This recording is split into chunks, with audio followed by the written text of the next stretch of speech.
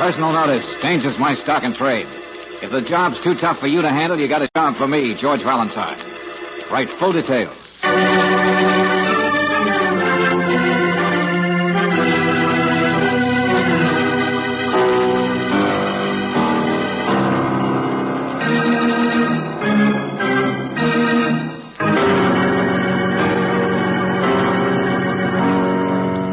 Standard of California, on behalf of independent Chevron gas stations and Standard stations throughout the West, invites you to Let George Do It.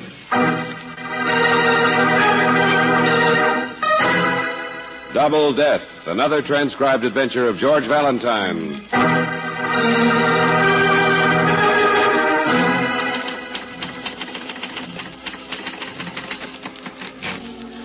Dear Mr. Valentine, I'm writing for my employer, Mr. Douglas W. Groves, Groves, Gill, Dundee, and Fenwick, industrial advisors and accountants. It is Mr. Groves' desire that you report to him at your earliest convenience. Mr. Groves has sprained his ankle, so it will be necessary that you contact him at his new residence on Country Lake Road rather than in the city. Naturally, you will be reimbursed for the slight additional time and expense incurred. Yours very truly, for Mr. D.W.G. by R.H.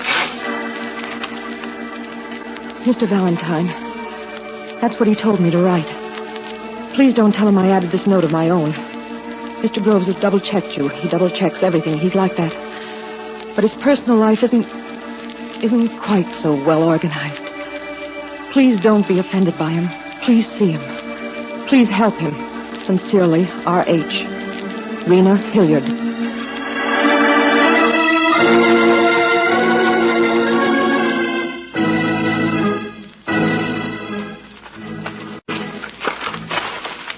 Mr. Valentine, my wife has disappeared. Your wife is... That's right. She's disappeared, and I want you to find her. And I don't want you to waste any time about it. Oh. This blasted leg. Oh, Mr. Groves, you shouldn't have bothered coming outside to meet us. Stay away from the office a couple of days. That's what the doctor said when he taped up my ankle this morning. Now, the reason I sent for you, Valentine... It's a nice place you have out here, Mr. Groves.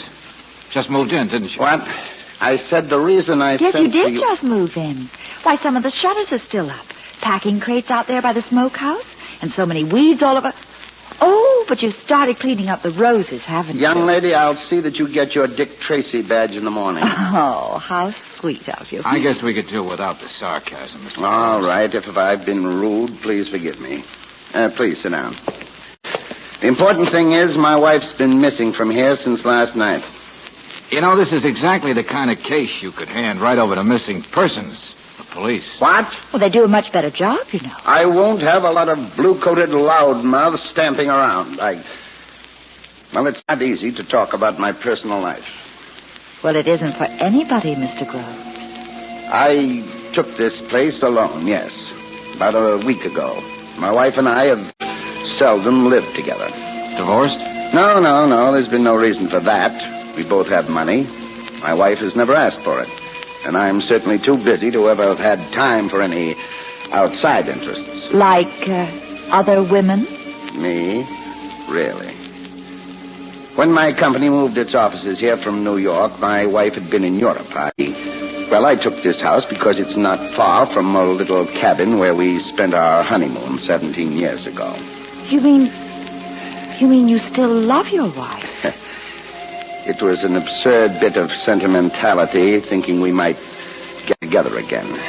She drove up a couple of nights ago in her latest Italian car and laughed at me. Oh. Anyway, last night there was a vulgar knockdown, drag-out fight, and she left. Uh-huh. Only there's still an Italian car out in the driveway. It's broken down. I phoned the garage yesterday. No, she was so anxious to get me out of her hair, she just picked up her handbag and stormed out. Well, Mr. Groves, I don't understand why you want her back. I'm a rather important man, Mr. Valentine. My wife is the kind of person who might enjoy embarrassing me by disappearing. Clear that one up, will you? Well, it's just that I've phoned and telephoned everywhere I could think of. Friends, airlines, her maid, whom she might have contacted, but no one's heard of her. No one's been informed that she's dropping in on them or returning to Europe or anything like that. Just a second, Mr. Groves. I know I'm risking a remark about being a junior G-man. What's that? Well, it's another observation. Your house again. Your wife isn't here, and apparently you haven't hired any servants yet. And still, this floor has been freshly scrubbed. She threw a drink at me last night when we were fighting. Oh. Yeah, liquor makes a nasty stain on hardwood, I guess. Mr. Valentine, that's why I didn't call the police. All they do is stare at such things. You mean wondering if it was liquor? I'm afraid the police know me, at least in another city. What? Yes, and of course that's why my wife could embarrass me so by disappearing. She knows the police would check up and find out I was once in jail. What? You, Mr. Groves? Well, not for long. It was hushed up.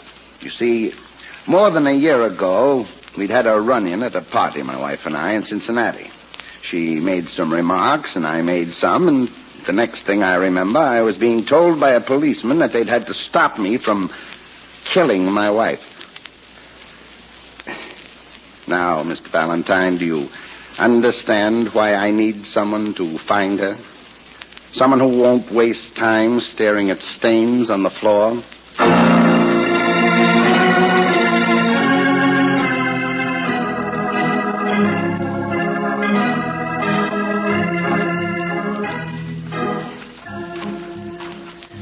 Been up visiting that new Mr. Groves, eh? Yeah, maybe. Why?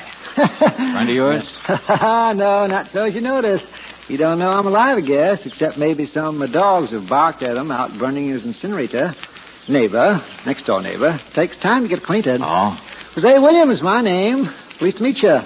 Nice weather we're having. Yeah, sure. See you again sometime. Besides, he's not the type to be forward. Businessman, you know. Guess you're the first real visitors out here. Well, wait a minute, George. What did you say? Well, casual visitors, that's what I mean. Outside the real estate man renting the place, that's Mr. Benson, who drives 37 Nash. Good condition, though. Then, of course, the wife. You saw Mrs. Groves? Most painted-up Italian car ever laid eyes on. Stayed inside, I guess. Short time she was here. Uh-huh. You noticed a good deal, don't you, Mr. Williams? Student of human nature. What's wrong with that? Well, did you happen to notice Mrs. Groves leave? No. Well, then how did you know she was only here a short time? Yeah, that's called a conversational pitfall. You know that? That kind of question? Oh, but I overheard a bit of your talk up there on the porch just now. You did? Oh, just snatches, mind you. Yes, I was shaving. Didn't want to cut myself. Oh, no. I suppose you heard that Mr. and Mrs. Groves didn't get along so well. Not like Mr. Groves and that other one. Oh, naturally not. Oh, no, not like the other one. No. Come on, let's have it. Well, only saw her a couple of times. This, whoever she is, pretty as a picture. Only a good deal more third dimension. That is, if you know what I mean. Yeah, we'll struggle with it. Yeah. Once in the evening, Mr. Groves met her out there by the Baba. Secret-like. Yes, indeedy. Just like the movie. Mushy. That's right. Just like a kid of 16. Never can tell about a businessman, you know. Then one day, saw them out on the highway together, away from the place.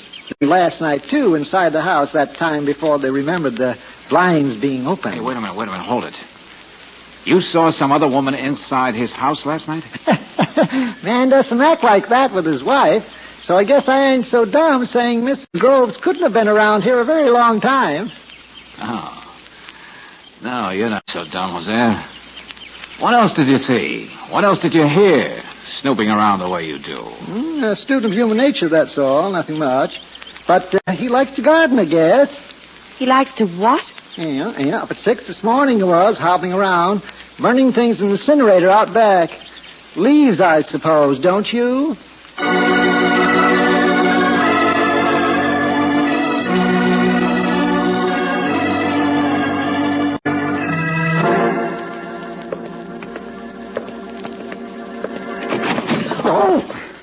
Oh, excuse me. No, I'm sorry. Didn't expect anybody to be coming out. Oh, Mr. Groves is taking a nap now. He's resting. You must be Mr. Valentine and Miss Brooks. I'm Rena Hilliard, his secretary. Well, how do you do? I'm just on my way back to the city. I've been getting a signature on some business papers and things. Of course, Miss Hilliard. Only I wanted to ask you, that note you tacked onto the letter to me. What? Oh, yes. Yeah, you sounded so worried about your boss. What did you think had happened? Please let me go. There's no way I can help you. You know, George, if Miss Hilliard took off her glasses, and she does have quite a third dimension. Sure, Angel, she's not bad. Only right now I'm interested in another subject of gossip. The incinerator.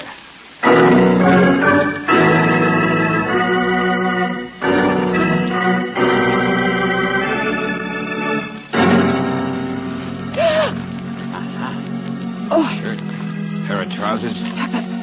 George, they're so badly burned. Look here, Angel, pair of canvas shoes. I know you can't tell much from ashes, but these might... Yeah, there was some kind of dark stain on them. Well, George, there's still a shovel standing there by the roses.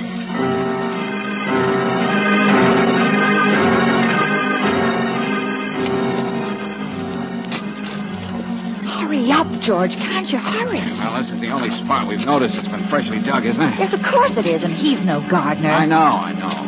Mr. Valentine, what in the name of blue blazes do you think you're... Take it easy, Mr. Groves. I'm doing you a favor, that's all.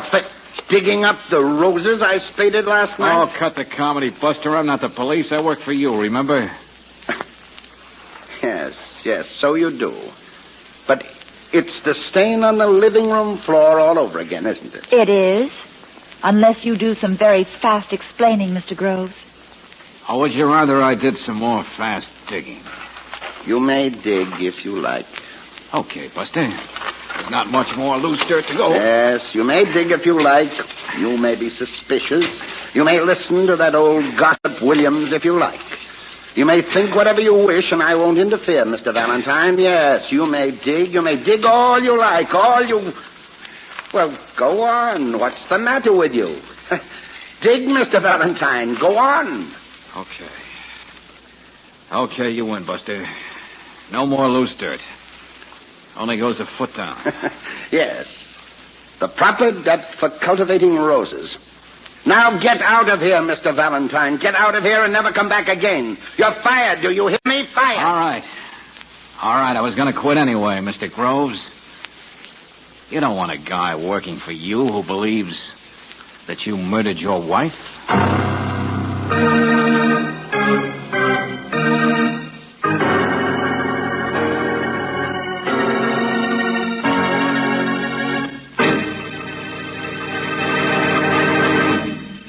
We'll return to tonight's adventure of George Valentine in just a moment. If you're planning a trip up into the mountain country, you're no doubt going to make sure your clothes are right for the climate. But did you know that Chevron Supreme gasoline is also climate-tailored? That's right. This premium quality gasoline is specially blended for each different altitude and temperature zone in the West. And it's further tailored according to the season. Try a tank full of Chevron Supreme tomorrow. Right away, you'll notice how much better your car responds. Faster starts, faster pickup in traffic, ping-free power on hills. Wherever you drive in the West, count on top performance in that area when you've got Chevron Supreme in the tank. In fact, you can't buy a better gasoline for today's high-compression engines. Ask for it at standard stations and at independent Chevron gas stations where they say and mean we take better care of your car.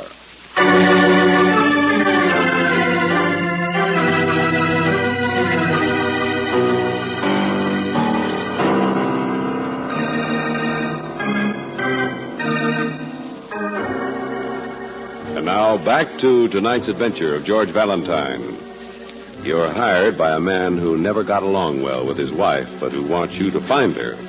She could have left his house afoot or by bus or by train, but she didn't. You try looking for Mrs. Groves in the place you finally decide she most probably is, the Rose Garden. Only you're wrong. Well, if you're anything like George Valentine, it doesn't bother you to be wrong, except when you've called in Lieutenant Riley and he keeps harping on it. The trouble with you, Valentine, is you always jump at conclusions. All right, Riley, all right. Well, what would you have done, Lieutenant? What would you have thought? That's not the point. The point Look, is... never mind, will you? Never mind. What's missing persons say about her? They can't find her. Of course they can't find her. Groves told us she might want to disappear to embarrass him. Yeah, and if she wanted to disappear, the police will have a tough time. Well, what about her car? That story you told us about her car being broken down. It's true. The garage says... They couldn't turn up anybody else who might have seen her. Or might have seen her leave. Well, she didn't leave by bus or train. We checked that. Hot dog stand at the crossroads, local doctor. Hey, wait a minute. What doctor? Local doctor. Groves said he called him to come out and tape up his ankle. No, George, that was after his wife had already gone this morning. Sure, Valentine, sure. You're all mixed up. We talked to that doctor, and he said he'd never even met Groves, ever. Oh. So the ankle's bumped two ways, huh?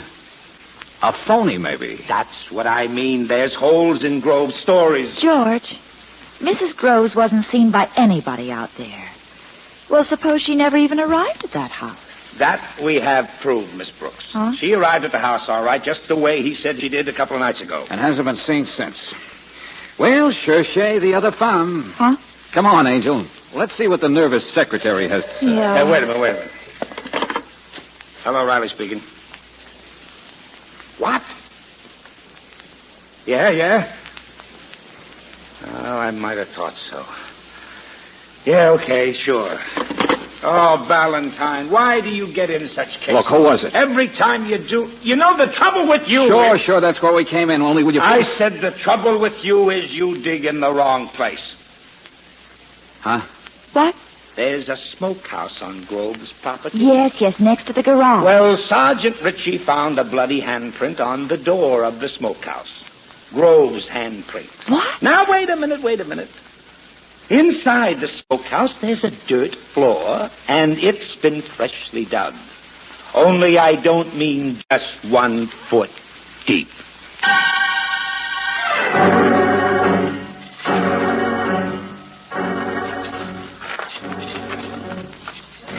How you coming there, Sergeant? Won't take long, sir.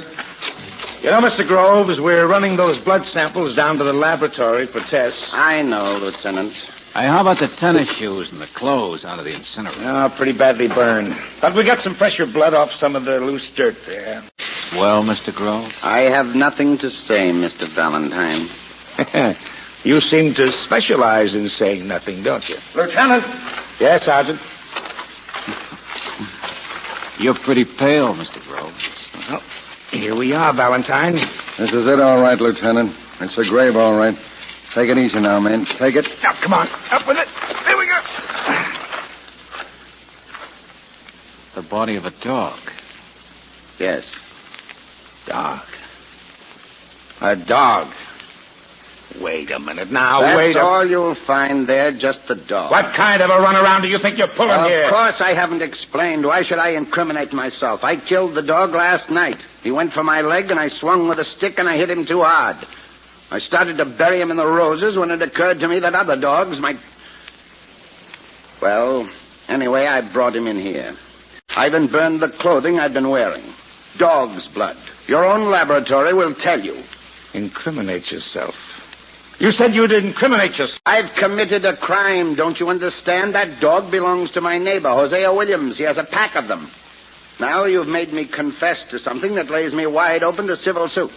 I hope you're happy. The phony bad ankle. Come on, let's hear you. Well, I had to make up some excuse for not going to work, not facing everybody in town, not explaining to everyone that my wife had left me. Oh, I see. Now, gentlemen, perhaps you'll look for a live wife in places where she might be found. I'm sure it won't be necessary for me to ask you to leave.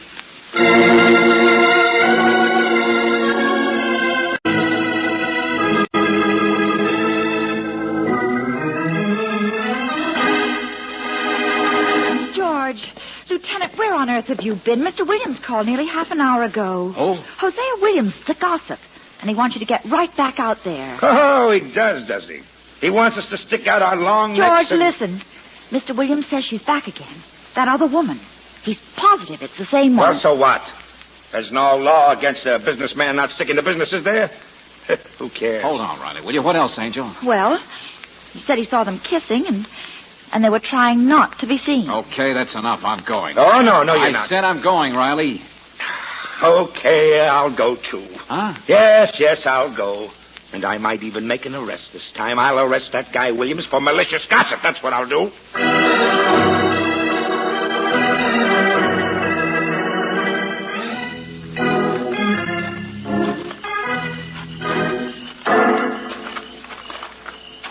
A student of human nature, that's all. I can't help what I see and what I hear. Now, you listen to me, you old woman, you... You saw them out here, Mr. Williams. You saw them meet and saw them kiss, then slipped back into the house. Yeah, the same girl, all right. And you're sure the girl's still inside, huh? Well, she hasn't left. Don't you worry about that. All right, come on, Williams. Brooksy, wait for us, will you, Lieutenant? Hey, wait a minute. I don't need a warrant. You do. Besides, I want somebody to cover the exits, Riley. You just might be able to save a life.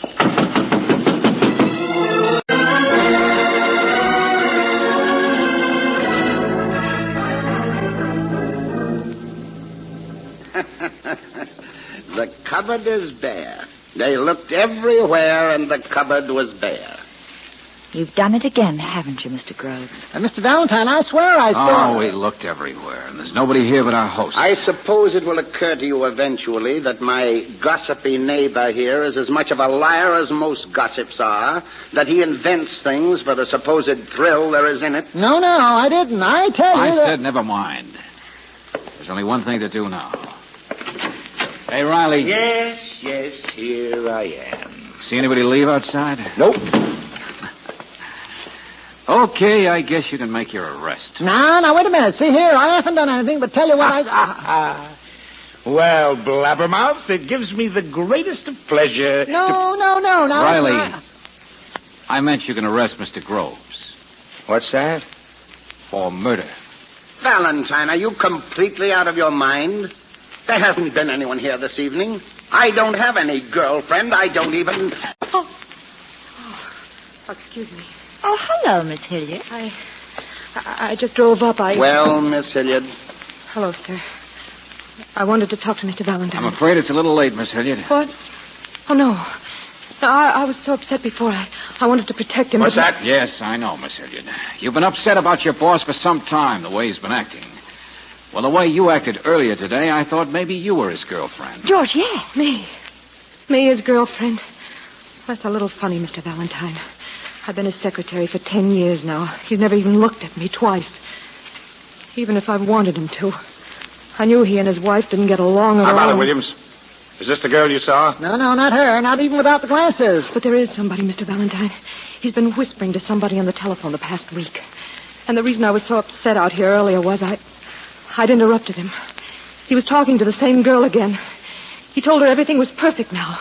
Right according to plan. They'd be happy together now. I don't care how much I like him. I can't let him get away with it. Going away with another girl when it's over his wife. Miss Hilliard. Take it easy. Be quiet. There's no point upsetting yourself. Mr. Groves, I owe you a great big apology. Everybody does.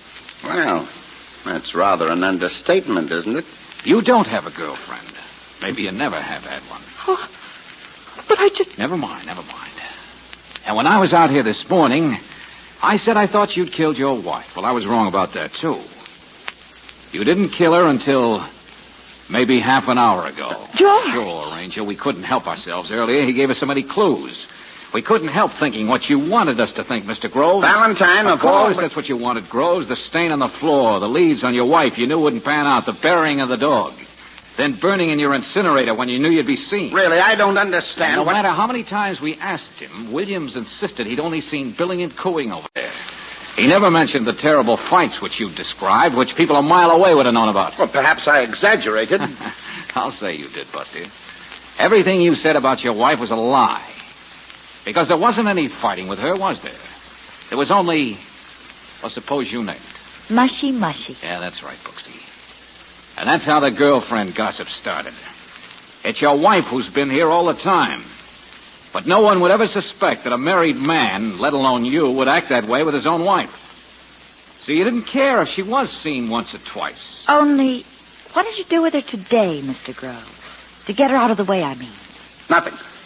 Nothing, really. You do everything in pairs, don't you, Groves? The big efficiency man. Check and double check. Maybe you've been pretending to your wife it was a second honeymoon. No. Yes, of course. Your first honeymoon cottage you mentioned. That's somewhere near here. That's where she's been, isn't it? Lieutenant Riley, What can't did you tell her to get her over there, Mr. Groves? You needed a day to shake off the office? Some business needed attending to while you threw out your red herring to us? Oh, but you phoned her, didn't you, to tell her everything was getting along fine? Nice guy. Lieutenant, I've warned you before. Get out of this house. Oh, but the lieutenant's got another job here. Digging. What? Do everything in pairs, don't you? You even tried to kill your wife once before, so you knew you'd have to be pretty fancy this time. Make us accuse you so we could find you innocent and leave you alone from then on. Where is your wife? Here, of course. But where? In the place you thought nobody in this wide world would ever look for your wife ever again. Oh, no, you don't. Take it easy, Bud. Take it easy, Dad. This time you do the digging, Groves. In the same grave where you buried the dog.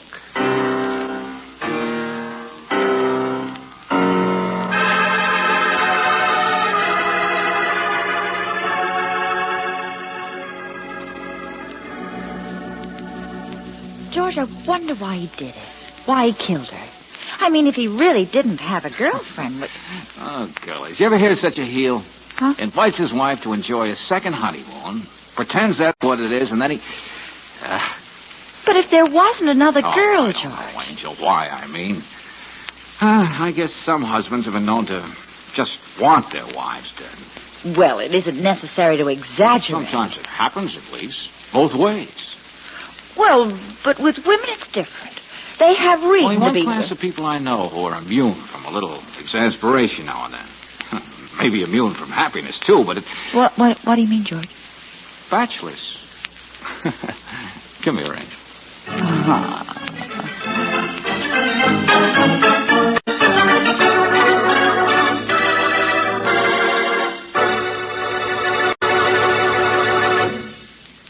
What's the best fall tonic for the car you love? Easy answer, RPM Motor Oil. For RPM is the oil that stops 80% of wear inside your car's engine. You know what causes that wear. Acid-laden moisture which forms on cylinder walls and other vital parts the moment you cut your car's ignition. The result is corrosion and rust. But RPM prevents this high-cost wear. It's specially compounded to keep a moisture-proof film on vital parts at all times. Even though your car stood still for days or weeks, rust and corrosion couldn't get started with RPM protecting it. No wonder RPM Motor Oil is first choice in the West. It's the oil that stops 80% of engine wear.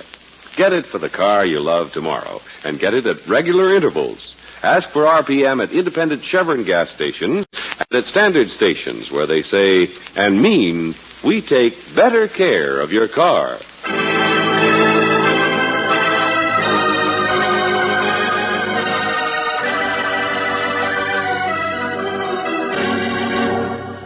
And now, here is Robert Bailey. Who cares where Jackie's going? He may be going to court for breaking into the drugstore. Or to a playground where he has a normal outlet for his energy. You care when you give to the community chest. For you're helping pay for wholesome youth activities that curb juvenile delinquency, like scouting in the Y. So when you give, please give enough for all community chest agencies. Enough for a full year. They're counting on your help.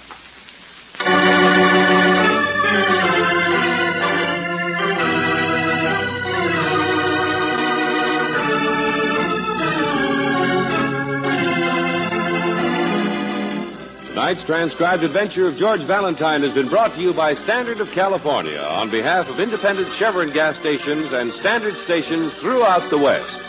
Robert Bailey is starred as George with Francis Robinson as Brooksy. Wally Mayer appears as Lieutenant Riley. Let George Do It is written by David Victor and Jackson Gillis and directed by Don Clark. Also heard in the cast were Ted DeCorsia as Groves, Gene Bates as Rena, Dick Ryan as Hosea, Joe Forte as Benson. The music is composed and presented by Eddie Dunstetter. Your announcer, John Heaston. Listen again next week, same time, same station, to Let George Do It.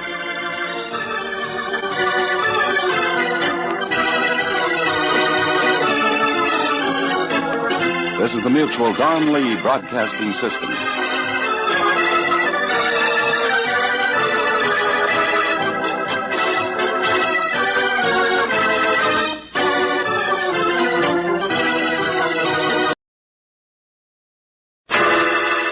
Personal notice dangers my stock and trade. If the job's too tough for you to handle, you've got a job for me, George Valentine. Write full details.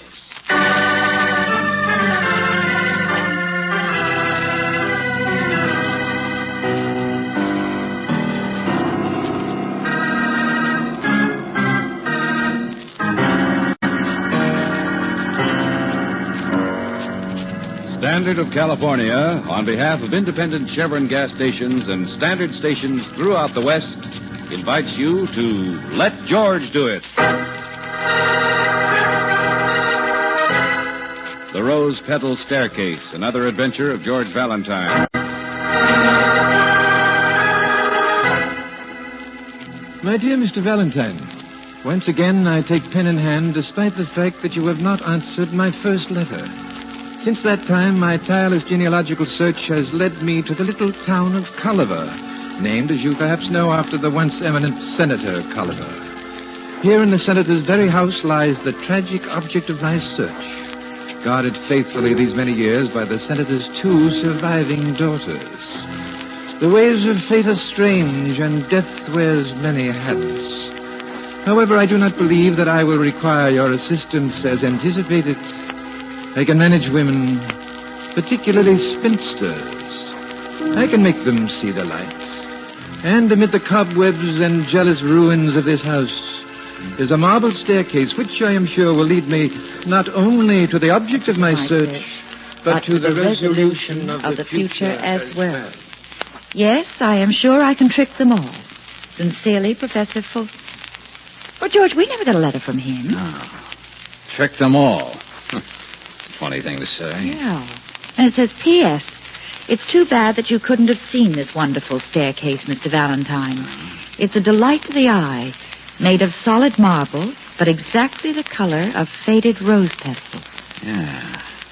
Brooksy, I wonder what it was that Professor Fulton was searching for that he found there. Genealogist, huh? Yeah. Something to do with a person, probably. Or a dead person. Anyway, I'm curious about a rose petal staircase set in cobwebs.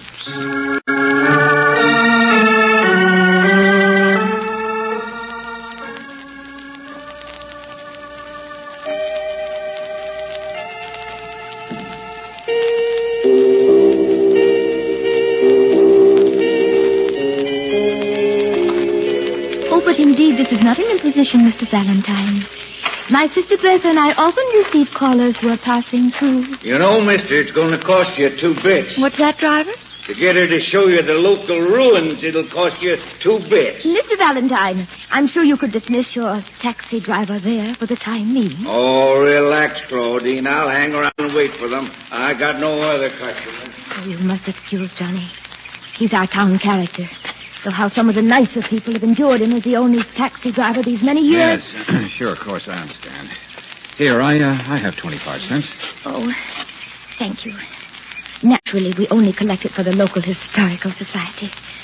Every penny of it. Yes. Oh, naturally. And now if you'll excuse the hostess who leads the way. Callers, Bertha? Oh, Bertha, dear, callers. What? Claudine, no. Tell them to come back later. Pardon me a moment. Oh, no, Claudine, can't you? It's almost 3 o'clock. Oh, I'm sure your watch is fast, my dear. This charming gentleman is Mr. Valentine, and this is Miss Brooks. Oh, how do you do? The house is a mess. There's dusting I can't reach. There's even cobwebs. I've got a bad heart.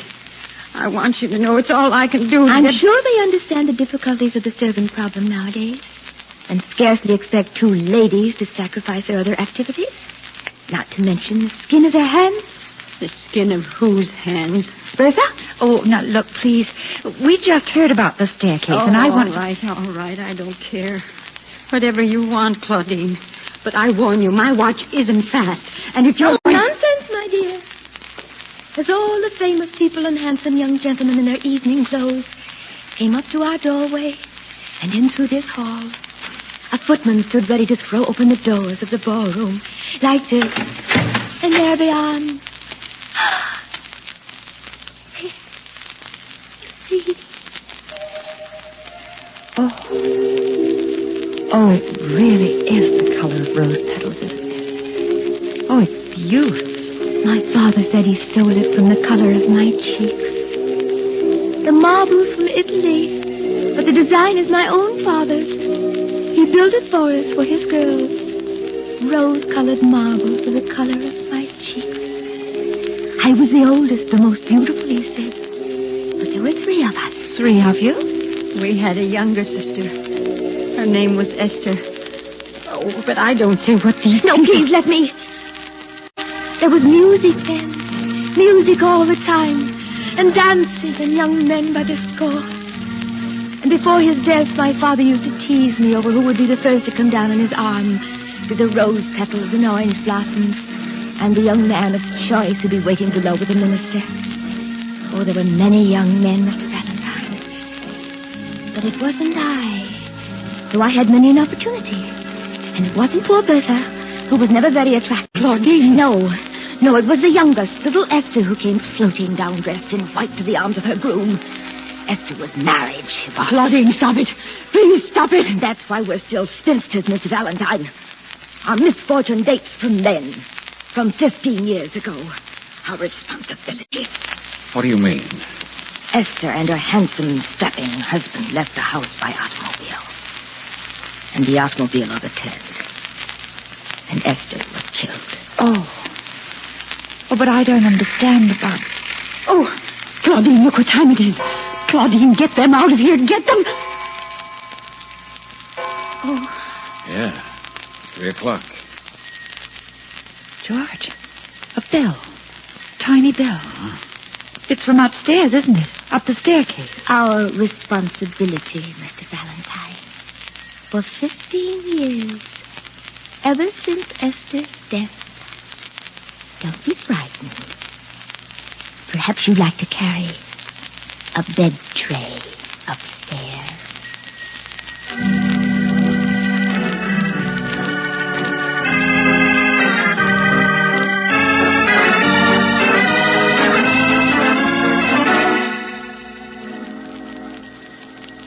George, it's from in here.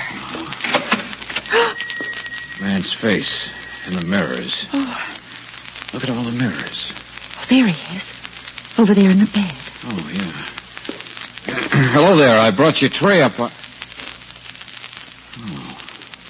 George, he can't speak. He just looks at you. Yeah. And that's the bell. Hanging from the bed springs. He's paralyzed. What? Moves just enough to make the bell ring. He can see you, though. Oh, yes, of course. He can hear, too. Can't you? Oh, that poor guy. 6 months ago, the doctor said he might even walk again or even talk. He tries to sometimes, but then he gets all upset and can't. He'll be this way forever, I guess. But how long? 15 years like that, you heard her. 15 years and us running up and downstairs for him. It's Esther's husband, that's who it is. She was killed in the accident, but he wasn't so lucky. And neither were we. Oh, please, if he can hear you. I don't care what he hears anymore. It's what other people hear and say. He's the man, they say, the only man the Colliver girls could ever catch. And they couldn't have caught him if Esther hadn't died and he hadn't been paralyzed. Miss Colliver, stop it, please. Come on, Angel. I think we'd better get out of here. Yes, George. I wish he would, too. Please, I said. Don't I, Mr. Fulton? Don't I? What did you call him? Hubert Fulton, that's his name. Fulton. He isn't any relation to a man I met once, is he? A Professor Fulton? Oh, get out of here. Get out of here right now with your gossip. Your gossip. Oh, George. Poor guy. Well, Mr. Valentine, you ready to go back to the train? Oh, hello, Johnny. Everybody calls me Johnny. Everybody, huh? Well, listen, Johnny, you run the only taxi around here. There's a guy I want to find and talk to right now. His name's Professor Fulton. I know. He mentioned your name to me once. He did? He was up here at the house, about a week ago. Distant relative of Hubert in there. Yeah, well? The professor was trying to locate Hubert. Finally found him. I think he, being the only relative, had it in mind to move Hubert out of here, put him in the hospital. Well, that's the best idea I've heard in years. Well, I don't know what'll happen now. What do you mean, now? The professor's dead. What? The other night he slipped, fell all the way down that staircase. Now he's dead.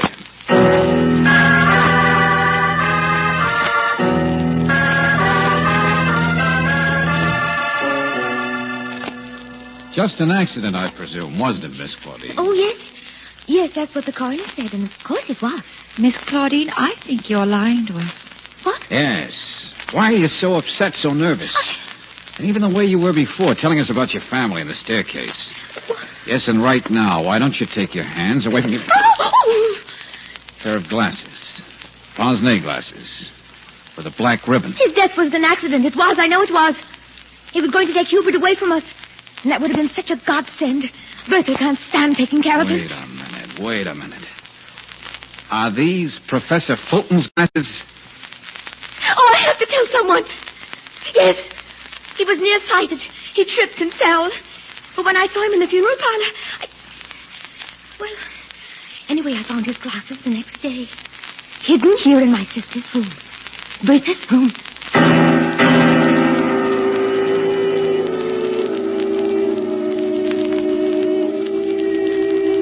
It's Bertha, Hubert. Bertha. Can you forgive me the cruel things I say in front of you? I have to say them, Hubert. They mustn't ever guess. No one must ever come again to take you away. I've stopped them all. I won't let them. I won't. All right, Hubert. I'll read to you now. My love is strengthened, though more weak in seeming. I love not less, though less the show appear. That love is merchandise, whose rich esteeming the owner's tongue doth publish everywhere. Our love was new, and then but in the spring.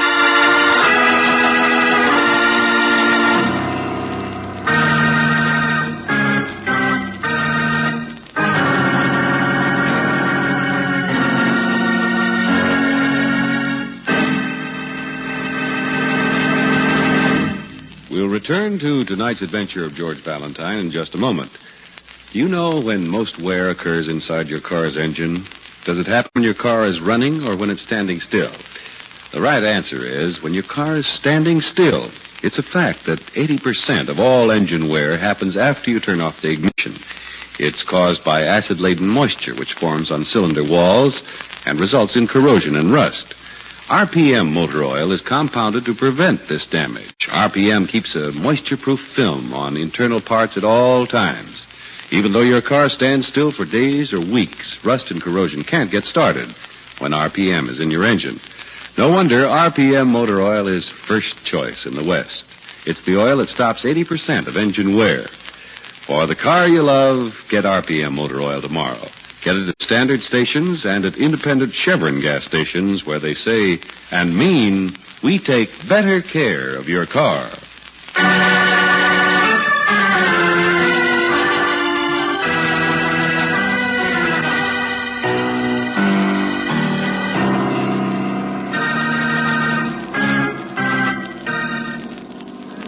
And now back to tonight's adventure of George Valentine.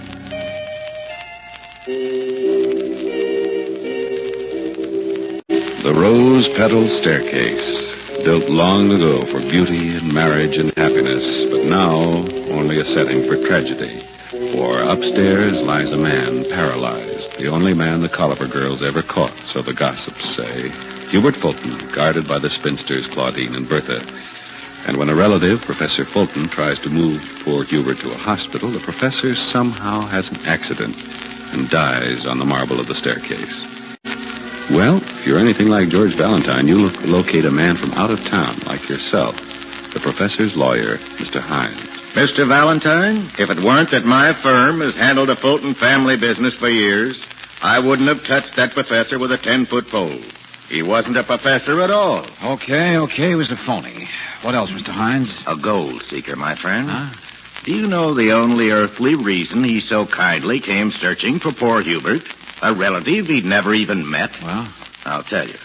Hubert is worth exactly $73,000. Oh. Well, if Hubert has so much money, why haven't they spent some of it? Oh, they've taken very good care of him. Oh, sure. Yeah, they have. The doctors have been very optimistic, but, well, I'll grant you, it's rather an unhealthy atmosphere right now. That's an understatement. I think Bertha positively hates Hubert. Always complaining. Maybe, but Claudine, well, she's full of delusions, grandeur, and beauty. It's true. But at least to her, he's just a responsibility. We'll work out something for him, all right? Uh-huh. Okay, Mr. Hines. Just a moment. You still haven't told me exactly what this is about the professor's glasses. I'm still not going to. There's enough gossip already. Good night, Mr. Hines.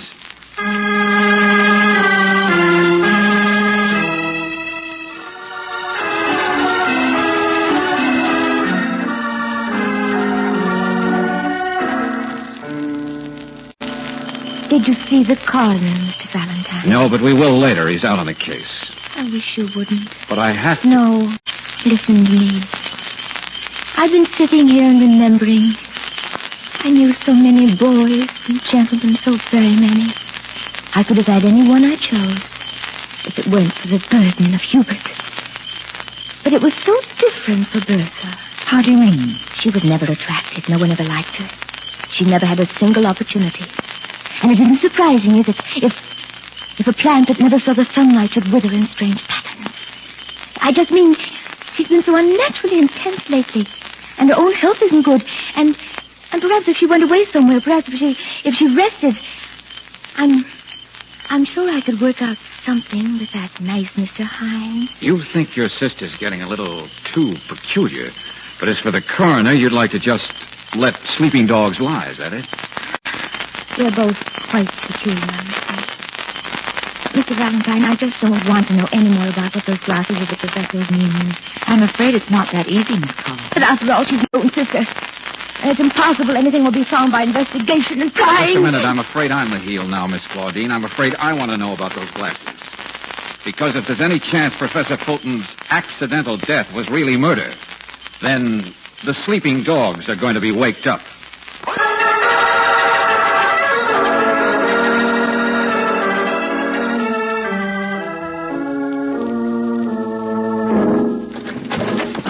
Well, Johnny, what are you doing in here in the center of this old room? And a handful of papers, huh? Yes, George, look. A letter addressed to you. Give me your hand. Professor Fulton's first letter to us. Yeah, that's it, Angel. Now, you just hold still, Oh, no, please. That was just in my pocket. I brought it to show you. He gave it to me the night he died. Oh, yeah, sure. But he did. He found it and realized he forgot to mail it. It wasn't in the desk. I was here looking for that. Oh, no? Then what were you looking for? Valentine! Mr. Valentine, what in heaven's name are you doing? What are you doing? Hello, Bertha. Hello, Claudine. Mr. Valentine, will you please be good enough to throw this man out? Just a second, Miss Colliver. I caught our taxi driver friend here rifling your father's desk. What? Yes, but I... All right, all of you. Now, listen. Angel, there wasn't much in that first letter to us from the professor. Huh? Just what Hines figured. The professor wanted us to help locate Hubert, that's all. What's that? Never mind. Let's stay with you, Buster. Oh, Valentine, I'm not a criminal. I'm not a housebreaker. No, you're a taxi driver. A most distinguished citizen. Thanks, Claudine. I come up here to help you, Valentine. Honest, I did. Only stopped by in the old center's room because it's where they keep all the family papers. The what? No, it's not. Oh, yes, it is. I wanted to make sure I wouldn't find something. Something I guessed about for a long time. Maybe you and Hines should know.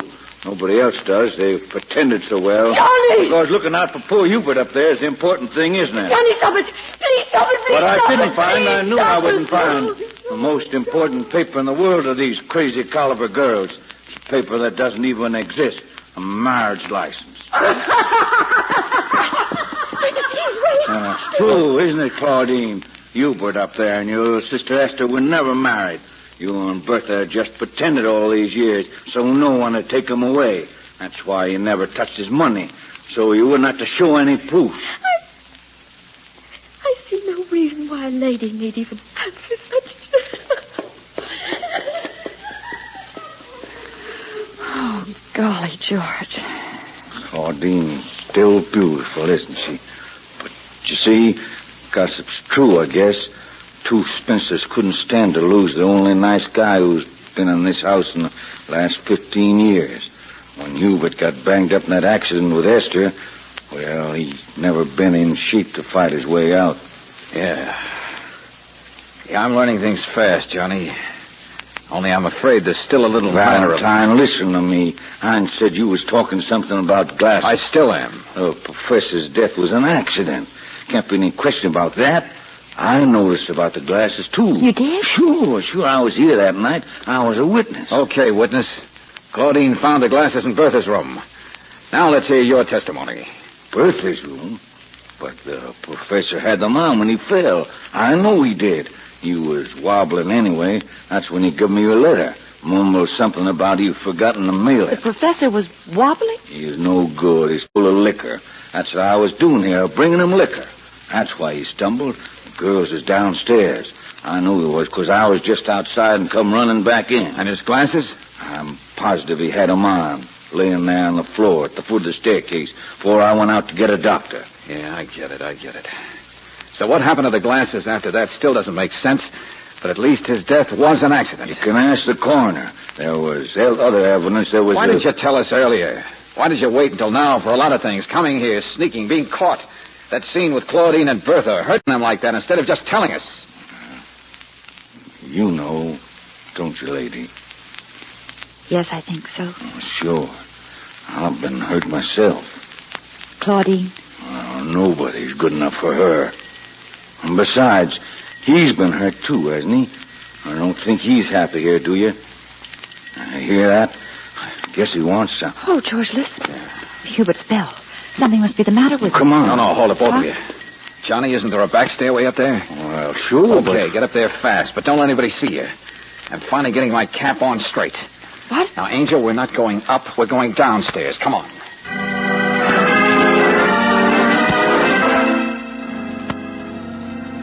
The bell. Let go of me. Mr. Valentine, something's wrong with Hubert. Let me go. I came down to stop you, Bertha. Be quiet, will you? I've got to go upstairs. He needs me. Quiet. Now, calm down. We'll do it. You can't go running all over the house. He needs me. I love him. He needs me. Look, George. Oh, George, I better find the light. No, she's fainted, that's all. I want it dark. She's all right. Now, back we go, Angel, and do as I say.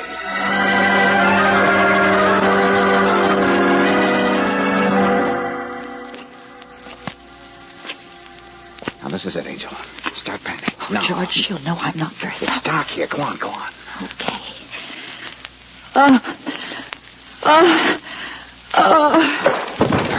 Perfect. Hold your breath. Bertha, dear, is that you? Did you hear the bell? Hubert is all right. I've looked in on him. You needn't have come. You shouldn't have come running up the stairs like that, Bertha. I know you have a bad heart.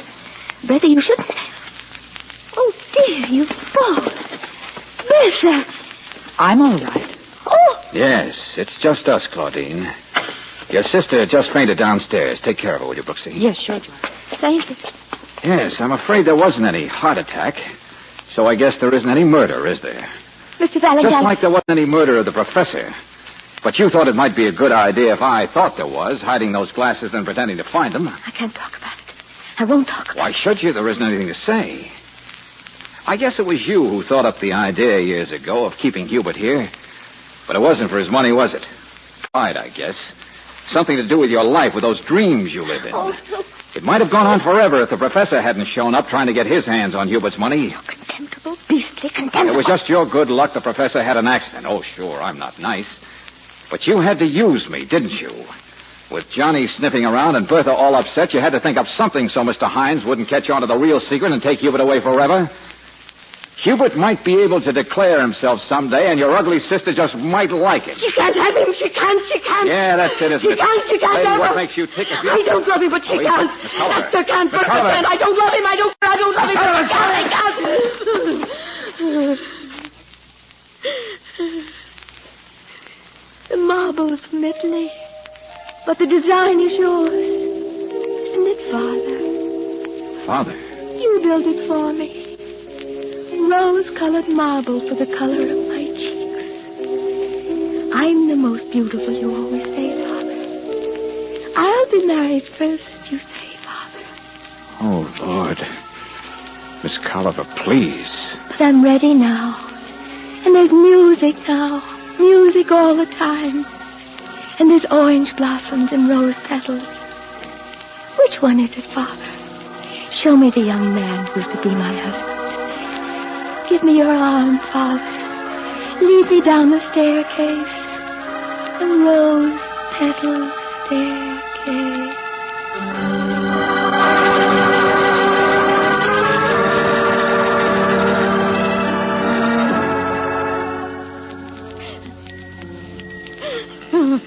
Poor Claudine. Bertha, please. Hubert's watching us. I can't help it. It's my fault, too. Just as much my fault. I've turned bitter and hateful. Oh, but she helped make you that way. Make you so jealous of him. Oh, you're not too old to change. It's so... Looking at it now, it's so unhealthy. Two old maids pretending. Why, I must be insane like she is. No, you're not. You're not. And anyway, think of Hubert.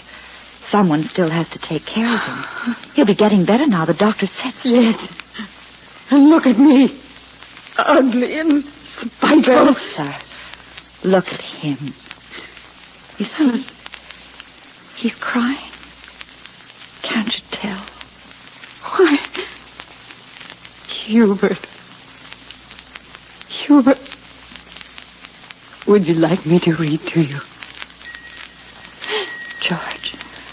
Angel, I'm here. From you have I been absent in the spring, when proud pied April dressed in all his trim. Time to go, isn't it? From you have I been absent in the spring. Brooksy, I guess spring's a pretty good thing not to miss, isn't it?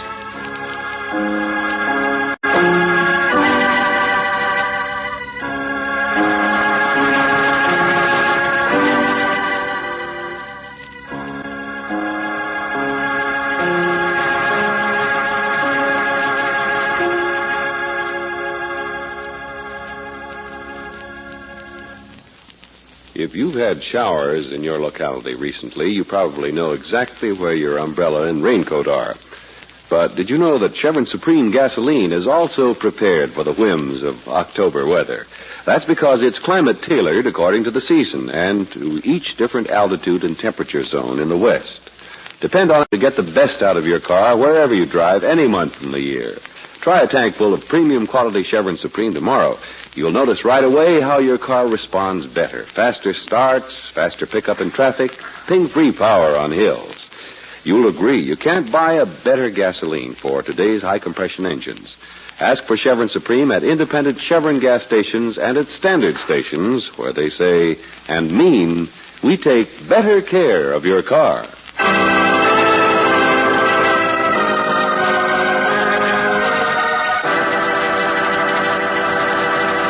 Now, here is Robert Bailey. Who cares about the kid next door, the boy from the broken home, the little guy who's always getting into trouble?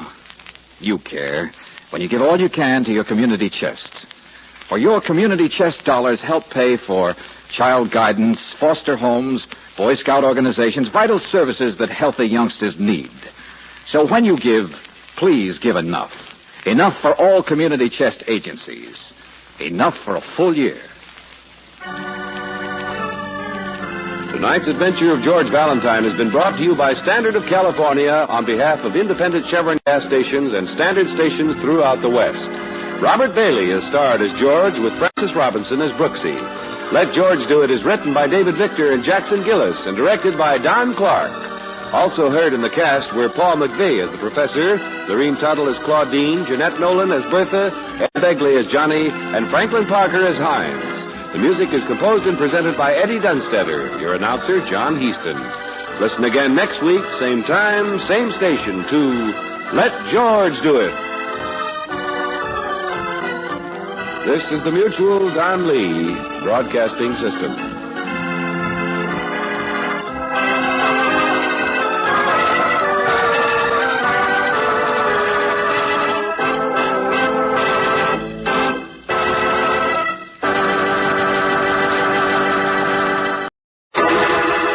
Personal notice, dangers my stock and trade. If the job's too tough for you to handle, you got a job for me, George Valentine. Write full details.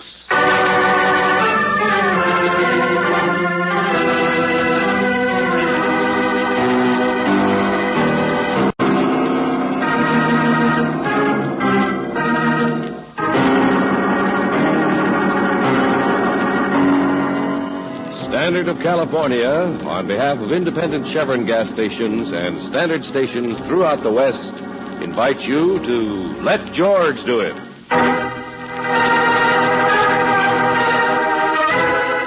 Every shot counts. Another adventure of George Valentine.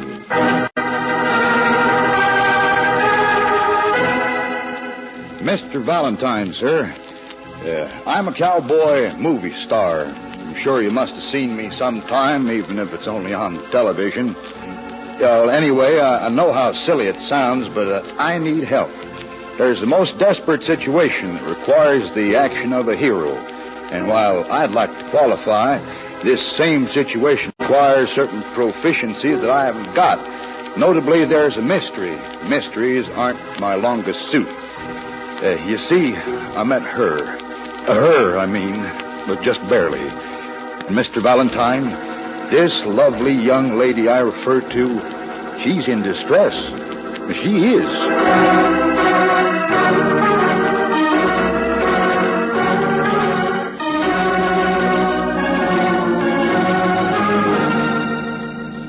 But, Mr. Disbrow, in your letter you didn't tell us. Daphne. That's who she is. Oh. Daphne. Daphne, huh? Yeah. I met her just the other day, you realize. I was talking to a man I know, a song plugger. That's like a fuller brush man, only with music, you see. He pointed her out. You know the type, Miss Brooks, a little school teacher type that's always having westerns, you know, big, bashful blue eyes and hair like honey and a heart just as big as all out of doors, you know. With a head to match. I know. Who cares if she's smart? I don't.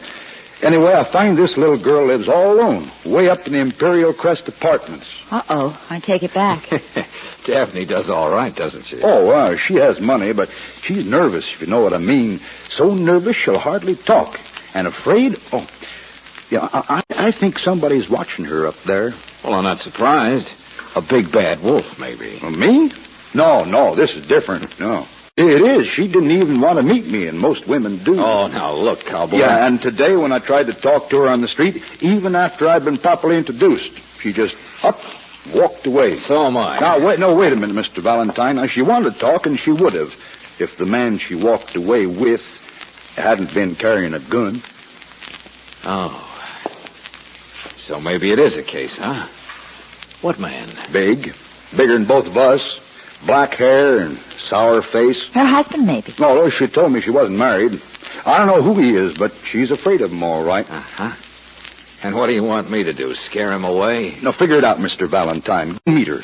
Protect her before something worse happens. And then let me know before it does. No, I see. That's it. I do the dirty work, hand you the answers, and then you step in to scare away the rustlers. And win the girl, of course. Well, that's right, honey. And having to keep my public name intact, my fans and all, you know, I'm a beautiful patsy. Okay, partner. But don't think you got a corner on the market.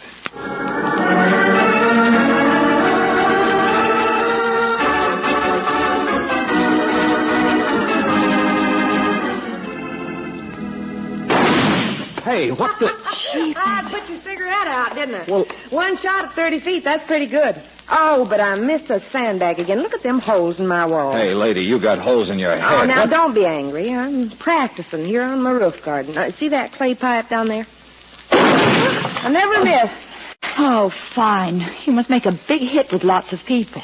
Well, my landlord and neighbors do complain once in a while. See the other pipe? That's you. But I talk them out of it. Well, now, look, I don't talk so easy. Don't you? No, he doesn't. Not when you're around, you mean? All no, right, Annie Oakley, so you're nice to look at. Daphne Crockett, girl type Davy. Crockett? Oh, of course. The Club Paris. Mm-hmm. I've been there 5 years, longest run of any acting nightclub. Everybody likes my shooting.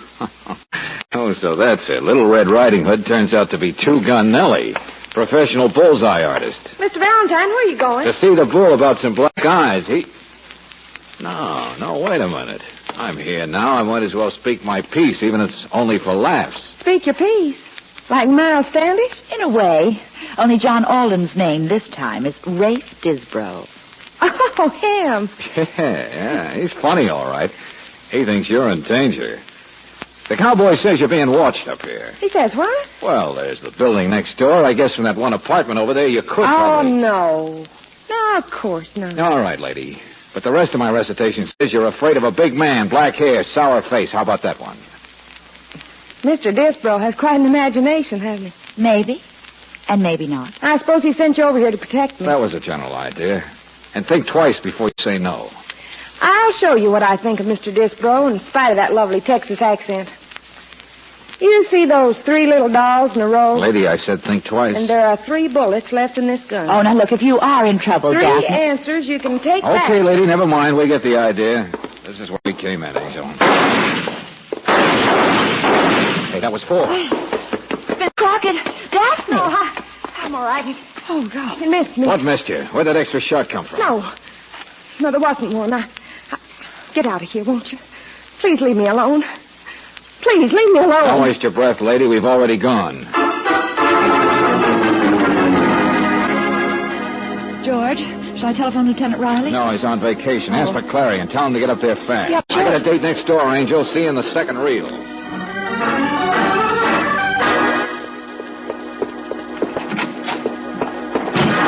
There's a card outside this apartment. Says R.C. For you, him?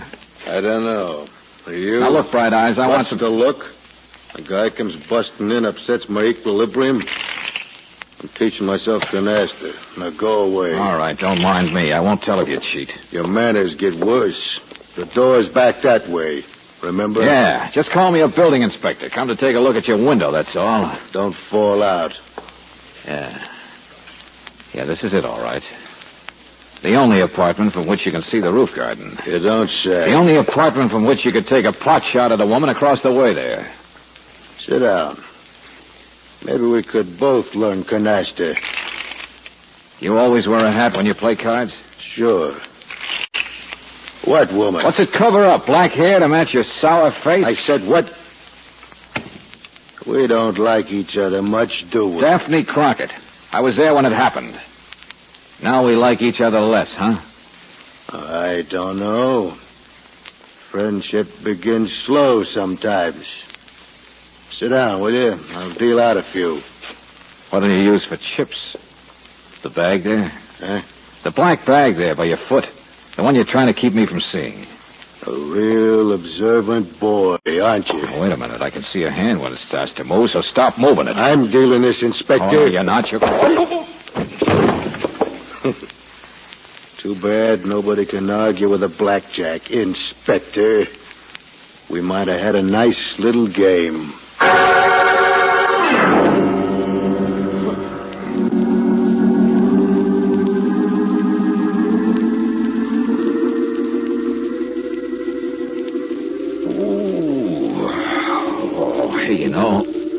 You know what?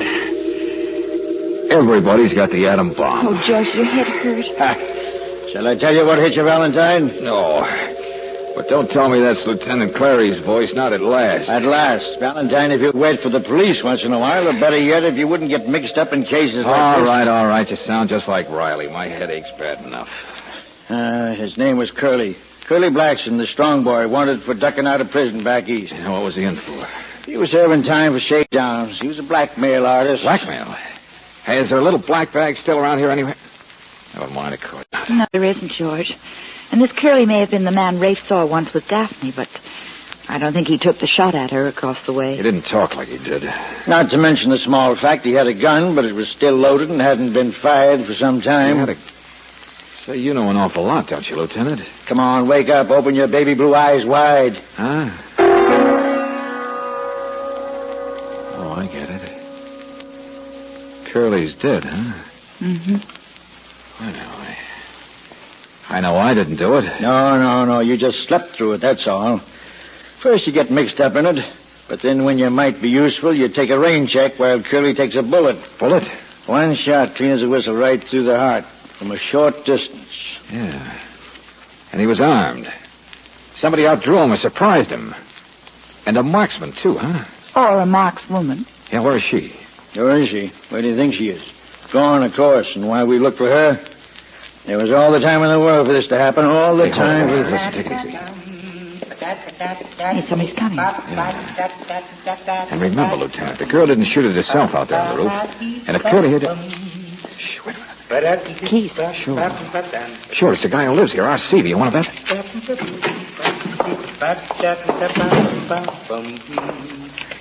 All right, friend, that's enough music. You can notice us now. Grab him there. Okay, put down that stick, Buster. That's better. I was surprised, that's all. If you can let me go, I'm all right. You're all right. Sure. Da-da-da-da-bum, you're breaking my heart. Never leave a tune unfinished. Had to finish it, that's all. Say, didn't expect a room full of roses. Sit down. Roses are in 7th place this week, you know that? My name's Clary. Homicide. All right. Sit down. Sit. Listen, my friend. Hold it, Lieutenant, just a minute. Roses are number 7, huh? How's Jealous Heart? A little raise on records, down in sheet sales, though. Oh, but you ought to hear the blues number I've got. Song plugger, huh? Maybe even the same song plugger who once introduced a cowboy to a girl. Maybe. I don't know. Play piano down at the Club Paris, too. The Club Oh, all begins to tie together, doesn't it? My friend, we're going to pull up our chairs for a nice long talk. Be careful, don't stub your toe. What? Chairs are all nailed down. Keeps the maids from moving them around. Look, Looney, Daphne Crockett was being watched from here, and I doubt if Curly did it. She was shot at from here, but he didn't do it. Did it, do it, did it. My name's Seaver, Lieutenant, not Looney. Seaver. Dick Seaver. Dead-Eye Dick, they call me. Dead-Eye? And Curly was murdered by a dead... Well, brother, if you're crazy enough to Wait a admit minute, it... Lieutenant, wait a minute. Chairs nailed down, that stick you carry. You haven't even noticed the body yet. You haven't been watching Daphne, have you, Dead-Eye? Of course not. I couldn't. I'm blind. Dee-da-dum. Ba-dee-bum-bum-ba-dum. Ba-da-da-da-da-bum.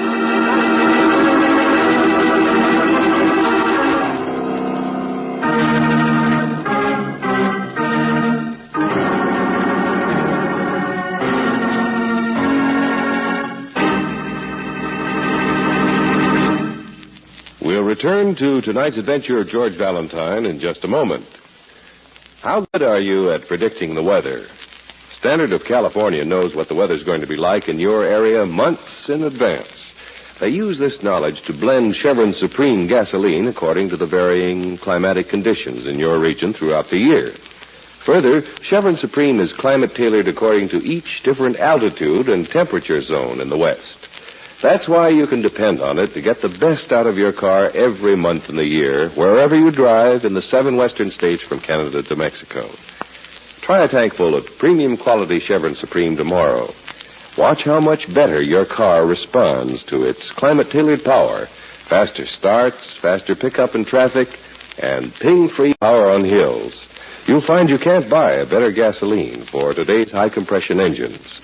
Ask for Chevron Supreme at standard stations and at independent Chevron gas stations where they say and mean, we take better care of your car.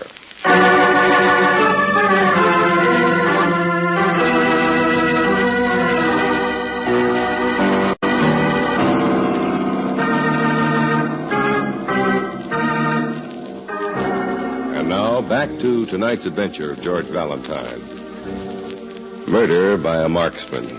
Yes, the big dark-haired, sour-faced guy, Curly Blackson, was killed by a single neat shot aimed directly at his heart. The only trouble is it happened in the apartment of a man who was blind, Dick Seaver. Across the way, however, lives a girl who was afraid of Curly, Daphne Crockett, and Daphne can really shoot. But if your name is George Valentine, you also remember that Daphne was once shot at. And while the police go looking for her, you go to see the man who talks as though he'd seen too many of his own movies, Rafe Disbrow. Gosh, Mr. Valentine, that's all I can say is, gosh. Well, you should try harder, Mr. Disbrow. Usually there's just good men, the bad men. And the little school teacher in between, I know. Well, this isn't the plot of a Western. But why you really wanted us to meet Daphne, you didn't say. So suppose you start saying, Buster, right now. What? I told you she was in distress. Are you being blackmailed, cowboy? Uh-huh. That was Curly's business, you know. And I saw a little black bag once. Blackmailed, I said. No, not me. Not you? Well, I'm always cautious about those things, but... Well, Daphne, she has another suitor besides me, is Mr. Michael J. Martin. Martin? Yeah, one of those millionaire fellas, but this is strictly confidential, you understand. And you figure Martin's a better sucker than you are, huh? Oh, well, really, he is a married man, and I have never taken that step. Uh-huh. And you really hired us to look into Daphne because you were afraid she was going to knock you over, too. Oh, no, Mr. Valentine. You totally misrepresent me. No, I mean nothing of the kind. The little lady is always innocent. Okay, Disbro. When you decide to tell me the truth, let me know, will you? Well, I am. I'm just a bystander who... Or better yet, let the police know. This is still a murder case, Rafe. And they tell me cowboys are pretty good shots. What? Oh, I'm just a singing cowboy, Miss Brooks. That's the last straw. No, I'm not proficient except with a guitar. I don't shoot guns. Well, my fans wouldn't like it. Well, listen, I'll show you. Come on, Angel. Let's get out of here. Yeah, I'm on records. They play them on the radio night and day. They drive people crazy. I'll show you. Any station. Hey, what's that? Oh, Daphne. Listen, Mr. Valentine. It's a Club Paris broadcast. Daphne's shooting at it. There, you see? She didn't run away. She's there. I told you the little lady is always innocent.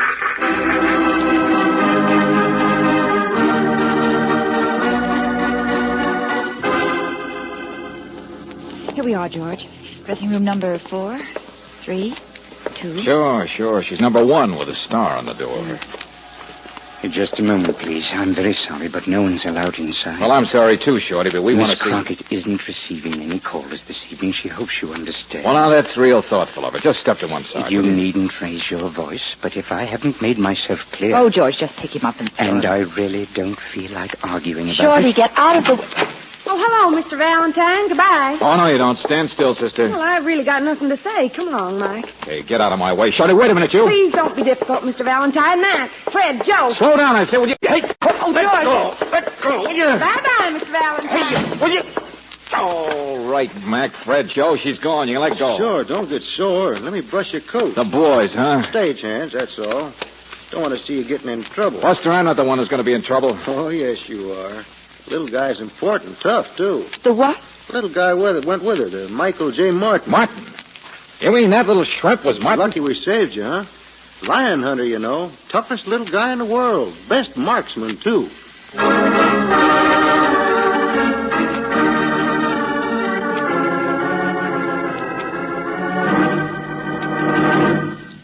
No, Miss Crockett isn't here. Of course she's not here. Don't expect her to show up.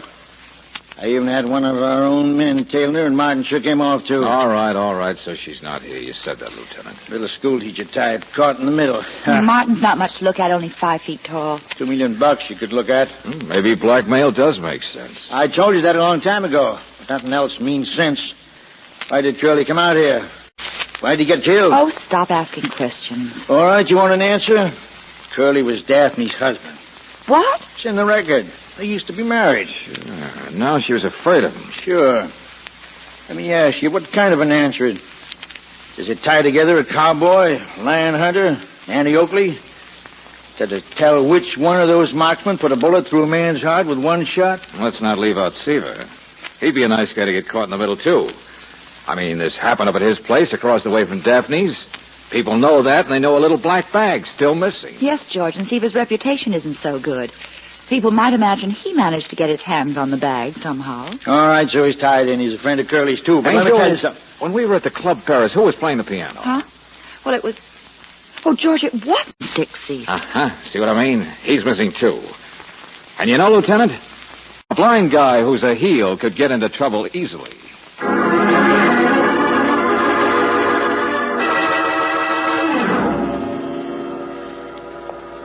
Now his heart's beating.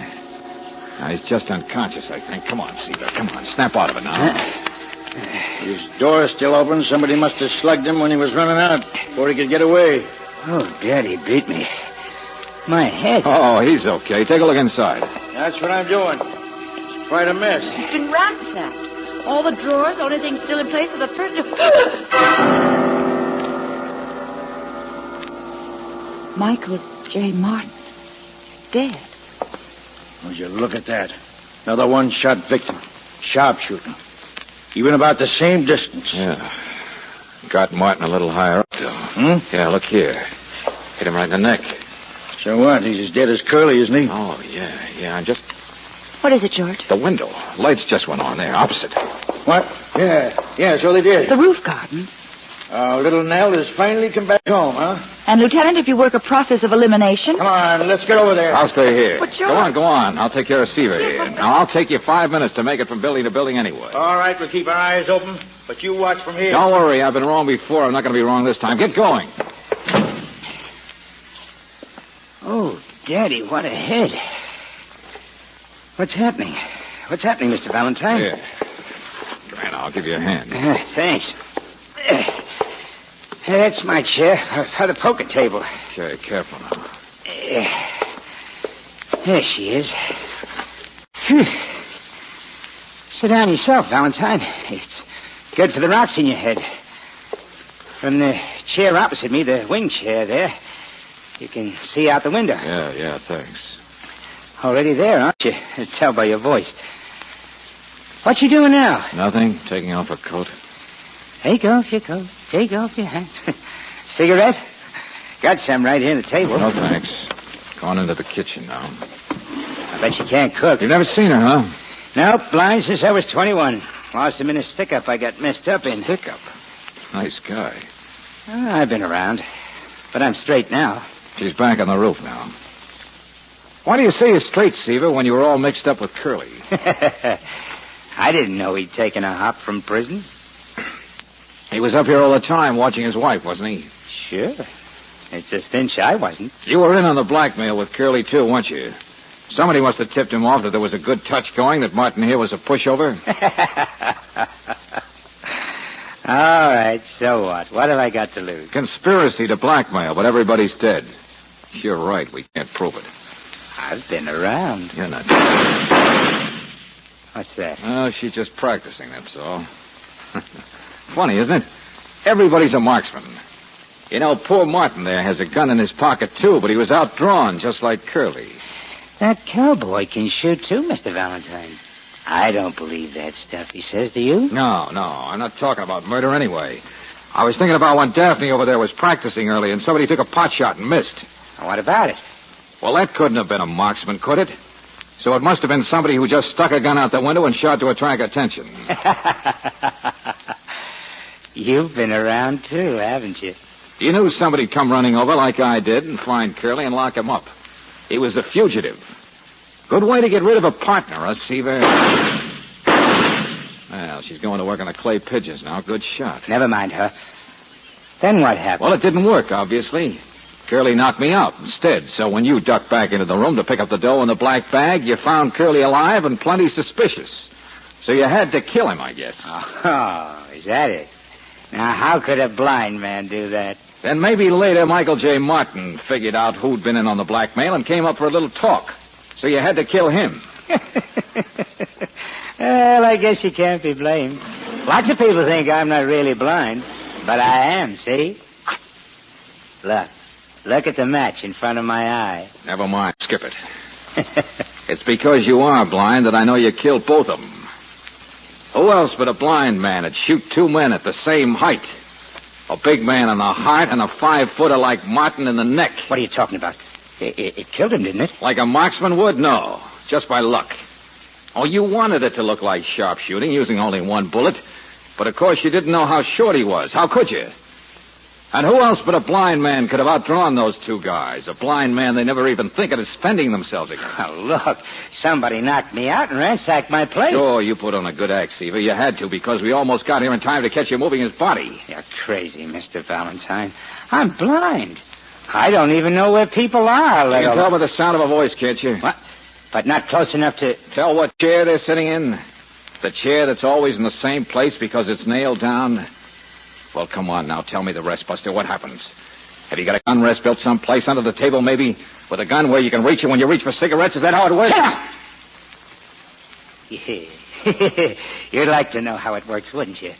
You'd like to know which chair. Well, I'm not going to tell you. I'll show you. It's the chair you're sitting in.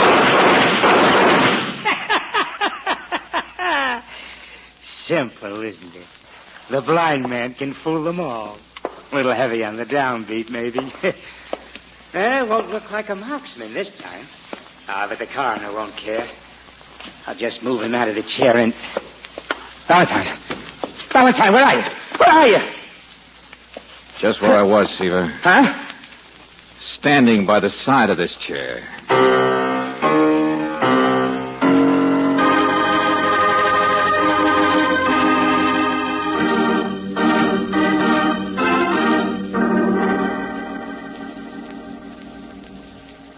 Oh, thank you, Mr. Valentine. I can't tell you how grateful I am for apprehending that barman. Yeah. He was a little twisted, I guess. George, we've got to be going. Oh, no, wait a minute. I asked you out here to explain about her. Oh, boy, she's really nice. She was afraid of her husband, she was, afraid of what he might be up to. And she wasn't really mixed up much with that rich man, Mr. Martin. Oh, we know, Rafe. You told us. She's a school teacher type. I hope you'll be very happy. Oh, I'm sure we will, Mr. Valentine. Well, this is the last reel, Angel. So look out for the cactus while we mount up and ride off into the sunset, leaving the little ranch house behind. Huh? Well, George, at this point, doesn't the hero usually kiss the girl? Oh, no, ma'am. Huh? He always kisses the horse. Oh.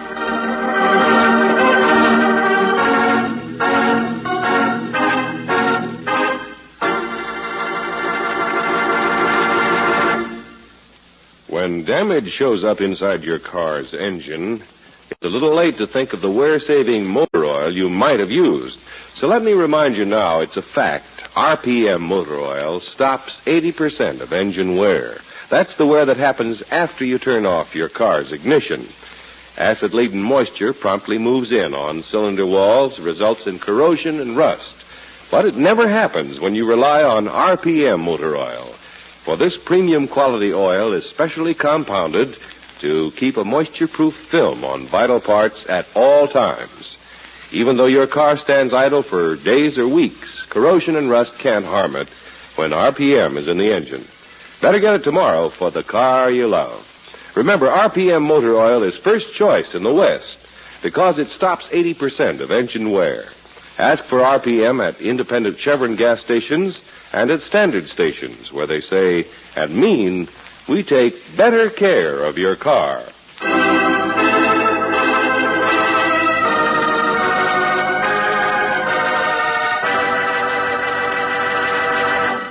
And now, here is Robert Bailey. Who cares about the crippled lady down the road, neglected and alone?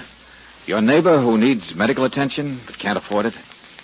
You care when you give all you possibly can to your community chest. For the money you give helps pay for visiting nurses, medicine, surgery, helps thousands of people enjoy healthier, happier, more wholesome lives. So give proudly. Enough for all community chest agencies. Enough for a full year.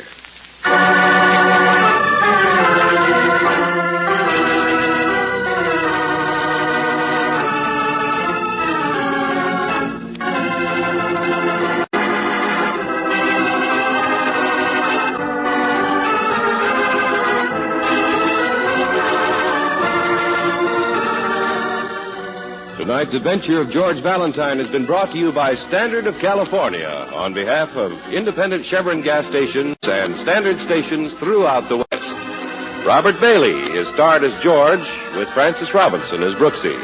Let George Do It is written by David Victor and Jackson Gillis and directed by Don Clark. Also heard in the cast were Leo Cleary as Lieutenant Cleary, John Daner as Rafe, Virginia Gregg as Daphne, Clayton Post as Curly, and Walter Burke as Seaver. The music is composed and presented by Eddie Dunstetter. Your announcer, John Heaston. Listen again next week, same time, same station, to Let George Do It. This is the Mutual Don Lee Broadcasting System.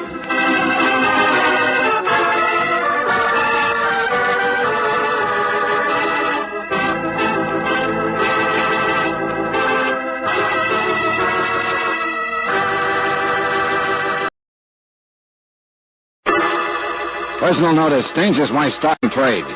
If the job's too tough for you to handle, you got a job from me, George Valentine. Write full details.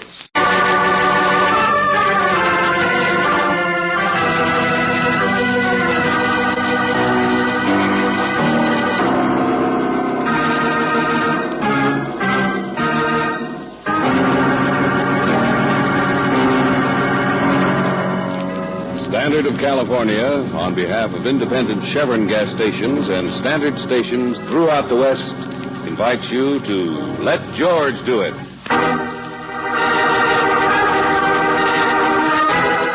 The Dark Chain, another adventure of George Valentine.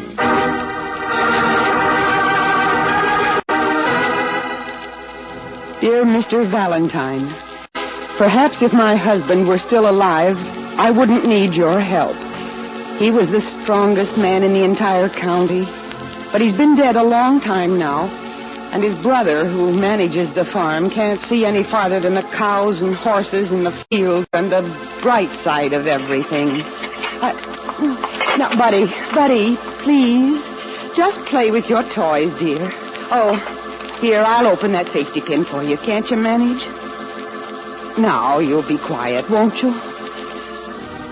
There is no bright side, Mr. Valentine, when my only neighbor for miles should be in prison. And unless he's put there soon, heaven knows what will happen. Buddy, you'll tear it. And that's your nice dog doll that Uncle Simon gave you for Christmas. Can't you? There, that's better. I'm not begging for sympathy, Mr. Valentine. But I'm a woman who already has all she can bear. All the sorrow and the tragedy and the burden. Buddy, don't do that to your dog. It's your doll. Buddy, don't. Now, don't. Go outside, dear.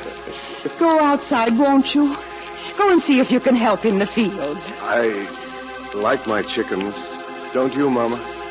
Of course, Buddy. I wouldn't hurt my chickens. Would you? Dear, please. All right, Mama. Bye. Please help me, Mr. Valentine. Sincerely, Mrs. Purcell.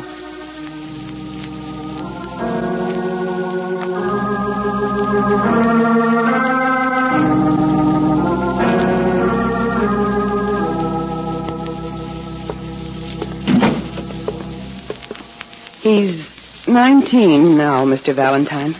Well, he's certainly big. His mind isn't. Yeah, I understand. But he's really quite gentle. But there are things that he can do on the farm to be useful. Those huge log chains he carries, why, he can pull stumps out of a field better than a team of horses. Well, Mrs. Purcell, isn't there anything that... No, there's nothing that can be done. Well, that's too bad. No, I'm not sorry for myself. He's just a little boy, that's all. And he's my son, Mr. Valentine. He's my... Yeah, your wife, sure, of course. Well, Mrs. Purcell, you asked us out here to visit his friends or something. A little quiet investigation of a neighbor. Yes, you weren't very specific. His name is Luke Schroeder. Schroeder? Half a mile down the road. He's always lived there, but he hasn't been around much. He's been in prison. Oh. He's on parole now. He can be sent back if he does anything wrong. And the other night, something was stolen. You mean that... No, now, please, let me tell it in my own way. A brooch. You know, one of those delicate, old-fashioned cameo brooches. It was my grandmother's. I hadn't seen it for some time. I never go out anywhere. But it was in the storeroom in a little box. Well, Buddy wanted to look at the jewelry. That's what he calls it. So I took out the box, and the brooch was missing. I see. But you say Buddy likes jewelry. Yes. Outside, he couldn't take his eyes off this naughty thing here on my purse. Oh, Buddy wouldn't take it. Oh, Buddy doesn't ever touch anything that isn't his. Besides, I asked him later. It didn't even register. He just said it was bad to take things, especially chickens. What? A weasel killed chickens the other night. Oh. Well, how do you know this brooch was taken just recently if you haven't looked in the box for a long time? But I have, a week or so ago. I know it's been in the last week. Uh-huh. Is that all, Mrs. Purcell? Luke Schroeder is a thief. That's what he was in prison for. He stole jewelry before from a store in town. Well, there's nothing you've told us that proves he stole it. And even if we discovered some proof, all we could do is turn it over to the local police. I've seen the police. I've talked to the sheriff. Yeah, well, what'd he do? He was too busy to bother. Well, look, I'm sorry, but from what you've told me, it doesn't seem... Oh, excuse me, sis. Simon, won't you please... this is Mr. Valentine. Yes, we met downstairs. Oh, what have you got there in the crate? Oh, George, look at them. Little baby chicks. Uh-huh. Cute little rascals. Oh. Just fixing the bed for them under the kitchen stove. All right, Simon, but right now Weasel got to Buddy's chickens, you know. Thought he'd like some more to play with. Only, what's this? Here's a funny thing. Found it there under the stove. Thought you might like. What? Well, his little doll, see?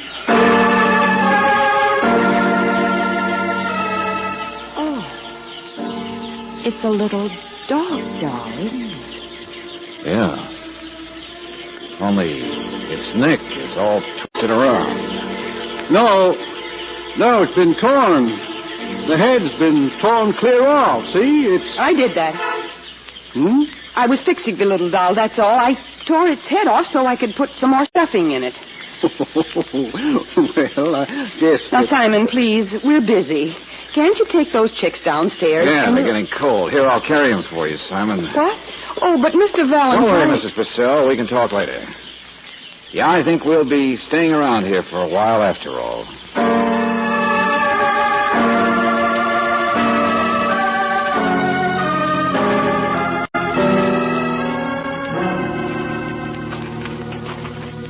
Oh, there's a bright side to Buddy, Mr. Valentine. You mean because at least he's able to help you here on the farm? Oh, not much.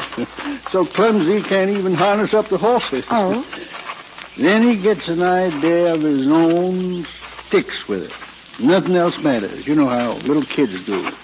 No, I was thinking more, he's happy, you know what I mean? He's not bothered by thinking he's smarter than he is, like most of us are in this world.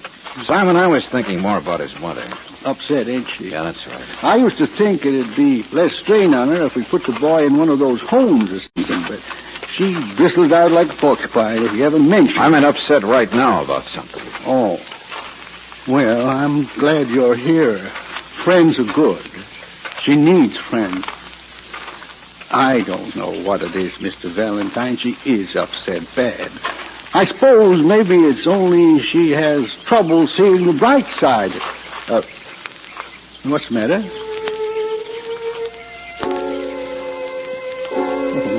What are you looking at? Who's that girl over there? Walking out there by the barn. Oh, her. Maria. Maria? Luke Schroeder's wife, down the road. Oh? Something, ain't she? Yeah. Luke's wife, huh? If you'd like to take a little walk around, I can... No, thanks. We'll look at the farm later, Simon. I've got a couple of things to do right now. Well, George, if you want to talk to Luke's wife... Come on. Where's your uncle, buddy? I don't know. What are you doing? The matter, cat? Got your tongue? You go away. Why? It's free country, isn't it? I don't like you.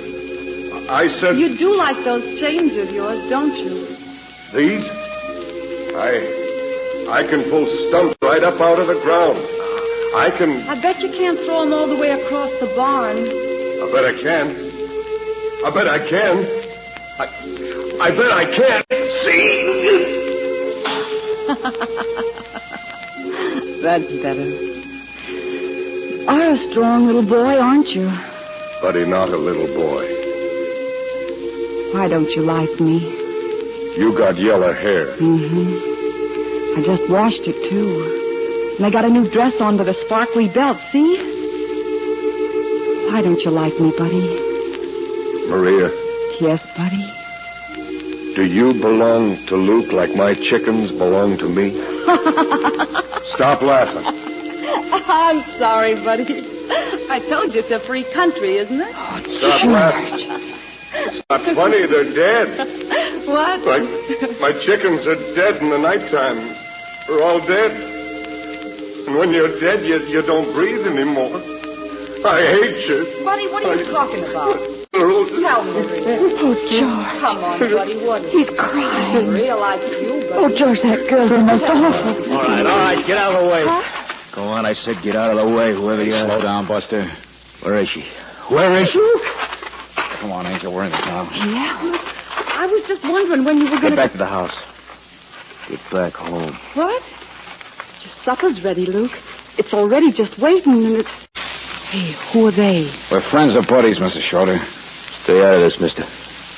Go on, Maria, beat it. I will not. You gotta find out a nerve in front of people. Hey, yo. You hear me? How do you like that, mister? How do you like a... Yeah, he's real tough, isn't he, lad? I said stay out of it. Cool off, you big mug. I'm going. Bye, mister. Well, so you're the great Luke Schroeder. Yeah. I know who you are, too, Mac. No, you bitch. No, don't go away, mister. Don't go away, mister. Don't go away, mister. Shut up, you crazy idiot. Buddy, leave Luke alone. Oh, mister, just leave me alone with this freak. Buddy hates You're not going to argue with me now. It's not going to do you any good. Buddy hates Luke. Buddy, stop it. Buddy hates Buddy, it's all right. Stop it. Buddy hates You be quiet, Luke. buddy. It's all right, buddy. Buddy Come on, get out of here. Buddy, stop it. Come on, Luke. Come on, run, will you? Run!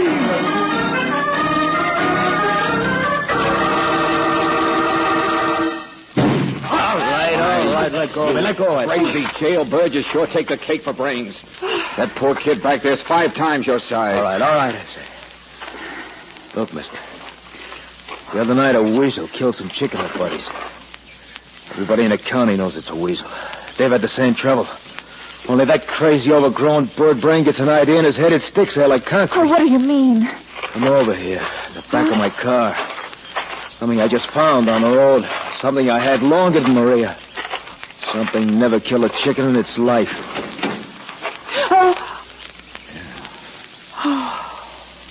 A dog? Yeah, my dog. At least it used to be. Before it was beat to death with log chains.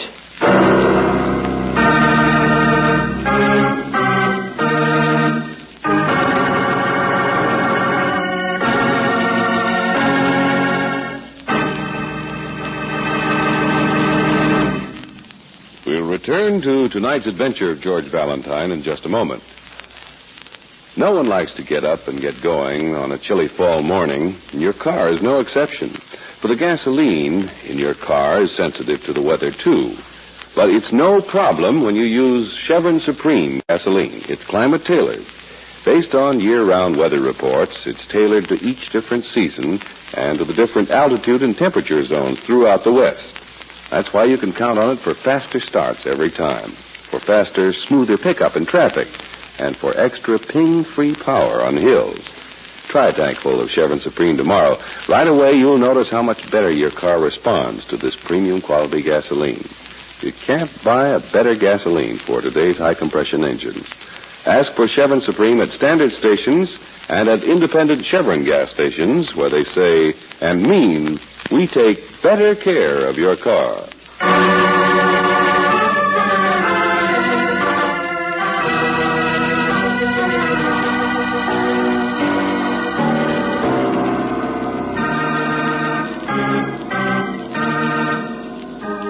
Now back to tonight's adventure of George Valentine.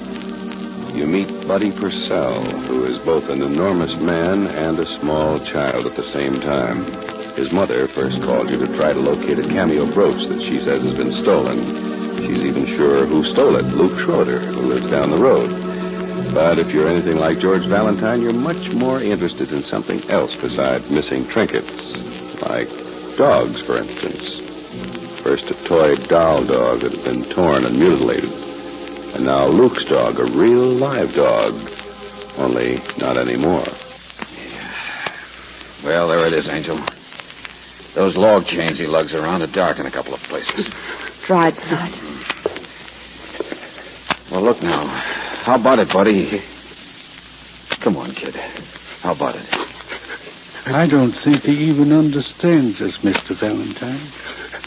Well, look, kid, you're a big boy now. You don't need to cry.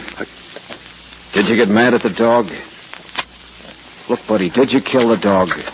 Let me go. Let me go. Oh, George, we ought to wait until his mother gets back from town. Yeah, Mr. Valentine. I've never seen a boy like this. Now, listen to me, both of you. I get rid of that guy, Luke, all right, but it wasn't easy. And the kind of trouble he's liable to cause isn't exactly legal. What do you mean, He's headed for town to buy himself a drink or two, and he still says he's going to kill Buddy. I'm not afraid of anybody named Schroeder.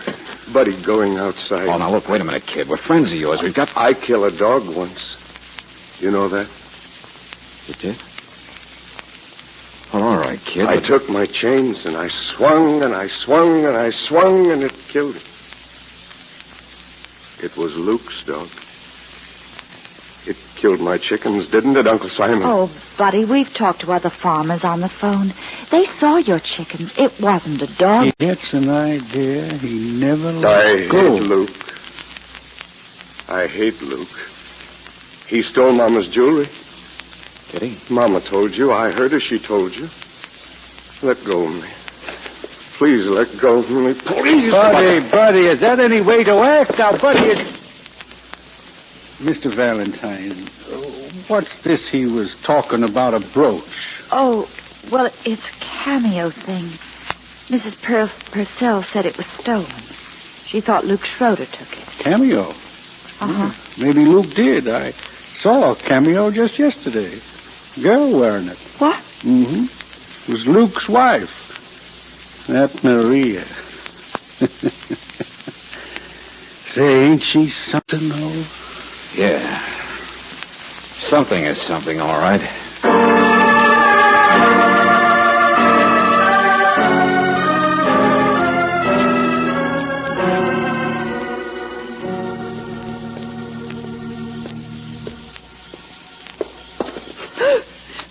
Sorry, we've been waiting for you, Mrs. Purcell. Have you? Yes, I think it's time we had a little talk about Buddy.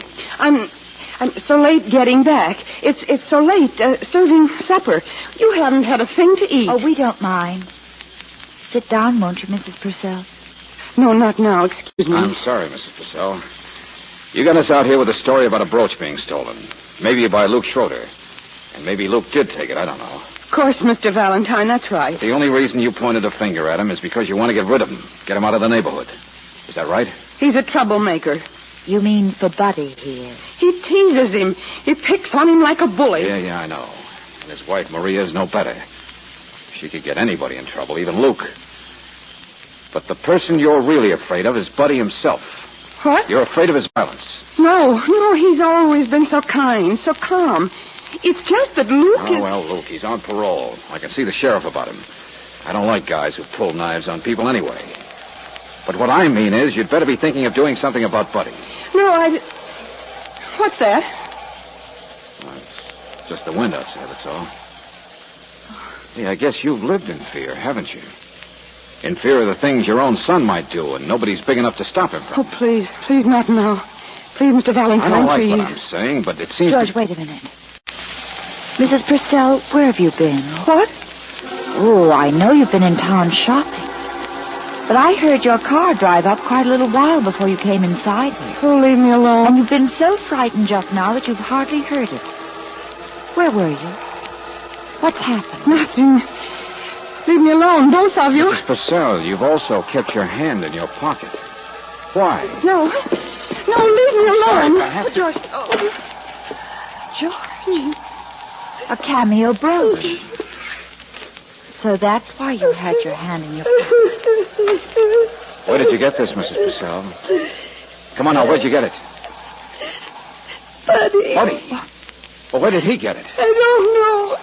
He just gave it to me outside and ran. Outside?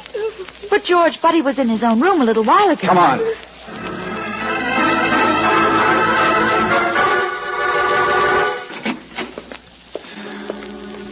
Well, he's not back here yet. He's still outside. George, what's that? Wait a minute. Another doll. Oh. Yeah. A little girl doll. And Brooksy, its head. Look, its head's all twisted. It's all... The brooch. Brooch. And the doll. Maria!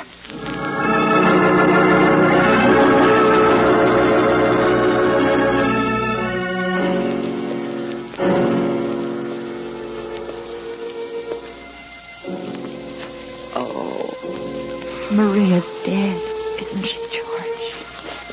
Brooksy, that's an understatement. With the chain. Yeah. Bruises. Even scratches on the floor. Chains, all right. George, look. Look at her blouse here. 2 little tiny holes. Yes, so what? Well, it's where the brooch was pinned. See the mark of the clasp? This is where Buddy got it. Before he took it outside to give to his mother. Mrs. Purcell must have guessed where it came from. Well, I guess there's nothing to do. But to keep looking, Angel. What? Something I noticed outside a second ago. Huh? Her husband Luke went into town, didn't he? Well, yes. Well, I saw something on the lawn, there by the bushes. Here we are. A hat, see? Oh, it's the one he had on earlier. Well, George, Luke's been here. Well, it could have been at supper, and he could have left his hat on a windy night like tonight? Oh, no, Angel. He went into town, all right. I just think he got back, that's all. Yeah, sure. There's his car on the side of the house. And he left the car door open. Georgie was in a hurry, running maybe, and lost his hat. Why, maybe it wasn't Buddy. Maybe it was Luke who came back here. That's a man's voice. Come on, this way.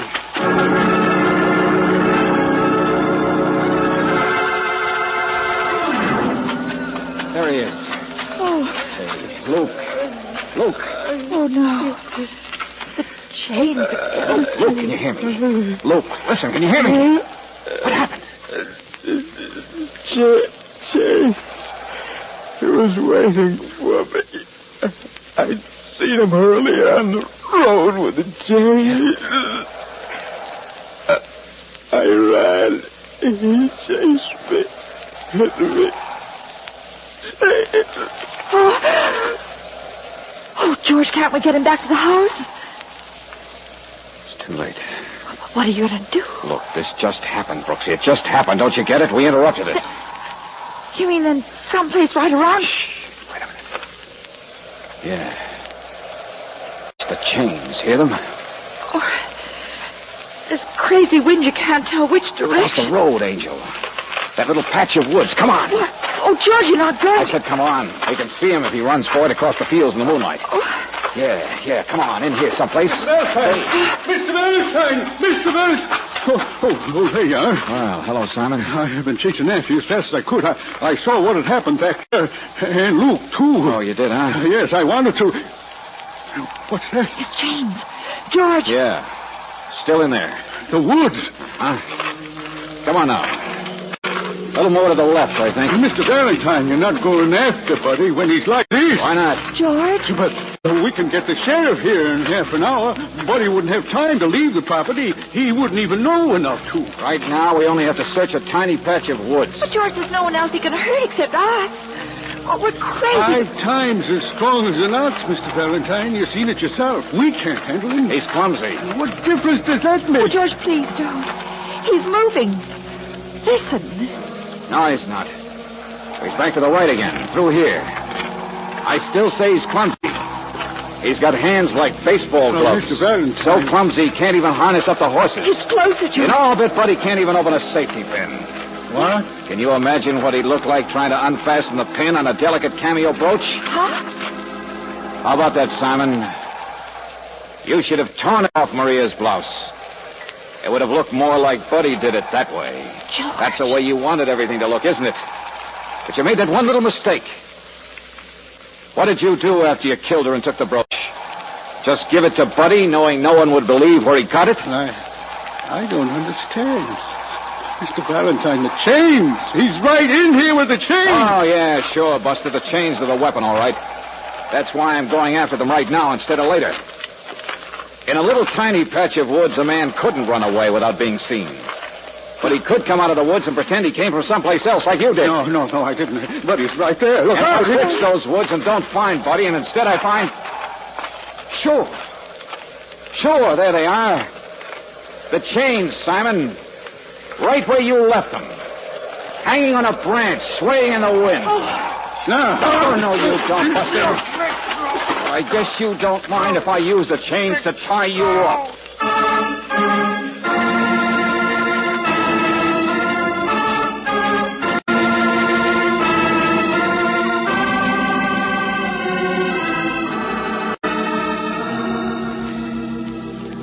Yeah, some of it was a guess, Mrs. Purcell. George seemed to think he should have a little of the kind of faith you have in your boy.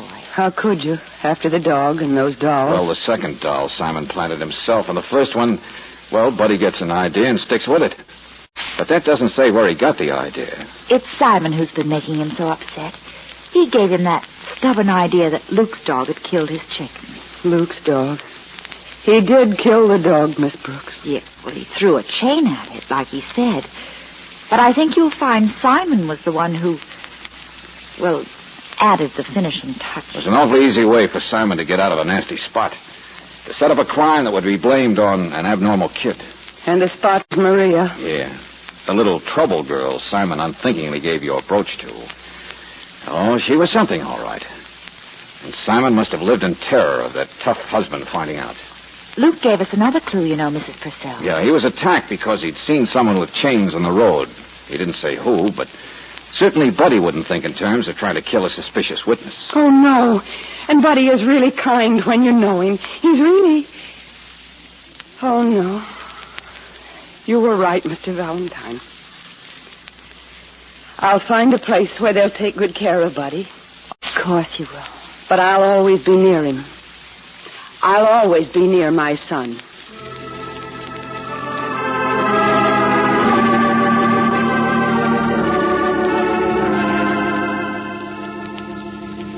Oh, but I wish there were a happier ending for her, George. Oh, I don't know, Brooksy. Remember what Simon said? At least Buddy's not bothered by thinking he's smarter than he is, like most of us are. Well, yes, Mr. Valentine. Wait a minute, Mr. Valentine. Mr. Valentine. Goodbye. Goodbye. I hope you have a nice time.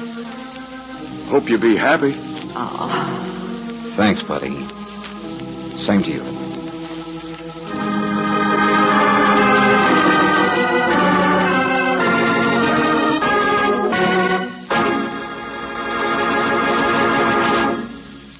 What's the one biggest cause of wear in your car's engine? Automotive engineers have proved that internal corrosive rust is responsible for 80% of all engine wear. It starts the moment the ignition is turned off, the result of acid-laden moisture attacking cylinder walls and other vital parts. But when you rely on RPM motor oil, you stop this 80% of wear completely. That's because RPM is specially compounded to keep a moisture-proof film on internal metal at all times. With RPM on those vital parts, rust can't harm the engine, even though your car stands idle for days or weeks. No wonder this premium quality motor oil is first choice in the West. It's the oil that stops 80% of engine wear. Why not try it tomorrow? Ask for RPM motor oil at independent Chevron gas stations and at standard stations where they say and mean, we take better care of your car.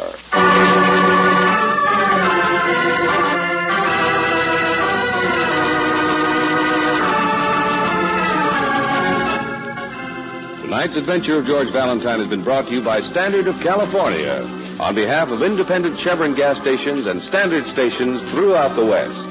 Robert Bailey is starred as George with Francis Robinson as Brooksy. Let George Do It is written by David Victor and Jackson Gillis and directed by Don Clark. Also heard in the cast were Georgia Backus as Mrs. Purcell, William Boucher as Buddy, Louise Arthur as Maria, Herbert Butterfield as Simon, and Tony Barrett as Luke. The music is composed and presented by Eddie Dunstetter. Your announcer, John Heaston. Listen again next week, same time, same station, to Let George Do It. This is the Mutual Don Lee Broadcasting System.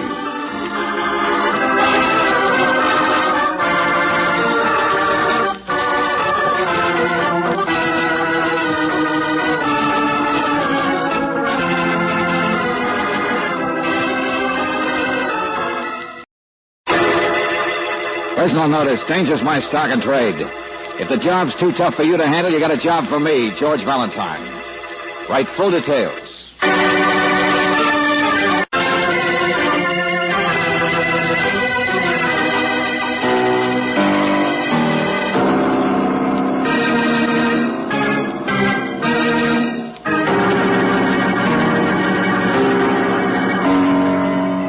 Standard of California, on behalf of independent Chevron gas stations and standard stations throughout the West, invites you to Let George Do It.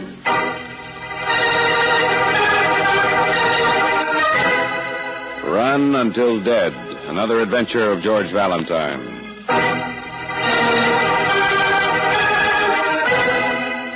Dear Mr. Valentine, recently I've had reason to investigate and reassure myself of your integrity. I'm quite confident that you can handle a rather small task for me with the utmost secrecy. I say small, but it's a matter of great urgency to me. I only hope that it doesn't surprise you too much that I should be appealing for help. Sincerely, Dashiell Fenwick.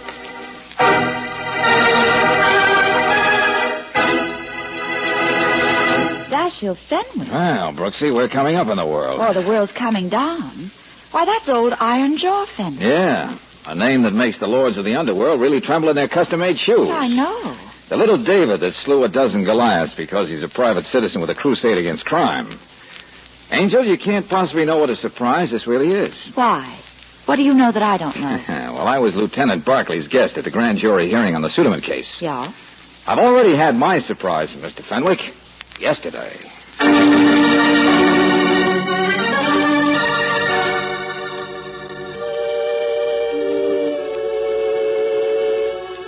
And so, members of the grand jury, as your special investigator, I must report that there is no case against Mr. Suderman. No case whatsoever. No case. Did you hear what that guy said? Yeah. I'm asleep. Maybe I'm asleep and I'm dreaming it, or my ears are plugged. Oh, no. That's what he said, all right. But keep your head on, Lieutenant Barclay. It's only a state tax evasion case. Well, what else are you going to get a guy like Suderman on? You can't prove anything else? You're mixed up with everything in town, but you can't prove it, can you? I tell you, Valentine, if I didn't know better, I'd say old Iron Jaw had finally been reached. Fenwick? Hey, young Mr. D.A., you worked with Fenwick on this. How do you like it? I don't. Hello, Barclay. Hi. Well, maybe you can't reach an investigator, but you can reach a witness, eh? What are you talking about? Melina Atkins? Sure, that accountant wife for the past 4 months. Oh, yes. Well, we hoped it'd pan out better. Her stuff did kind of blow up in our faces, but that's the way it goes sometimes. Yeah. Well, you did a great job. If it hadn't been for Fenwick, we could... Barclay, Fenwick did exactly what I would have done. Hey? He had to make that report. On the evidence we found, Eric Suderman was just not guilty, that's all. On the evidence? Yeah.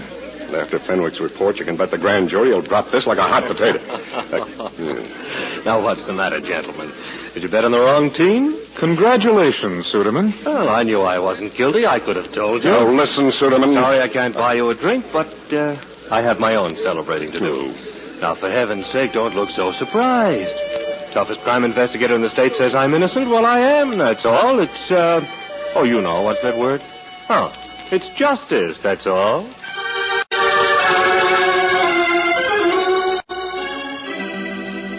That was yesterday, Angel. Only yesterday. Well, come on. What are we waiting for? This is today.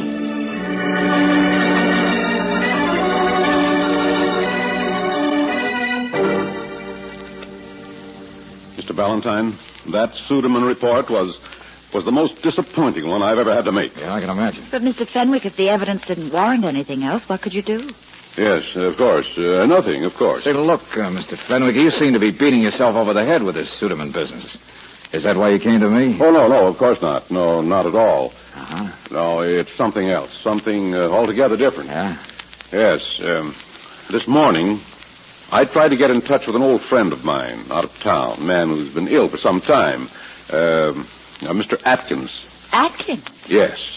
The father of the recent prosecution witness, Melina Atkins. Go on. Well, I called Mr. Atkins this morning. An old dear friend, mind you. And he sent word by his housekeeper he wouldn't speak to me. Oh? Well, I suggested driving up, but perhaps his illness was worse, quite frail, you know. But he just doesn't care to see me. Yeah? Well, that's all there is. I want you to find out what's wrong. Driving, you should make it up there by midnight. Huh? You can't reach an investigator, but sometimes you can reach a witness. What's that?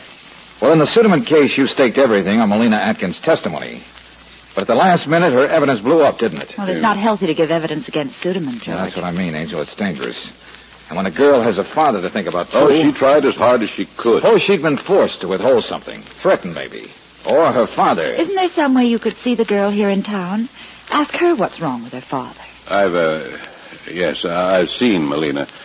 She's upset and tired, naturally. Yeah, naturally. Yes. Anyway, she cares too much for me not to reveal any other reason for upset. What do you mean? I've said so much, I may as well complete the confession. It's my hope that Melina Atkins will shortly accept me as her husband. What? Yes. You mean you and... What's the matter, Miss Brooks? Do you think it impossible for a man of my years to be viewed with affection by No, excuse me. Well, I guess it's just my turn to be surprised, that's all. Congratulations. Well, excuse me, but you called it a confession. Yes, because I've kept it a secret.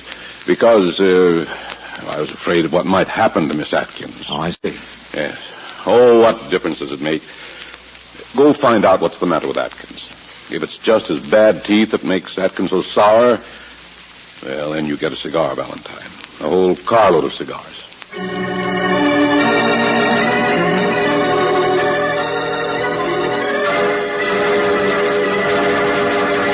I said Mr. Atkins is dead. He's what? Oh, I'm sorry you drove all the way up here and didn't know but he is since this evening. Oh, there's so many of his friends to tell about it, I don't know what to do, but I was there, and I saw it. A stroke, I tell you, he had a stroke. Mr. Atkins died this evening of a stroke. Now, look, you're his housekeeper. I know how difficult it is. But I've got to know what happened, all of it. Oh, I'm sorry. It's just all those people tramping in and out, but never making any noise. It's so quiet when people die. My mother had a stroke. Well, his daughter was here this afternoon, Mr. Valentine. Melina? Yes, she was nervous and upset. It just made me mad because I knew he'd be upset, too. No better than an invalid he Melina was upset about what? Do you know? No, something she didn't want to talk about to him. But then a man came here to see her. Oh? She tried to keep her father from even knowing that man was here, but the man pushed right into his room, and their voices were raised, but I couldn't hear anything, and the man laughed, and then he went out. Well, who was this man? What did he look like? Oh, I was in the kitchen. I don't know. Oh, fine. What else? Well, a little while later, Melina left, too. She'd been crying. Huh? And Melina looked frightened, didn't she? Yes, but I was just mad. All that upset. And when I went into Mr. Atkins' room, he wouldn't tell me anything. He just lay there in his bed like a ghost. It was half an hour later, Mr. Valentine. I heard his slippers on the floor. He's never supposed to be out of bed. And when I got to him, he was trying to climb the hall stairway. He was mumbling he had to reach the telephone, had to call somebody named Weirick or Fearick. Fenwick? Yeah, that's him. The same man he was worried about not seeing the day before. And I argued with him. He tried to push me away, but... Well, anyway, it was then that he... Right there on the stairway. Yes, all right. Now, I understand. Well, Angel, I guess we can report to Mr. Fenwick now. But I don't think it's going to win me any cigars.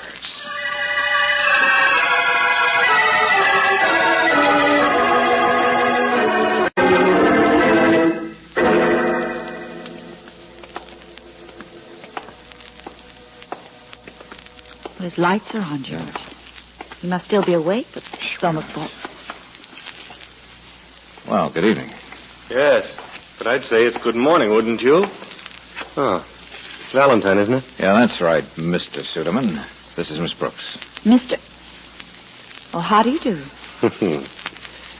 Nice morning for a stroll. Yeah, sure. And you always do your strolling in front of Mr. Fenwick's house? That thing behind me is not a Doberman Pinscher I'm walking. All right, we can go into the house now, Mr. Suderman. A policeman? George, what? All right, get him in here, Peters. Suderman, we've been looking for you for the past hour. Well, Valentine. Let's skip the formalities, Barkley. Where's Mr. Fenwick? Or is he... No, he's not dead, if that's what you mean. Fenwick's a little too tough to kill, isn't he, Suderman? I was awakened from a sound sleep. I have no idea what you're talking about, and furthermore, Lieutenant... Oh, sure. Alibi. Barkley, we've been out of town all night, so come on, let's have it. Oh, tell them, Peters. Go on, you tell them. Yeah, sure, Lieutenant. And listen carefully, Mr. Suderman. After the lecture, we always have a question period. I'm willing to be instructed. Well, I'm on the 7th Street beach, see, downtown, checking doors and night lights. You know how it is.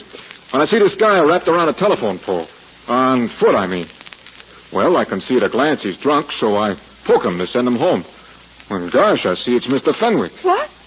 Oh, now, wait a second. I know, miss. Old Iron Jaw never took a drink in his life. But when I recover myself to get him in a taxi and down to the hospital, I find somebody's poured at least one drink down him to cover the stuff. Stuff? Dope, Mr. Valentine. Some kind of a drug. The doc says enough to kill off 5 men. But he's saved by the stomach pump, see? Thank you, Peters. Mr. Fenwick is resting quietly in his own bedroom. And pretty soon, maybe he can even talk. But now, in the meantime, Mr. Suderman... You've no right to question me. I can explain where I've been all evening. Is that so? All right, suppose you... But I don't need to say anything. I don't need to talk to you. Come here. Come here. What do you... Now, listen to me. Never mind that bird for a minute. What? I said, listen, will you? Fenwick hated Suderman. Well, that's why I've got him here. Suderman was cleared, remember? Oh, well, so he's got a grudge on the old man. And the old man maybe has the works on him now. At least Melina Atkins does. I figure she was being pressured through her father. But now that he's dead, she's free to talk. Atkins' father. Say something in English, will you? Sure, I'll say something in English. Let's get to Melina Atkins as fast as we can.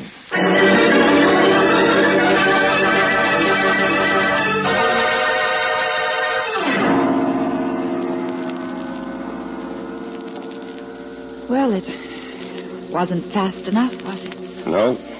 Not by a good many hours, I'd say. Lying there since last night. So that's Melina. Witness for the grand jury rests.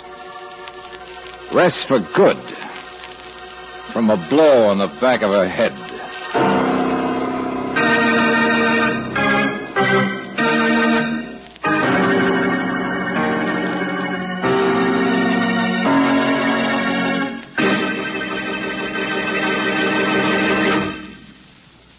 We'll return to tonight's adventure of George Valentine in just a moment. The outside of your car has to go through all kinds of weather. Hot sun, fog, rain, and sometimes snow. But look what the inside of your car's engine is up against.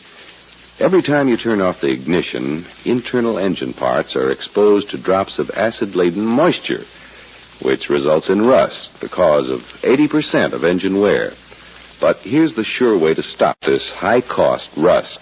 Use RPM motor oil. It's a premium quality motor oil that's compounded to keep a rust-preventive film on internal parts at all times. Turn off the ignition, leave your car standing idle for days or weeks, and this moisture-proof film stays on internal parts, keeps costly rust from starting. No wonder RPM motor oil is first choice in the West. It's the oil that stops 80% of engine wear. Ask for RPM at independent Chevron gas stations and at standard stations where they say and mean, we take better care of your car.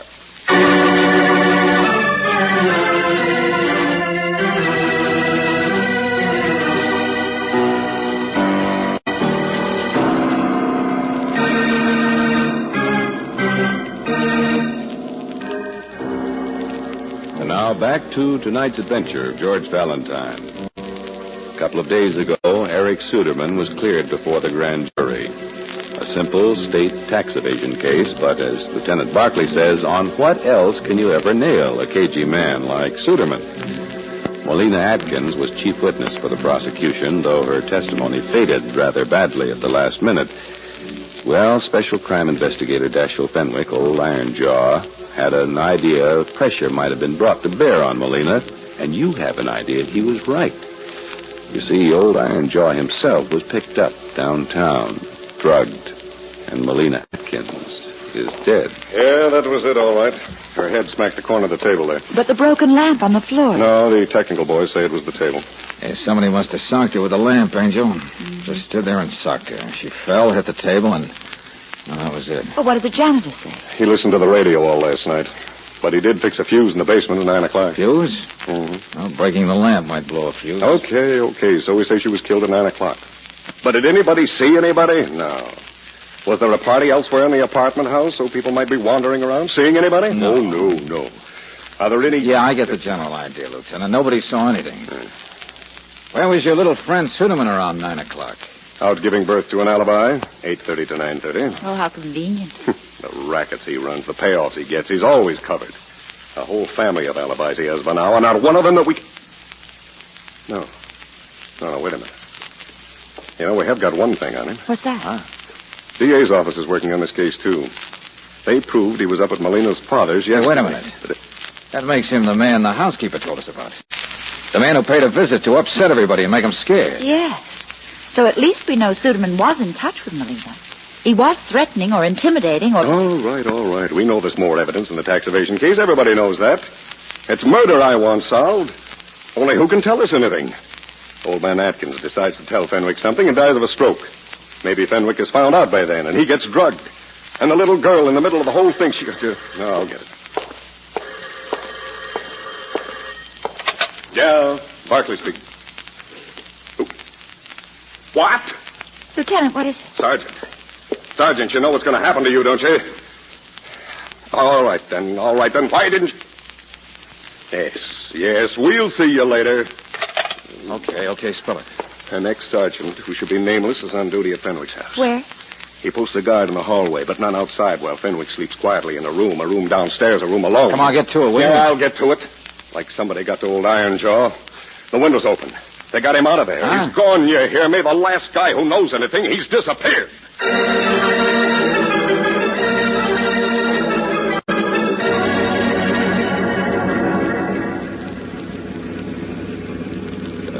Brother. Right out from under our noses. Even took Fenwick's own car to get him away without being noticed. Well, be of good cheer, Lieutenant. Maybe we'll find something in his room. Oh, sure, an arrow maybe, pointing at the villain, yeah. A tough man with a conscience. We could use a few more like him. Instead of one less. To think, if he'd only known in time, he could have... Hey, wait a minute. Look out, Barkley! What's an accident? Hey, what's going on down there? Come on, only an accident. Keep going, move that car, you're blocking traffic. Oh, George, look at that car.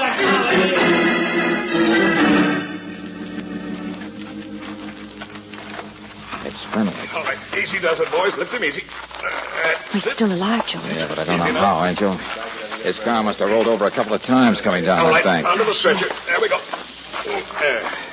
All right, I'll meet you, Doc. I'll meet you out there. Old Ironjaw's indestructible, isn't he? Yeah. Lonely stretch of road. Car sails over a bank. No reason. One occupant in car. Fenwick. Run, Fenwick. Run until dead. Oh, no. Old Ironjaw just felt good tonight. He just sneaked out for a little pleasure ride. Uh-huh. By himself. Well, that's what Suderman will want us to think. Just an accident. Skid, maybe. Why, you couldn't go over that bank unless a lot of extra effort was made. Mm-hmm. Well, this time I've got a head start on the maternity department. What do you mean? Well, both other times the crimes were committed hours before we got there. Well, this time there's only been about 15 minutes for my little friend to prepare the delivery of his next alibi. Come on, let's find Suderman.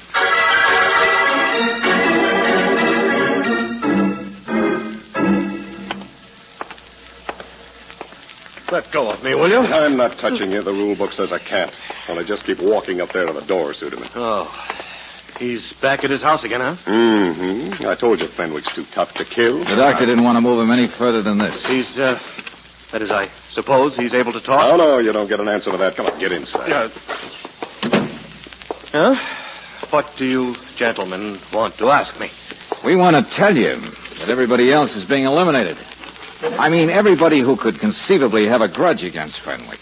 Or against Molina Atkins. Not to mention that there's nobody who could have a grudge against both of them. And the same night. Well? Well, point one. Fenwick cleared you of tax evasion because of insufficient evidence. But there was certain evidence not given. Check? Oh, I hardly expect me to... Okay, point two. Molina Atkins had that evidence, but was afraid to give it. Only it looks like last night old Ironjaw found out what it was all about, too. No comment. Mr. Suderman, if you can suggest any other conceivable reason for the girl being killed last night, and for not one attempt, but two attempts to be made on Fenwick's life... What did he say? What did he say? Oh, now you're getting it? No, I don't mean that, but although I do have a right to know... Wait a minute. Yeah? That's for me. I have an alibi, you know. They'll tell you. Never mind. I'll get the door. George, what is it? Just a Fenwick is asleep and the doctor's leaving, but the noise is... Well, look who's here. Come in, young Mr. D.A. Hello, Barkley, everybody. Hello. Mr. Suderman, I guess your alibi can wait a little longer. Now that we've got a representative of the D.A.'s office present, suppose you just Barkley. listen to what he has... I'm his latest alibi. You? The whole office is. I know. I'm sorry, but we all are. I hurried out to let you know. We dropped Suderman off at his hotel just a second or two before you got him, I guess. The DA's... Yeah. He was down there at our place at the same time Fenwick's car must have spilled over the hill. Suderman, why didn't you say so? Why, I was... You wanted to find out what we knew, didn't you? You've got a perfect alibi for once. Why have you been so nervous? Hey, what does a man get for tax evasion? Is it 10 years? Because that part of it's true, isn't it? Hey, Angel, what did you say about Fenwick? Well, just that he's asleep. The doctor's out packing up his things now. Old Iron Jaw's alone? Well, yes, but... Hey, listen. Upstairs. Keep him there, Barkley. Let me do this. George! Fenwick!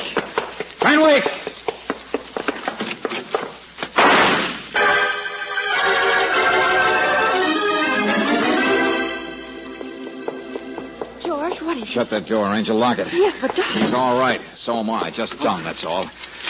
It had never occurred to us to believe alibis from a guy like Suderman. What? And an automobile crash or drug in the stomach can't be coincidence, accident, so they've got to be murder. Well, all they really were was what happened right now.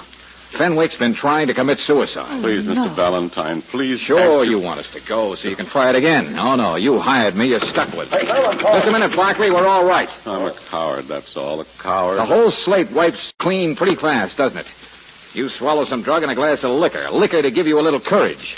Only a noisy policeman comes along to interfere. A coward. And then you sneak out by yourself from downstairs, take your own car, and try to... An old man and a coward. Yeah. What was it? Melina? Yes. Uh-huh. She wasn't what she seemed to be. No. Well, I guess that coin has two sides, Fenwick, doesn't it? One way we looked at, she'd been pressured by Suderman. She was afraid of him. At the worst, maybe she withheld a little evidence. But look at it the other way. Everything that's happened. She was no good.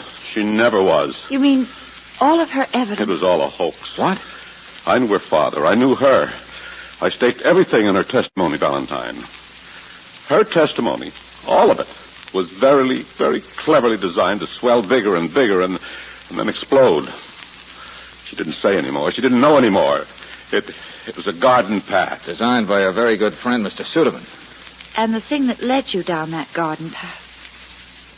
Well, I wondered when you told us in your office that you loved her. Yeah, never mind, Angel. I've written all this down, Mr. Valentine. It's in the mail. Eric Suderman's complicity, my own blindness. All that's necessary for someone else to bring him to trial again. Wait a minute. Suderman must have guessed you'd written it down. That's why he's been so nervous. He must have guessed you were really trying to commit suicide. But if that's the case, then he must have known... Get out of here, Valentine. Please get out of here. Mr. Fenwick, a man doesn't commit suicide just because he's been made a sucker. No. Suderman knows everything. I learned all this from Melina. Then Suderman found me, told me what he knew, and expected that I would keep my mouth closed. It didn't occur to him that I might close my own mouth forever. Suderman knows about you seeing Melina? All of it. I went because I'd been suspecting them and still afraid to admit it. It was around 9 o'clock. I told her I loved her. She laughed at me. I grabbed her. I made her tell. I heard the whole truth for the first time. I seized the lamp. I struck her. She fell to the floor. I ran. Uh-huh.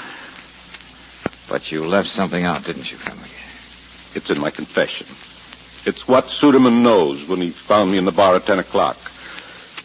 Yes, I killed Melina Atkins.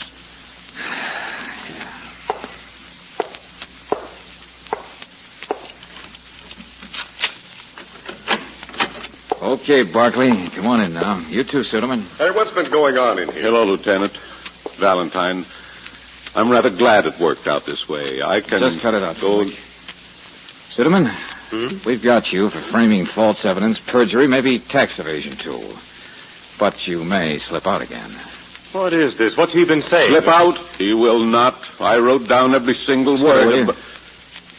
Suderman, Where were you at 10 o'clock last night? Never mind, I know already. In a bar someplace accusing Fenwick here of murder. Well, how did you know he'd committed murder? Why, I merely added two and two and decided a man like Fenwick had done that? How fantastic can you get? Oh, but I've been following him, watching him earlier in the day. No. You were out of town at old man Atkins' place. You had an alibi. Oh, well... In fact, you've got too many alibis, all of them good. Hey, wait a minute. How did he know she was dead? We didn't find her till this morning. Well, I was up there, of course. After it happened, I could tell Fenwick had been there. How could you tell? There wasn't anything in the apartment to indicate anyone beside Melina had been there. But it was just after it... Well, I'd seen him leave. Fenwick struck her with a lamp at 9 o'clock, and then he ran. Now, how could you see him when you've got an alibi that says you were somewhere else 8:30 to 9:30? Too many alibis. No. Well, people told me they'd seen him. Just a minute. Nobody saw anybody out there, not even the janitor. Wait a minute, Barkley. There is a way you could have been told, isn't there, Suderman? What? A way you could have got there after 9:30, then going out to find Fenwick by 10, and still in the meantime be told who it was struck Malinois with a lamp. One way you could have been told, just one. No, you go ahead, grab him.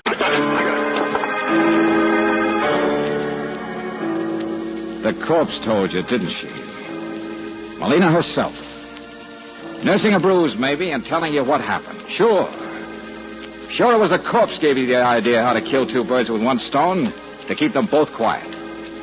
All you had to do was add another bruise. The back of the head against the table. So she'd lie there more quietly, Suderman, like a real corpse should.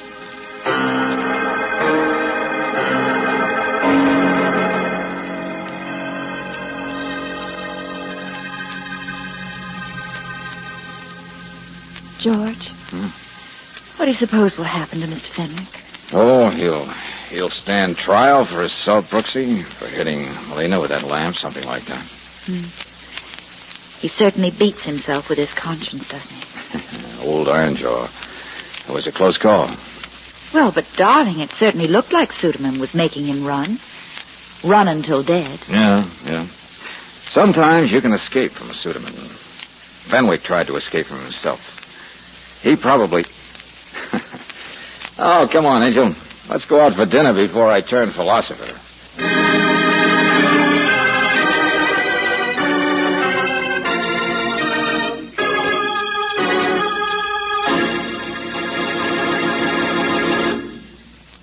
People who know the whims of November weather will be taking a raincoat to the football game next Saturday.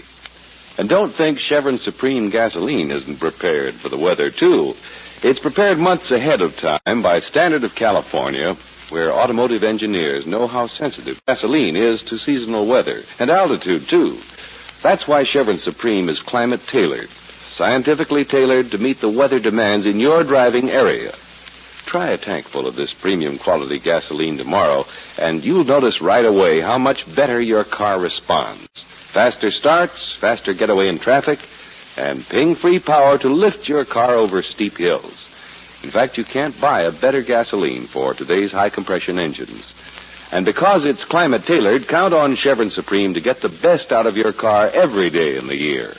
Ask for it at standard stations and at independent Chevron gas stations where they say and mean, we take better care of your car.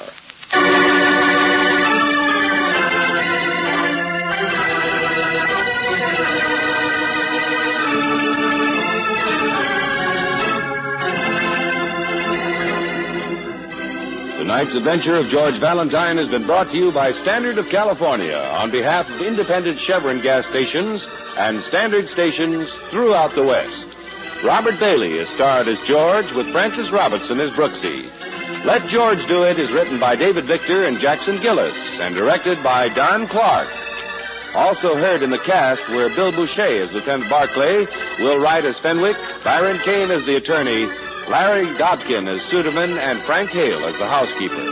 The music is composed and presented by Eddie Dunstetter, your announcer, John Heaston. Listen again next week, same time, same station, to Let George Do It. This is the Mutual Don Lee Broadcasting System.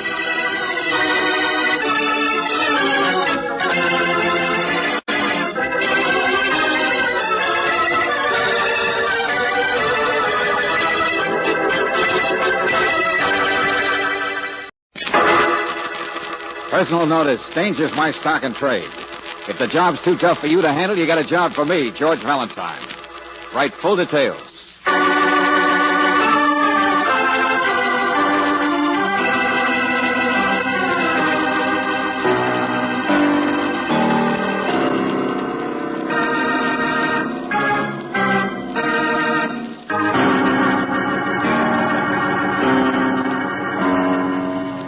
Standard of California, on behalf of independent Chevron gas stations and standard stations throughout the West, invites you to Let George Do It.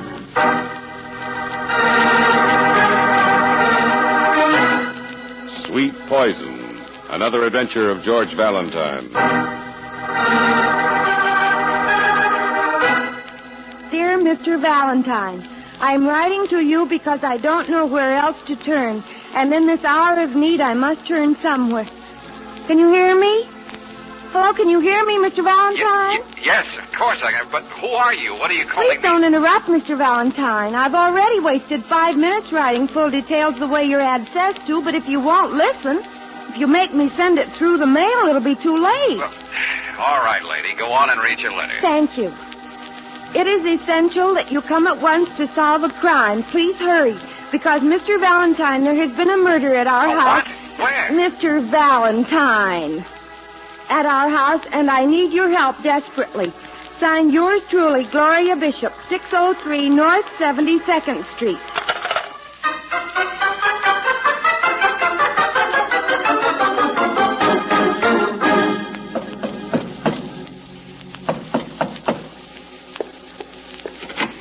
I'm sorry, we don't want any, not even samples. Come again sometime. George. Oh, no, you don't, Buster. Exit, will you? And don't forget to take your foot out of the door. This is 603 North 72nd Street, isn't it? Darling, it is also Monday afternoon, and on Monday there is a deadline, and inside is a man at work who doesn't like to work, not even on Monday. So please, if you love your fellow man... Who is it, Melville? I hate you both. Nobody! I like you too, Melville. Well, hello. Nobody? Yeah, the name's Valentine. This is Miss Brooks. Don't apologize. Sit down. We'll talk. Know anything about the vintage wines, politicals, cooking? Jonas, please ignore them like they never happened. Get back to the easel. It's 3 o'clock. There's a whole lithograph company waiting. Silence. Forgive my rude friend, Mr. Valentine. This is Melville Bond, my publisher. Publisher? If I don't look the type, it's from smoking too many cigars and pulling out too many gray hairs. Men's magazines, that's my line. But what's in men's magazines? Women. And how do women get in men's magazines? By me trying to make characters like Jonas here work. Hey, hold it, will you? The drawings on the wall, all of them girls. He calls you Jonas. Well, you're the famous painter, Wentworth Jonas, aren't you? Your clairvoyance is frightening, young man. The Jonas girls. Well, of course. Yeah. I'll bet your name is on every pin-up You picture. needn't spoil my afternoon, Miss Brooks. I know. Ashtrays, calendars, neckties. There's nowhere my infamy hasn't reached.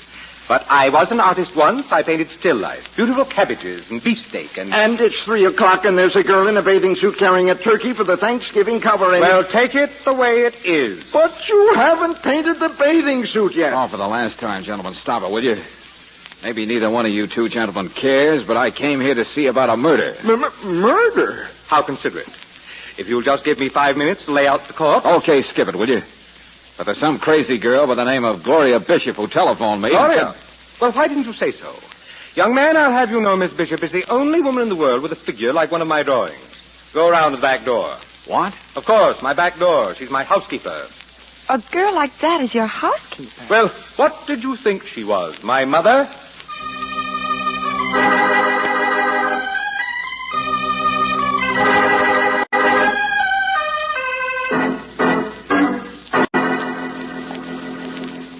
Beat it, Mac. Go on. You too, sister. Beat Oh, it. no, not again. Hey, wait a minute. Look, What do you Frank. want to see her for in the first place? I'm getting a little tired. Pushing won't do you any good. I said beat it. Is that so? George? Yeah. That's better. The perfect bodyguard, huh? You know how to shoot that thing? Want to find out? Hey, what is this? I knock on the back door Stay and away you... from her, Mac. Far away. Otherwise... excuse me. Maddie, where are... Oh, hello. Wow. Hello. I guess you're Gloria Bishop. No question about that, George. Mr. Valentine and Miss Brooks, of course, but Did you see a young man? Oh, sure. We bumped into him, left in kind of a hurry. Oh, that's good. I didn't want him here when you... Who is he, Gloria? Oh, Matty Riga. He's just a boy. I met him someplace. I'm always meeting people someplace. Yes, I can imagine. But he is kind of attractive, don't you think? It's adorable. Okay, Gloria, you got us into this menagerie by yelling murder. Now, come on, fast. Let's have it. Oh, the murder. Well, come here. Come through here. I've been so upset I'm all unstrung. There, you see? Yeah. A dead cat. Wouldn't you know? He just lies there not doing anything. And he's so young. His life had barely begun. Did he get run over? Oh, no, I never allowed him outside. His name was Hannibal. Never outside, huh? Gloria, what did you feed him? Well, fresh liver. And a raw egg, that's for his fur. Looks like he was poisoned. Oh, I knew it must be something awful like that. Well, he must have got to something. Have you asked Mr. Jones? Oh, no. I haven't told a soul. And I wouldn't dare bother him. He says I should be seen and not heard. He scares me. He does? Well, then why do you work for him? For pay. Isn't that why you work? Yeah. Now, look, Gloria, could that cat have got to any chocolate? Chocolate? Oh, yes, he was practically carnivorous. That means he'd eat anything. But, well, I never keep sweet things around. I mean, if I lost my figure, where would I be? Never mind. But maybe you've got a case at that. Because, look on his fur here. Yeah, I think Hannibal died from eating a chocolate cream.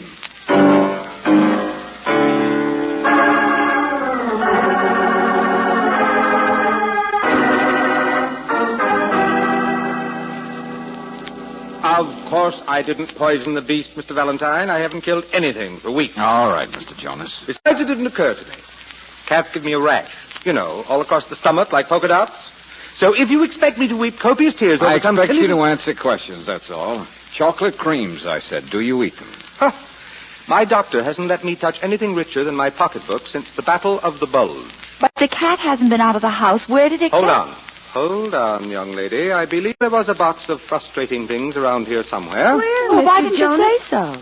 Well, how should I know? Go look for them. Yes, Mr. Jones. I'll help you, Gloria. Huh. Women. Do you know I've painted wishful curves onto their silly skeletons until I'm positively seasick? Yes, well, my heart bleeds for you, Mr. Jonas. But just where did you get the candy? Stubborn, aren't you? Came through the mail, I suppose. Everything does. Oh, what do you mean? The ridiculous distortion of the female frame that I've popularized seems to have dragged me into the limelight, Mr. Valentine. I'm a public hero, like Ali Khan or General Delivery. You get fan mail? By the garbage cans full. Letters I can't read, cigars I can't smoke, candy I can't eat. Huh? George, here's some wrapping paper about the right size. It was in the wastebasket. Yeah. Addressed to Jonas. No return address, though. Postmarked last night. Yes, that's it. I remember unwrapping the Mr. Jonas, box, I think somebody sent poison candy to you. A critic, Only Gloria's cat got it by mistake. Have you got any particular enemies? Ever receive any threats? Only from women's clubs. No, Well, this room was broken into about a week ago. What? At least my desk has been rifled, and Gloria certainly... Anything taken? My entire fortune. File copies of my income tax returns. What else can a man say? All right, let's start taking it seriously. Young man, I take everything seriously. Even myself. But not somebody trying to kill you. Well, what do you expect me to do? I'm just trying to think, trying to remember. Gloria, have you found that candy yet? No, I haven't, Mr. Jonas. I'm looking everywhere. Wait a minute. Valentine. He left here walking. Huh? His apartment hotel's only a few blocks down the street. Who? Melville Bond, of course. I unwrapped it. The cat must have taken a piece. But then I gave the box to Melville. You mean just now? No. It was early, around noon. He's been back and forth all day making me finish his blasted picture. Holy, and by now he's probably eaten a lot more than the cat ever did. Wait. I'm just remembering why it seemed like a good idea for him to take it. It's his wife's birthday.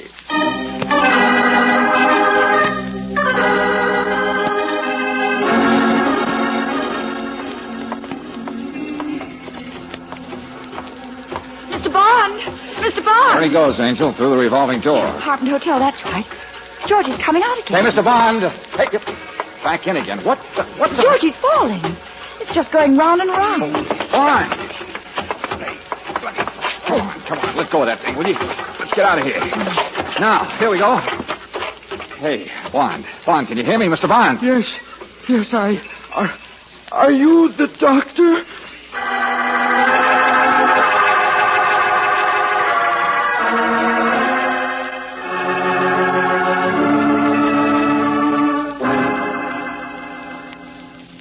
No, he's not dead. He's just sick, that's all. But, Lieutenant Johnson, when we got to him, he wasn't carrying the box of candy. He must have eaten only a piece or two of it. That's what the hospital says. What'd he do with the rest? I know. Where's the rest of it? That's what I'm talking about. Hospital's got him asleep. How you managed to get mixed up in cases where nobody can tell us anything. What about his wife? Mr. Jonas said that's why Mr. Bond took the box for his wife's birthday. She hasn't got it. Mrs. Bond has been at a bridge luncheon all day eating carrots, salad, and greens. So now we've got to canvass every place in town that he's been... Hey, Valentine, where you going? Hey! George!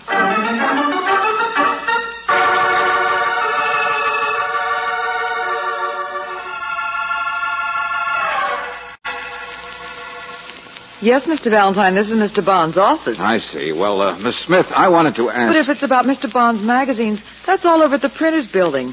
Oh, they have all the fun over there. Darn it. I'm just the business department. And believe you me, for a girl who's been used to a social life... Yes, I've already been there. Also his club, a restaurant, and a barber shop. No, he gets around, but I don't. When a girl's married to a typewriter... Had Mr. Bond been here? Was he carrying a box of candy? Well, if you're not the sociable type... Candy? Miss Smith, look, I said, has he... Yes, he was here, in and out. And the candy, a box he picked up at Jonas's. He was going to take it home to his wife. What? He was? Gee, if I'd realized, well, he went hurrying out and it was just sitting there with his umbrella and newspaper. When a girl's had practically nothing for lunch and is all alone in an office... Smith, I'm afraid to guess. Where's the candy now? Wastebasket. Wastebasket. I've always been weak that way. But you won't tell Mr. Bond, will you? Yeah. Here's the box, all right. It's empty. Uh-huh. Clear empty. Smith.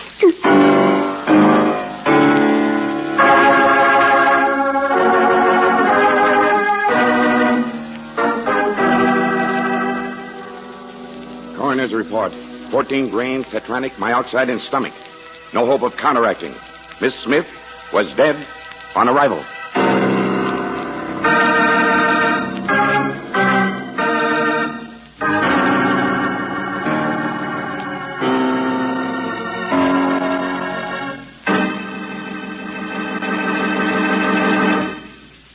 We'll return to tonight's adventure of George Valentine in just a moment. When do you think your car's engine takes the worst beating? When it's running 40 or 50 miles an hour? No. When it's in stop-and-go traffic? No. Actually, it's when your car's standing still. Automotive engineers have proved that 80% of all wear inside your car's engine begins the moment you turn off the ignition. It's the chemical action of acid-laden moisture forming on cylinder walls, and the result is costly rust. But you can stop this engine wear completely by using RPM motor oil. RPM is specially compounded to keep a moisture-proof film of oil on all internal parts at all times. Even though you left your car standing idle for days or weeks, RPM would not drain off parts. It stays on metal, prevents that acid-laden moisture from touching metal. So no wonder RPM is first choice in the West. It's the oil that stops 80% of engine wear. Ask for RPM motor oil at standard stations and at independent Chevron gas stations where they say and mean we take better care of your car.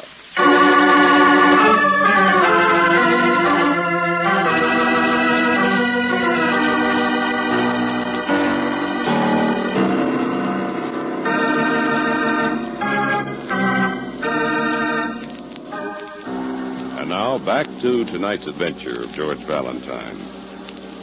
A box of poisoned chocolates. One piece killed a cat. Then Mr. Jonas gave the box to Melville Bond, his publisher, who needed a present for his wife's birthday. However, before Bond ever got home, he tasted a piece or two himself and lived, though sickly, to regret it.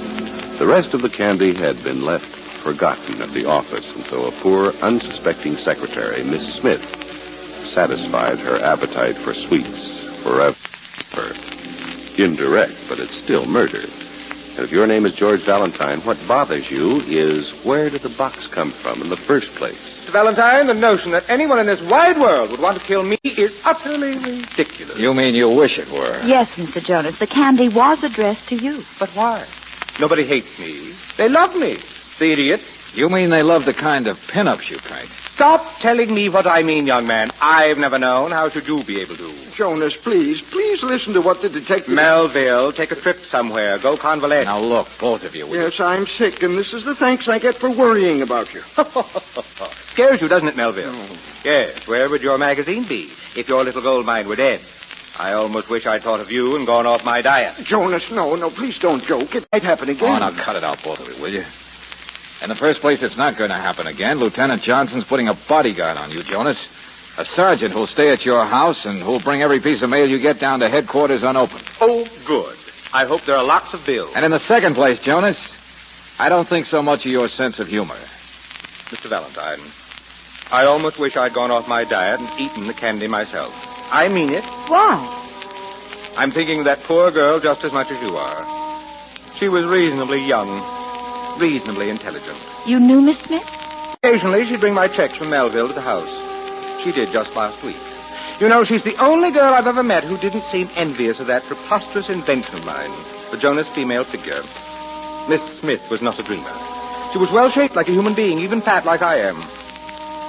And for such a rare, honest creature to suffer in my place... Oh, don't get carried away, boy. What should I do? Wear a girdle on my tongue? I know, it would be better if I had, because, of course, I make enemies, Valentine. I just hate to face the fact that an innocent bystander should have taken my medicine. Get to work, will you, Valentine? Find the murderer.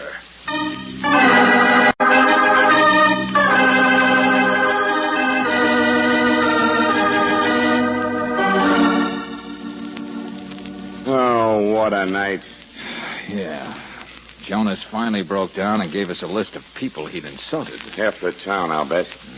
That wrapping paper the box was sent in, we ran through every test known to mankind to Dick Tracy. Results?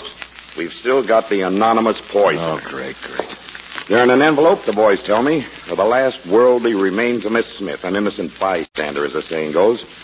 But suppose this guy decides to mail somebody else something. How can we stop it? Lieutenant, what about that boy, Matty Riga? The one who acted so tough with the gun at the back door. Riga? Yeah. He's a strong arm, that's all. Works for anybody. But connect him with Jonas? Yeah. He's never even met the guy. Listen. What is it, you want to bet? Huh? Another attempt on Jonas? Or is it our nutty killer sending poison to somebody else through the mail? Or is it your wife saying come home for breakfast? Hello? Johnson speaking. Oh, yeah. Who is it? Melville Bond. Well, let me hear this. Go on. What's the matter? Get out here, Lieutenant. Get out here quick. But where are you, Mr. Bond? I came over to see Jonas first thing this morning, but no one answered the door. Please hurry, Lieutenant. But there's a sergeant of mine out there, Douglas. Where's he? I'm an ailing man, gray hair, and I don't What's the matter with you? I'm all right. I just can't stand the sight of blood.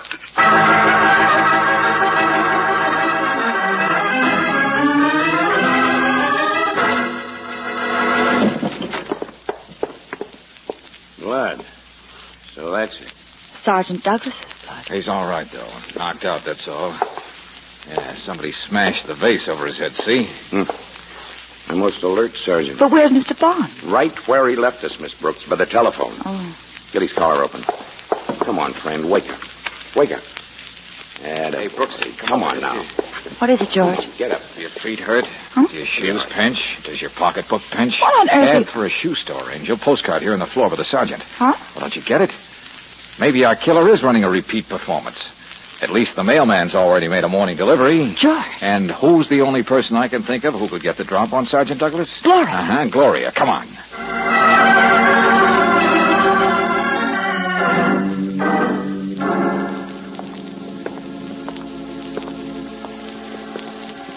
Well, she's not in her room. Yeah, but if we're right, Angel, there wasn't much time to get away. Well, not in there either.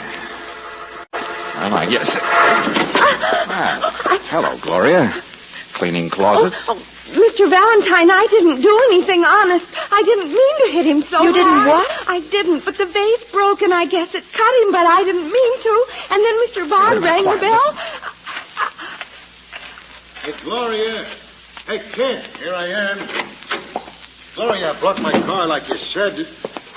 What's happened? Gloria, You mean what's going to happen? Slow down, Buster. Get the gun, eh? Yes. That's more like it. Hey, Valentine, what in the... Johnson, meet Matty Riga, a tough boy. What's going on in my house? The birth of a nation? All right. Suppose we start with you, Mr. Jonas. Where have you been this morning? I went out for a walk. A walk? Yes. I've been reflecting. It's one thing for me to hate the world, but to reconcile myself to the idea that anyone should dare to hate me, enough to want to kill me, I still just can't conceive. Matty hates you, Mr. Jonas. What's that? He does, Mr. Jonas. Matty's divinely jealous. Hey, wait a minute. Slow down, kid. That's a cop over there. But you are jealous, Matty. You won't let anyone come near me. That's right, Gloria. Keep it up. Cut it out, both of you. I don't hate him. Hey, Gloria, is he jealous because you live here with Mr. Jonas? No, you're crazy. That's what's good about her, see? She's it, see? The only girl in the world with a figure like a Jonas pinup. That makes me a big shot to be known she's my girl. I like it that she's his model. You don't think it's her brain, do you? I'm a big shot. Matty! Before scandal rears its ugly head, may I point out to you, Junior, that Miss Bishop is my housekeeper, not my model. What? Oh, now look, really, she's the only girl in the world with I a figure... keep Miss Bishop here solely to scare away other applicants for the job. Models make me ill. I invented that hideous pin-up figure solely out of the dregs of my mind. Out of your mind? Ha. Well, what's in your mind most of the time, Lieutenant? All right. Skip that. Gloria, you thought Matty hated your boss. That's why you knocked out Sergeant Douglas, isn't it? Yes, Mr. Valentine. Because something must have come in the mail this morning, addressed to Mr. Jonas, and you figured it was Matty who sent it. That he sent the other one, too. Well, of course. But I couldn't let him get away with it, and I couldn't let anyone find out either. I mean, I didn't know what to do except get the package and then find out. Well, it just had to be Matty. Why? Why were you so sure? Well, gosh. None of us hate Mr. Jonas, not you or Mr. Bond or even the police. It hasn't been in the newspapers yet, and just any old anonymous wouldn't send a second package to the same man unless he was here to know the first one didn't work. I mean, would he? George? Yeah, out of the mouths of babes. Huh? Me? Oh. I know I should be seen instead of heard, Mr. Valentine. Never mind, but kid, never mind. You're at the head of the class. Now, you and Matty go into the next room, will you? Johnson, have you still got that envelope with the papers and things of Miss Smith? Sure. What are you talking about? I don't know. Maybe it's not important, but motive, maybe. Yeah.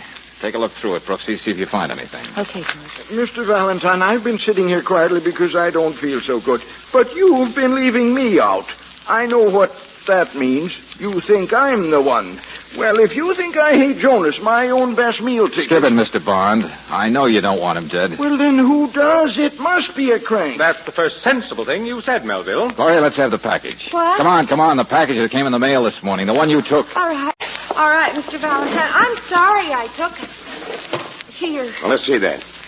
Yeah, same printing. To Mr. Wentworth Jonas. Same size package, same paper. More candy, no doubt. I hadn't touched it yet. Oh, no. Just smeared the fingerprints, that's all. Well, what happens now, Lieutenant? You take it to the police laboratory? That's right. We run it through an X-ray first, then we take it... Give me that. I'll show you it's all a mistake. There's no poison. Now, wait No. There, you see? An ordinary box. Now, let go of me. Just one more string inside to pull. Hey, it's a firing pin of a grenade. Give me that. Look out! Oh, Mr. Valentine, I guess somebody doesn't like me very well. No, Jonas, you're wrong. Sending me hand grenades? Poison? You know, I don't feel very well. Let's see. What did you find in it? Well, here, George. Income tax return. Huh? What? Sure. That might do it, mightn't it? Your old tax return copies, remember, Jonas? Taken out of your desk a week ago. George, he said Miss Smith was up here to bring a paycheck a week ago. Hey, what's all this? They were found in Miss Smith's effects, Jonas, so she must have taken them. I don't understand. It's simple, very simple. Nobody hates you. But you could be a relay point for a box of poison candy. But the grenade... Forget the grenade, Johnson. Don't you get it? That candy was meant to deliberately murder a woman who couldn't resist it, Miss Smith. She wasn't any innocent bystander. She was it. What? Yes, Mr. Bond. Does stealing the tax files mean your secretary was curious about how much of Jonas's income you were pocketing? You're crazy. Why, would I be sending a meal ticket a grenade? Would I blow up a gold mine? Sure, why not? You're a cautious guy, Mr. Bond. You even ate a piece of candy yesterday to make that one look good. George, he was the only one there when you told Jonas he couldn't open his own mail. Sure, Brooksy. He knew the grenade had come down to headquarters unopened. The X-ray'd be harmless. But why would he send the grenade? Someone, somehow, might think Miss Smith wasn't just an unfortunate accident. So pound it in. Everybody hates Jonas. Look for a mythical crank. No, Mr. Valentine. I'm not a well man. I feel faint. That's right, sure. Go ahead, faint. That's where you made your mistake. Because this morning you walked into this room, you saw what we saw, that the package was missing. And then, well, who else would have fainted so soon? Who else but the guy who knew what was inside that missing package? All right, faint again. See if we care.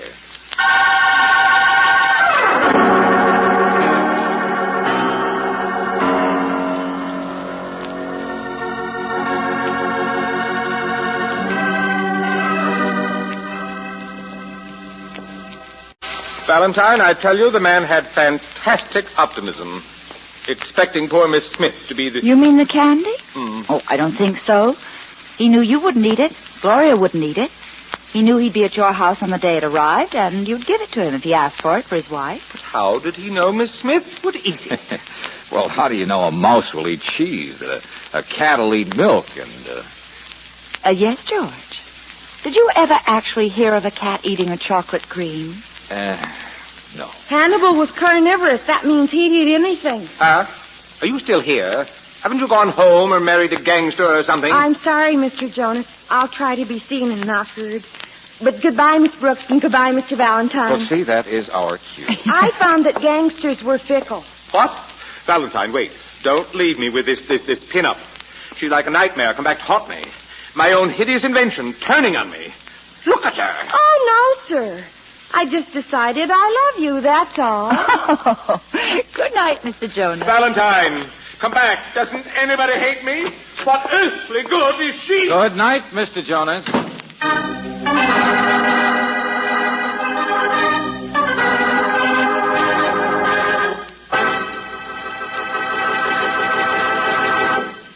If you're planning a Thanksgiving motor trip, it'll be a better trip all the way if you go on Chevron Supreme gasoline, for it's climate tailored to get the best out of your car wherever you drive and whenever you drive. This scientific tailoring is based on year-round weather reports gathered throughout the West. That's why you can be sure of peak performance from Chevron Supreme any month of the year and in the West's different altitude and temperature zones. Try a tank full of premium quality Chevron Supreme tomorrow. Right away, you'll notice your car's improved performance. You'll notice that it starts faster, has snappier pickup in traffic, and gives extra ping-free power on hills. As a matter of fact, you can't buy a better gasoline for today's high-compression engines. Ask for Chevron Supreme gasoline tomorrow at independent Chevron gas stations and at standard stations where they say and mean, we take better care of your car.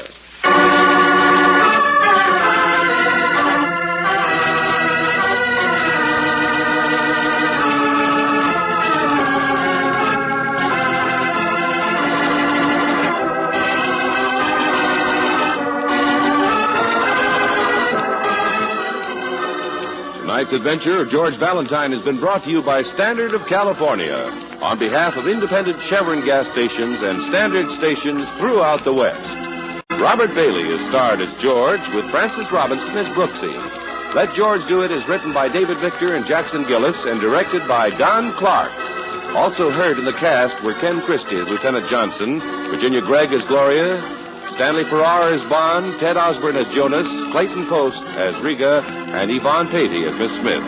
The music is composed and presented by Eddie Dunstetter, your announcer, John Heaston. Listen again next week, same time, same station, to Let George Do It. This is the Mutual Don Lee Broadcasting System.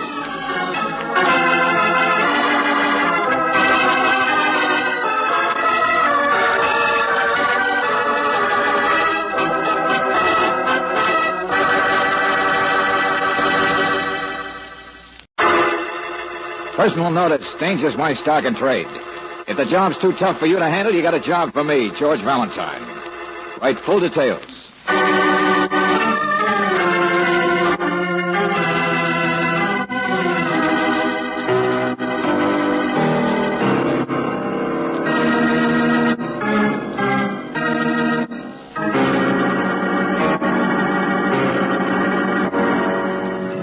Standard of California, on behalf of independent Chevron gas stations and standard stations throughout the West, invites you to Let George Do It.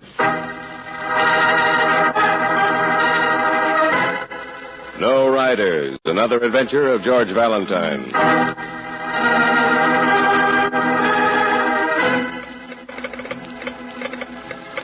Mr. Valentine, there's a boy needs your help terribly. His name's Floyd Bronson, and he's in terrible trouble. He hasn't got any friends, and they won't let me see him. He'll still be here, I think, until the fire's over. It's a terrible fire. Please drive fast and get here. It's on Highway 41, just a few miles east of Paso Robles. You can find me because I'm a waitress at the Stop and Sip Cafe. Respectfully, Wanda Murphy.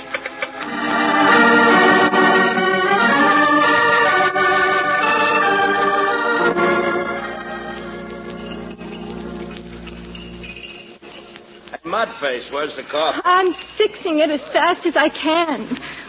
So, Mr. Valentine. Hey, what's this? I'm so tired. Everybody's tired. Well, Wanda, can't you sit down? Oh, I've been on alone since 6 last night. That's when he was here eating supper.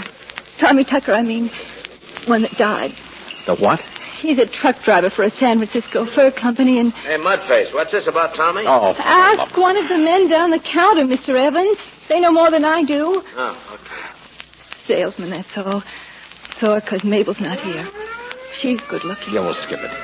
Now, look, Wanda, I know you're groggy, but in words of one syllable, what's it all about? Yes, and you said something about a fire. We saw carloads of men on the highway. Well, that's what I've been doing, feeding all those men. You see, Mr. Valentine, last night a truck went over the grade 11 or 12 miles east of here towards Bakersfield. Went out of control and the driver was killed. Uh-huh. That's Tommy Tucker.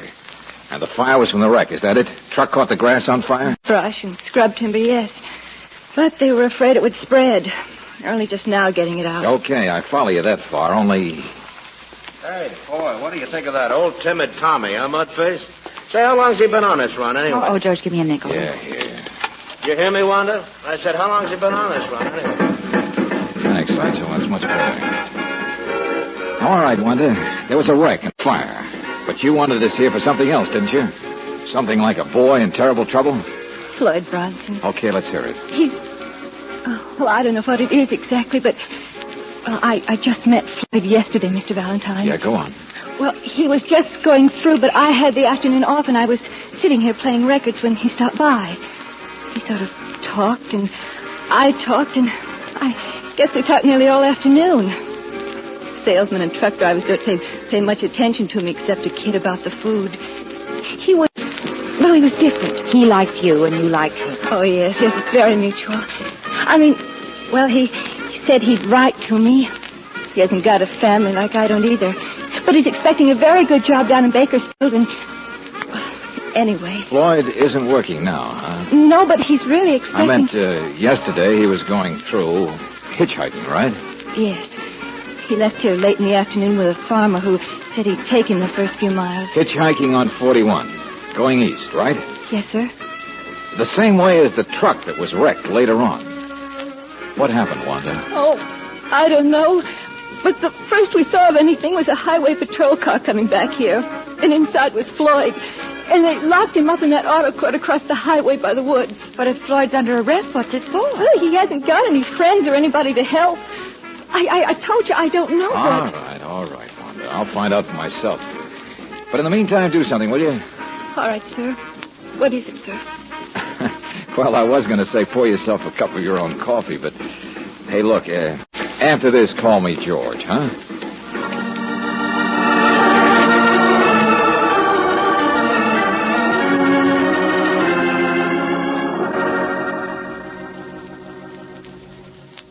So, Wanda asked you to help me, huh? Yeah, the kid's upset. Worried silly about you. Well, you know how it is. No, I don't. Well, she's a nice enough kid, I guess, but, well, you know, when a guy travels around like I do. Oh, I see. Traveler, huh? Okay, what happened on the highway? Well, nothing. I got a hitch from a farm 5 or 6 miles, and then, boy, nothing had picked me up. Not many cars on 41 at night, anyway. Guess I walked for hours until, well, there it was. The wreck? Sure. Burning like a house afire in the brush, too. I was just wondering where I could get help when... Yeah, when a cop's car came along and you ran. Oh, but just to get out of the way, they're coming fast and, well... Well, really, Mr. Valentine, that's what happened. That's what happened. Well, Wanda was sure right about one thing, Floyd. If ever a guy needs help, you're it.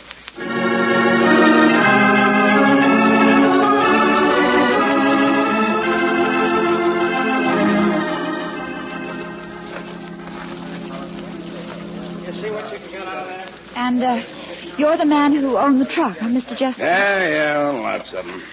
Look at this here. Silver foxes he was going to deliver to a store in Bakersfield. Couldn't tell them from parchment now. Stuff's insured, isn't it? Oh, yeah, but it's a headache. Know what happens to wholesale furriers like me? They get bald. Sure not much left at the back of that truck. And this crate of Persian lamb, shish kebab. And the box of chinchilla looks like burned cigar butts. Okay, so you've had bad luck. But Mr. Chester... Oh, Valentine, I'm not complaining just for fun. It's because I've been up all night driving to get her and to see what could be saved. Well, the driver, Mr. Valentine, Tommy Tucker, nicest boy I ever had working for me. I liked him. Yeah, I understand. So, if there's anything funny about this, if it's not just a case of Tommy's clutch or brakes giving out on the grade, well, what about that kid they picked up? You know as much as I do, or the police so far. Mr. Justin, has anyone ever tried to rob one of your trucks? I mean, on such an out-of-the-way road, it could... No, this is not a movie, Miss Brooks. Cargo's all boxed and locked and bolted to the floor. Besides, it's all still here, what's left of it. Still was curious about that kid, that's all. So am I. He was running away from the wreck. And maybe he was in the wreck and doesn't want to admit it. You mean maybe Tommy had picked him up? Sure, why not? Little company late at night. No, that doesn't make sense. Why not? Well, you see the sign? No riders. That's the one rule we're really tough about, and Tommy wasn't a boy to break rules. Yeah, I heard a salesman call him Timid Tommy. No, conscientious, that's all. Reliable. I told you, the best man I ever had. Best driver, too. That's what bothers me. Yeah. Say, what did they find up here in the cab of the truck? Ashes, mostly, see? His flashlight was here in the seat. Uh-huh. Truck's out of gear, huh? Yeah.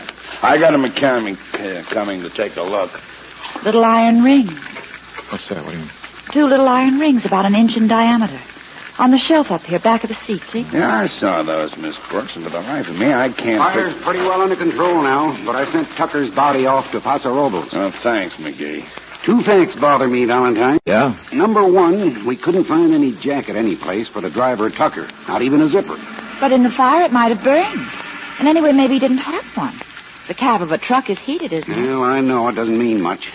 But finding a wallet does. Hmm? A wallet? That's right. A firefighter just phoned from several miles down the road.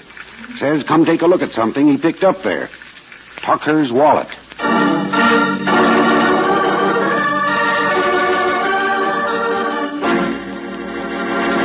I said you're a liar, Floyd. No, I'm not. I already told you. It'll only take Mr. McGee a few minutes to get back here, Floyd.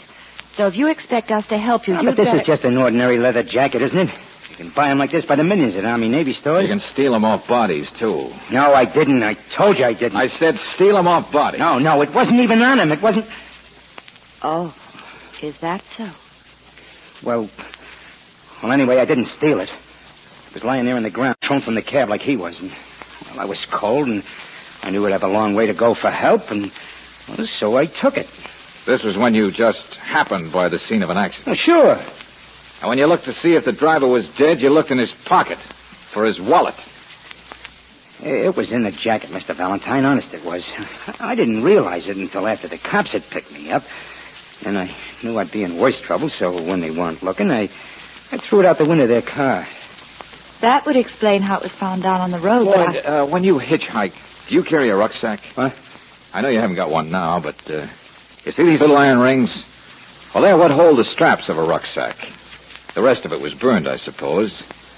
Inside the cab of the truck. Well, Mr. Valentine... Now, for the last time, will you tell me the truth?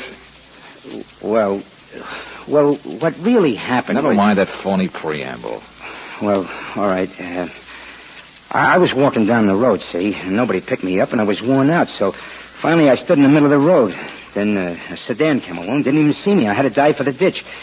It hurt my ankle, and I was still lying there when the flood truck came along. And it stopped? Sure. The driver thought I'd been hurt in an accident. He helped tape up my ankle. He did, here, see it? Only then he was such a conscientious jerk, he wouldn't let me ride. Said if anybody was seen in his cab, he'd be fired. It was the rules. Well, I pretended I was sicker than I was, and he finally opened the back of the truck where I couldn't be seen. Said he'd dump me out before he got to Bakersfield. Then what happened? Well, I was so tired, I fell asleep, and next thing I knew, there'd been this accident. It broke the whole rear end. You saw how. Well, I was awful afraid for a second, and the fire was burning around me, and, well, you know all the rest. Yeah. Now, even forgetting it's a wild story, what bothers me is, why didn't you say all this in the first place? It's like pulling teeth, isn't it? Maybe we'll have to pull out a molar, Valentine. Mr. McGee? Yes, I've been out there listening. Some story, son. Well, it's what really happened. Is it? I just got a phone call, Valentine. Coroner in Paso Robles says Tommy Tucker was murdered. What? Hit over the head with a heavy instrument sometime before the accident. Instrument appears to be that flashlight we found. Your fingerprints are on it, Floyd.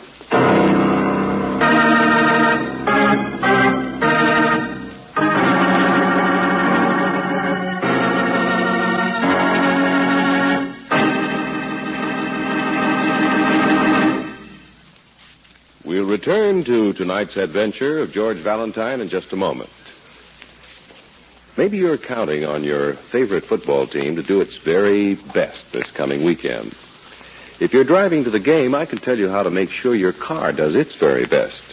What the team does is up to the coach. What your car does depends on your choice of gasoline. Make it Chevron Supreme gasoline, for here's a premium quality gasoline that's climate-tailored. Tailored to the season and to each different altitude and temperature zone in the West. That means peak performance whenever you drive and wherever. Try a tank full of Chevron Supreme tomorrow.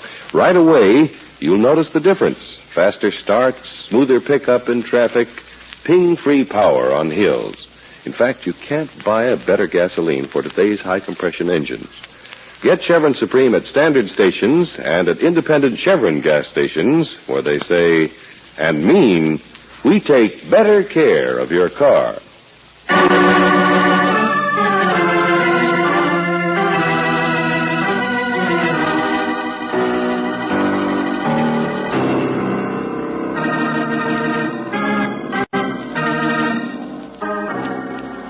Now back to tonight's adventure of George Valentine.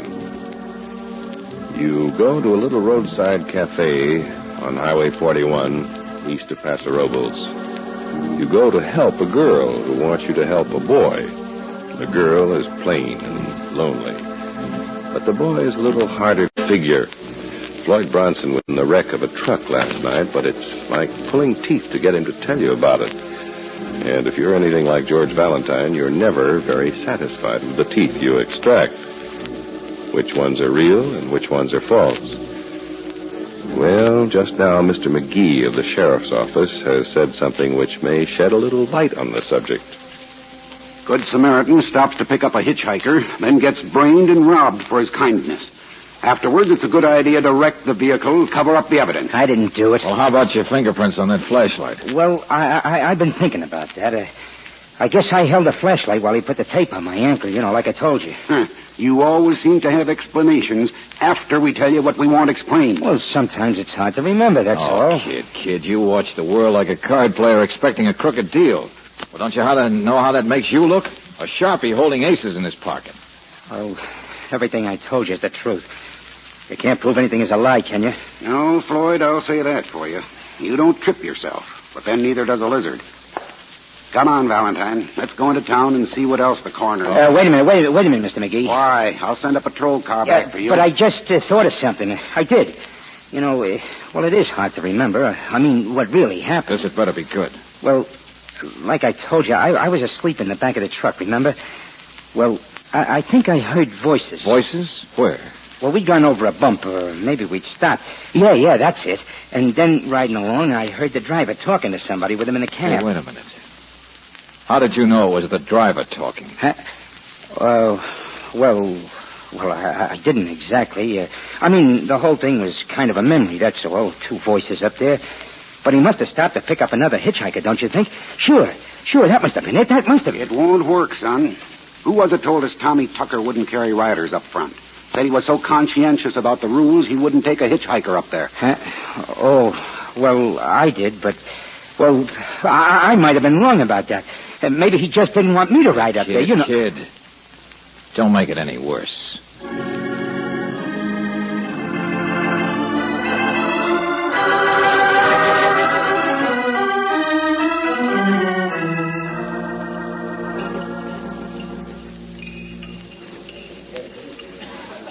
Well, Mr. Valentine, I suppose Tucker might have picked somebody up, but I can't believe it. What about a man riding in the back of the truck, Mr. Jeston? Oh, he thought the boy was hurt, and there's no way the load could be bothered. I wouldn't blame a driver for He that. wouldn't have given his mother-in-law a ride to her own funeral. What's that? No, it's a fact.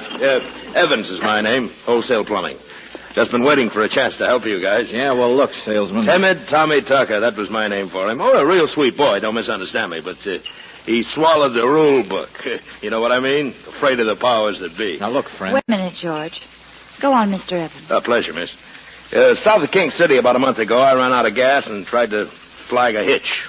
Along came Tommy, but you think he'd pick me up? No, not on your 10 type. And that's me, mind you. Travel the same route all the time. A friend, practically, Yeah, you know? I think we get the idea. Thanks. Another funny thing that happened was... Thanks, mister, thanks. No, I doubt if Tommy did pick up a second hitchhiker, or that he was carrying anyone in front, Mr. Valentine, or maybe even in the back. Well, at least some of Floyd Bronson's story isn't true. How do you know? How do you know a person's guilty until they've been proven so? How do you? Wanda, come over here, will you? Excuse us. All right, sir. But how Now, do you you... listen to me. I don't get mad at a case just because I don't like the way somebody parts his hair. But that boyfriend of yours can't even look me in the eye. It's only a habit, Mr. Valentine. Is it? You've been standing around watching everything, scared to death Floyd would get himself in deeper and deeper. It's just that... Oh, well, I knew he'd act that way. Not really stand up for himself right. How did you know, Wanda? Well, even yesterday he told me things that weren't true. What things? Oh, just little things. About jobs he'd had and was going to get. Important people he knew. Places he'd been. Sure. Little boy with a big line. Oh, kid, what you see in a guy like that is beyond me. Mr. Valentine, he doesn't mean to tell things. And gosh, nobody can be perfect. Only I don't even think Floyd Bronson's his name. Holy sister, why didn't you say... Oh, I'm so tired now. I'm not sure, but... Well, he gave me an address I could write to him later on. He wrote it on an old envelope. Only... Well, there was a place where he'd scratched a name out, and it was sort of like his. It was Mickey Floyd. Mickey Floyd, huh? Here. Give me some change for the phone. Long distance. The phone's across the highway at the motel. But Mr. Valentine... Oh, now, relax. Come on, get some change.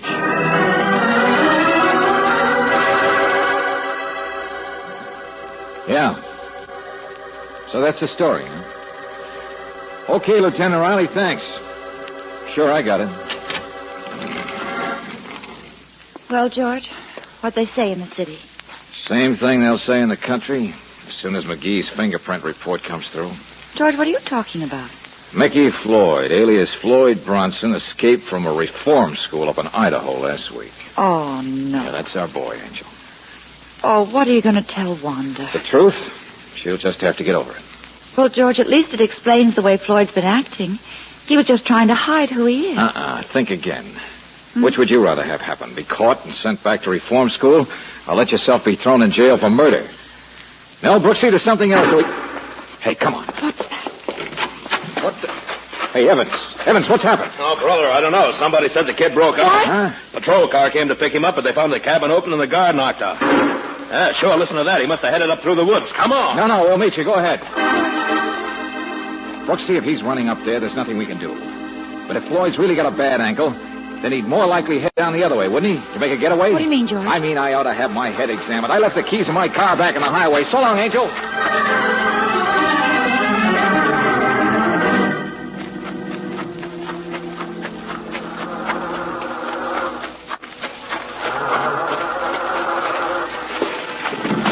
Get away from me, Mr. Valentine. Look out. Oh, no, you don't. Move over, will you? No. I said move over. I'm driving this buggy. I wasn't going to steal your car. Oh, no, just borrow it. Say, whose car is that? That sedan? How should I know? Well, what are you doing? I just wanted time to tell you how crazy you are, Buster. Out of the frying pan into the fire. Run. That's all you think of. Okay, well, for my money, you're guilty. But I'm not. I didn't kill anybody. Yeah, you said that.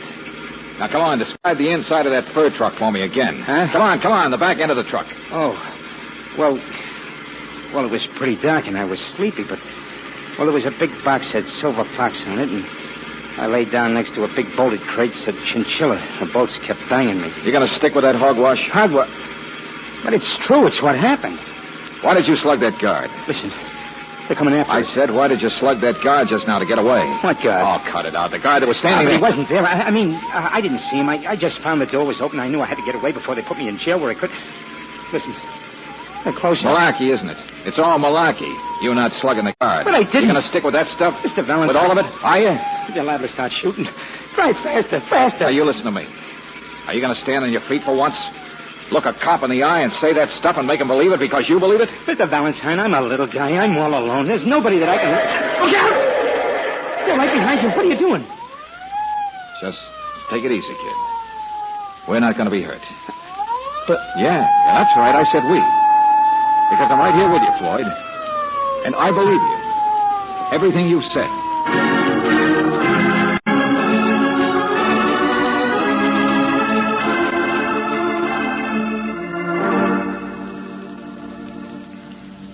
Valentine, what in the name of blue blazes? Obstructing justice, yeah, I know. But now, wait a minute, McGee. You just heard the boy here describe the inside of the truck, didn't you? I'll say this, McGee. It was quite an accurate description. Thanks, Justin. And how could he have known what it looked like unless the driver did let him in there? He wouldn't have known how to work the lock on the outside. And if Floyd was riding it back, how could he have got up front again to attack the driver? Well, I know we haven't got all the answers yet. But in the meantime, I can hold him for his breakaway, slugging the guard. McGee, the kid says he didn't do it. Oh, now, The Lord. thing that's been bothering me, and probably you too, is that there's no other handy explanation for this whole business. Well, maybe I can come up with one. Don't count on it. You see, I think instead of it all being true, it's all false. Like the boy riding in back. Why, we've turned up a witness who passed the truck on the road and who swears there were two people in front. Oh, great. But look, if the kid can describe what was in back. Back, front, will you? Okay. But, McGee, just suppose there's somebody who's scared to death of Floyd. Because, well, by sheer accident, Floyd was along and asleep when a crime was committed. What do you mean? And there are things in Floyd's memory, like he recognized somebody's sedan over here. Well, I remember he was driven off the highway by a sedan. That's when he hurt his ankle. Now, suppose it was a sedan that shouldn't have been seen in that neck of the woods last night. Go on, Valentine. The guard comes next, doesn't he? Yeah. Yeah, if there was someone who was terrified of Floyd's possible evidence, and at the same time knew the kid was a perfect fall guy, wouldn't it be logical to set up a chance for Floyd to escape? The crazy kid would be bound to keep running until he'd be stopped someplace by a bullet. And then there'd never be any question of an alternate explanation. No more dangerous investigation. Well, there are lots of holes in a story like that. I'm afraid so, Mr. Valentine. And if my theory is right, Mr. Justin, then even the business of front and back fits into place. The kid said he was asleep in back and heard voices. Okay, McGee. You got a witness says there was somebody up front. Well, yes, it's true that checks, but... Only how could there be another hitchhiker in the cab when the driver was so conscientious about no riders? No, I'm sure he wouldn't have picked There's up... only one person in the world I can figure would benefit by a carload of valuable furs being burned to a crisp. A person who'd naturally have to kill the conscientious driver to manage it. Wait a minute. Are you trying It's the only person that a driver who lived by the rules could pick up on the highway. The guy who owned the furs. The guy who wrote the rules, Mr. Justin. You.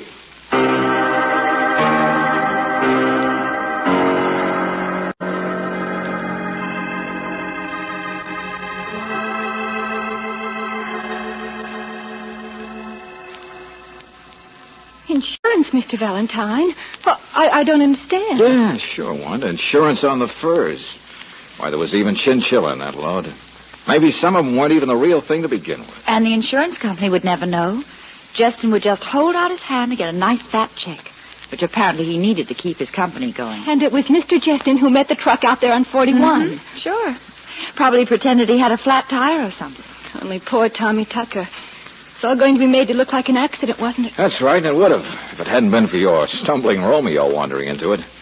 The police found enough evidence to make Justin confess. Oh, give me a nickel, will you, Angel? Here, have some music, Wanda, because this is where we came in. See you later. George, what on earth... excuse me. Hello. Mr. McGee said I could come in for a few minutes and... Well, anyway... Before you go back to school, huh? Yeah. Well, Mudface is in there, Floyd. Huh? Oh, she's a nice enough kid, I guess. Not very attractive, but... Well, maybe if you get a chance to travel around again, you'll meet somebody. Now, wait a minute. Who said she's not attractive? What do you mean, Mudface? Look, Mr. Valentine, I've stood an awful lot of criticism for you, but when it comes to one... Hey, cool off. Go on, kid, get in there. Oh, George... I wonder if he'll ever really grow up, straighten himself out. Brooksy, I think he's already started.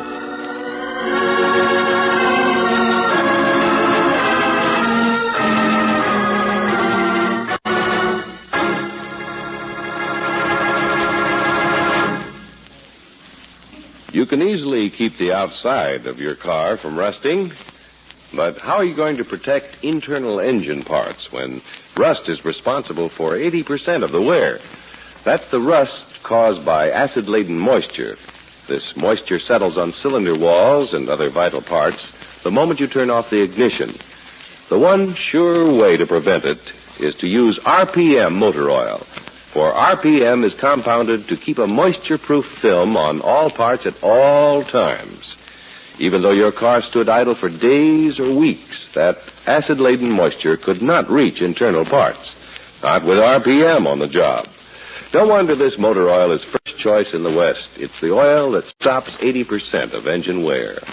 Rely on RPM to add years to the life of your car and to keep repair bills at a minimum. Ask for it at independent Chevron gas stations and at standard stations where they say and mean we take better care of your car.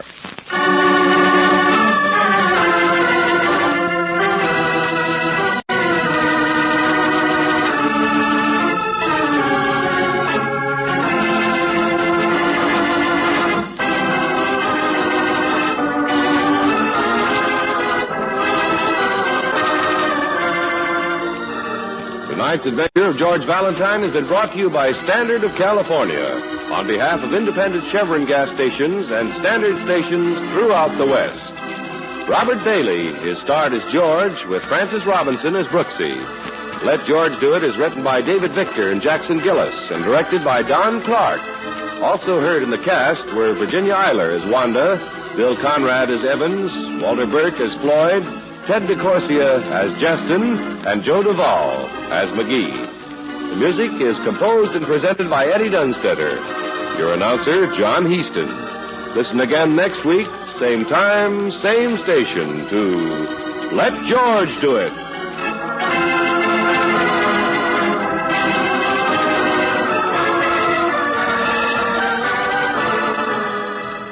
This is the Mutual Don Lee Broadcasting System.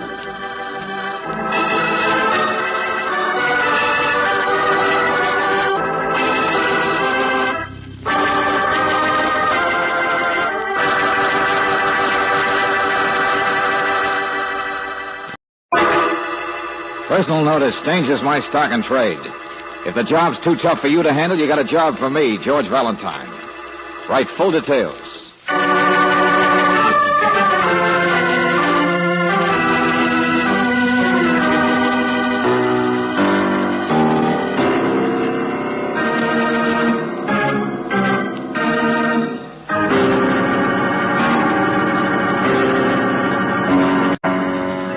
Standard of California, on behalf of independent Chevron gas stations and standard stations throughout the West, invites you to Let George Do It.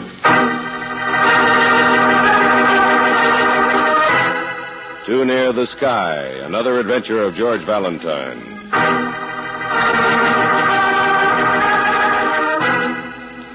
Dear Mr. Valentine, my telephone number is Gramercy 3747. Can you remember that? Gramercy 3747? I've investigated you thoroughly, and I know you won't get it wrong. You won't forget. A man as good-looking as you are just couldn't be irresponsible, at least not about women, or maybe it's the other way around. It doesn't make sense. I know I don't make sense, but then if I did, that would show that I wasn't afraid, wouldn't it? And then I wouldn't be needing you, would I? Please, please, please, the moment you get this letter. This is Sonia Belsing, Gramercy 3747. But we've been trying to telephone you all afternoon, Mrs. Belsing. Oh, I know. My line's busy. It's always busy. But, my dear, you said Mr. Valentine. I'm right here on the extension, Mrs. Belsing. Extension? Oh, my. It's just like one of those quiz programs calling, isn't it? Yeah. They have a hard time getting answers, too. But, Mr. Valentine, all I want is for you to come to a party. You want us to come to a party? No one must know who you really are, so you'll be Mr. Valentine. Huh? But my cousin or something from out of town or Sioux City or Boston, do you understand? Well, oh, but Miss Brooks. Yes?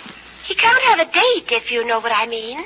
Oh, well, I guess I could be Mrs. Valentine. I wouldn't mind a bit. No, that's one thing you mustn't be. His sister, that's it. You'll be... Mrs. Belsing, please, you said you were afraid. Of whom? Of what? Why?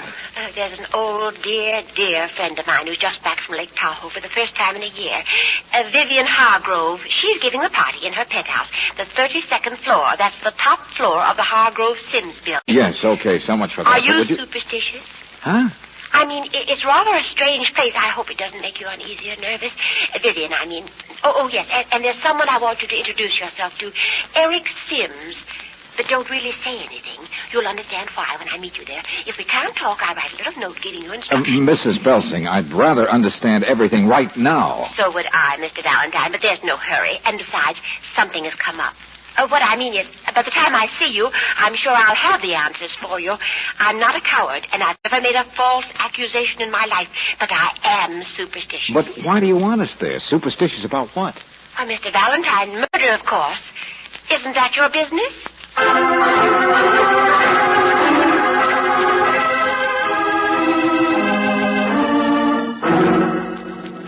Oh, push the button again, George. Well, I did, but the arrow just stays there on the 32nd floor. Crazy place. But, George, we're late. Try one of the other buttons. Well, the other elevators aren't automatic, so they're all closed up for the night. Oh, fine.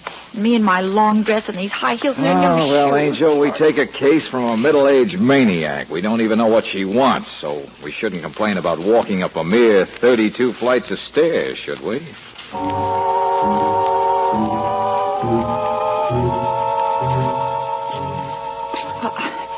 I can't help it, George. This hike toward the sky gives me the queerest feeling. Yeah, no. Nothing is deader than an office building at night. And shadows. Lots of shadows. You know, I think if I believed in ghosts, I'd imagine them living in a place that... Huh? George, what is it? It's nothing, Angel. You just bumped into a fire extinguisher. Oh.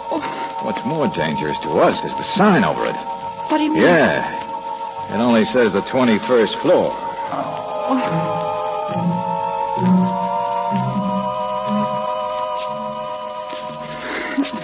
Well, at least it should be a swanky party. Real honest-to-gosh penthouse, no doubt about that. I wonder if there really is anybody up there. What we're walking up to. What kind of people... Hello. Hello. I heard you on the stairs. Elevator stuck again. Yes, that's right. Well, This is the 31st floor. Where are you? We're on our way to a party. A party? Yeah, upstairs, Mrs. Hargrove. Oh, I see. So, if you'll excuse us... Oh, no. Excuse me, please. I didn't mean to be rude or curious. You see, I'm the general manager of this company. These are the executive officers on this floor, and my name is Eric Sims. Mr. Sims? Come in, won't you? Got a chance to catch your breath? Well, thanks, Mr. Sims. We will. I'm George Valentine, and this is my sister, Claire. Pleasure. And you do look charming, Miss Valentine. Oh, thank you. Valentine? We're cousins of Sonia Belsing. Oh, of course. Sonia's quite a person, isn't she? I love her. I suppose she must have talked about me. She usually rattles away about everyone she knows. No, I don't think so, Mr. Sims. But coming up, we were a little curious. Yes, the size of your building. Oh, our company's just on 2 floors. Real estate investments, Mr. Valentine. Oh, I get it. You built the place. That's it. And this is my bailiwick in here. Oh, my, what a lovely office. Perhaps you'd like a drink after all that exercise. Oh, no, thank you. But I am warm. Do you mind if I open a window? Of course not. Whatever you wish. Those last 10 fights just about ruined me. Use both hands, Miss Valentine. What? Get the window on both sides. It sticks. It's been painted just yesterday. The entire office. Oh, yes. You know, I'm not sure I like the color, though. It was Vivian Hargrove's idea. We wrote the decorator from Tahoe, and he came storming in here like a wounded hen. I couldn't argue with him. What do you think, Miss Valentine? I'm sorry. I wasn't listening. George, come here a minute. Yeah? Look. Just look down there. Way up in the air, aren't we? 31 stories. Might as well be 31 miles. Look at those cars in the street. They're so tiny. Mm-hmm. Say, what's the overhang up there? Cuts off the view above. It's a guardrail.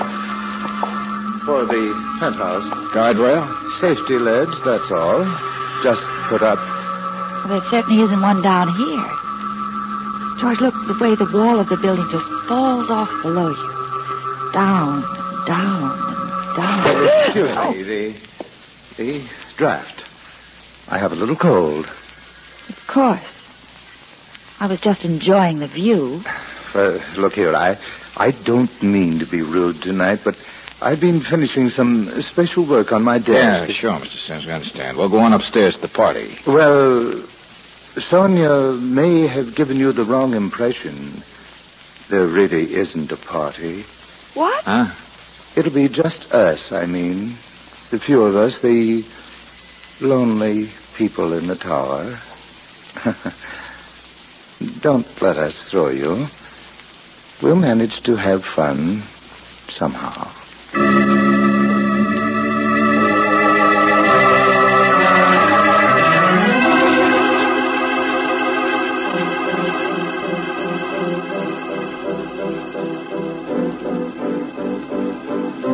Oh, but I'm glad to have you, both of you. Well, thank you, Mrs. Hargrove.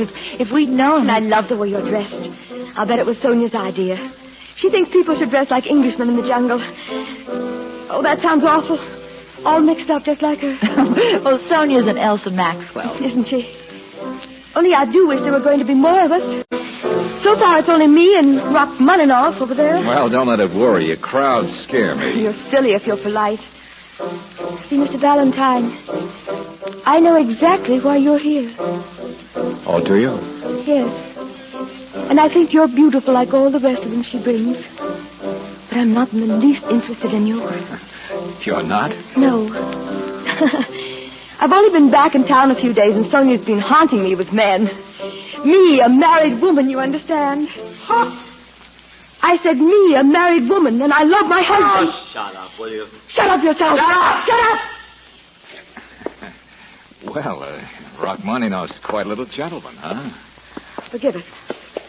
He's my brother, Peter Cannon. And he knows not what he does. Hello. How do you do? Brothers and sisters should... Pour yourself a drink, won't you? Not yet, thank you. You look pretty well poured. Good guess tonight, Vivian. It's an improvement. Don't you ever get tired of the same tune, Mr. Cannon? Oh, no, it's the apartment. Tired of the same world. Let's be nice, huh? I'm a host. I'll show you around. My husband's apartment. Vivian, please. It is. She means Hargrove did the decor. Oh, well, it is rather an unusual place, isn't it? Yeah, strange decoration. Oh, I don't know.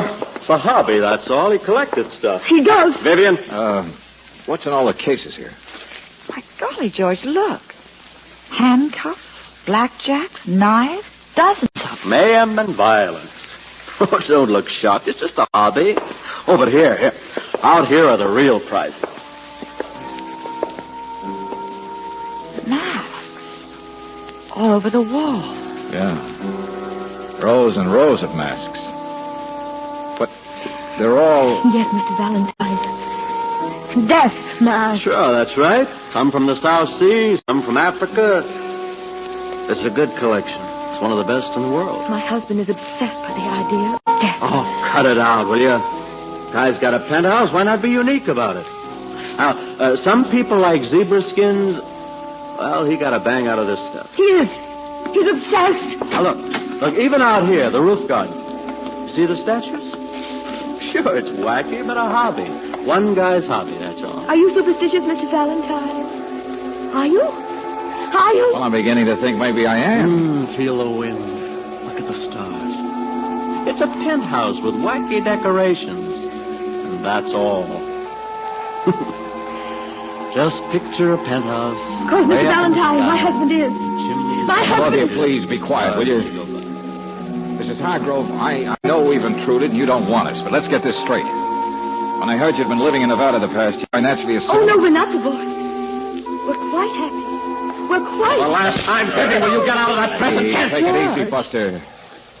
No. Her husband's been dead for the past 6 months. He says if you live too close to the stars, you've got to fall sometimes. And he walks out here alone. And he moves toward the railing. Like this. And he stands on the edge and stares down. And then, very smoothly, like a shooting star, aimed at the boat. Mrs. Hargrove. What?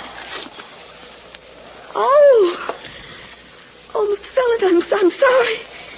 I'm sorry. He's dead. I know he's dead. He fell.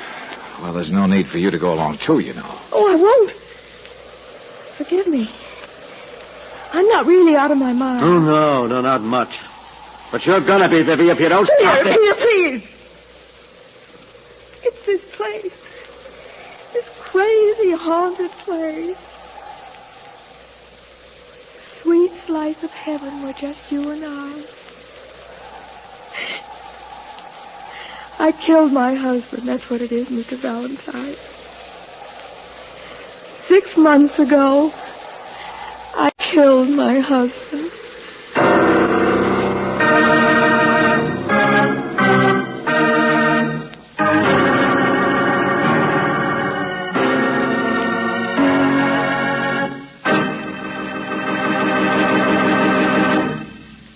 We'll return to tonight's adventure of George Valentine in just a moment. Winter weather in the West offers a grand variety of sports, but it nearly always means extra work for your car's battery. That's one good reason why you should rely on Chevron Supreme gasoline, for it's a premium quality gasoline specially blended to give faster starts with less battery strain in the coldest weather.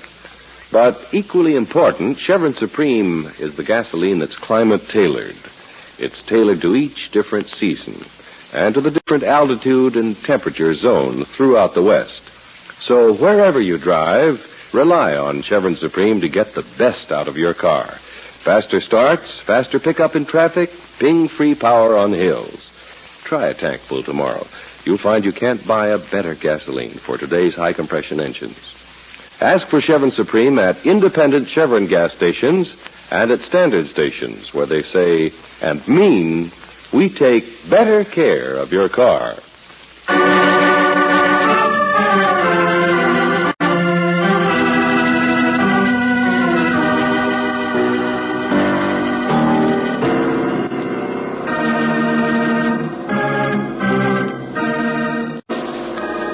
Now, back to tonight's adventure of George Valentine. A penthouse, too close to the sky, decorated with weapons and curios and death masks. Sonia Belsing, who asked you to this strange place and this strange party that isn't a party, hasn't even shown up yet. You're not even sure why you're here. But if your name is George Valentine, you have a pretty good idea what needs to be done when Vivian Hargrove screams out that her husband is dead, that 6 months ago he fell 32 stories to the street, and then almost casually adds the remark that she killed him. Mr. Sims, what sort of a man was your partner? Hargrove? Oh, well, he drank a bit, like his brother-in-law Peter there. But he was big, hearty, the greeter of the firm. With an obsession about death? Yes. Uh-huh. And now his wife is all... I really don't know Vivian very well. She's been away so much. See here, I really think it would be better if you and Miss Valentine would... Well... Yes, okay, we'll be going. Oh, how is she, Angel? Oh, hello, Mr. Sims. Well, she's all right now, George. Perhaps I'd better go in. Excuse me. Did you find the telephone, George? Telephone? Yeah, I did. I wonder if you'd mind if I went in to see Mrs. Hargrove, Mr. Sims. I'd like to tell her good night. Well, of course. In the meantime, I'll give you a chance to go over and pour some black coffee on those piano strings.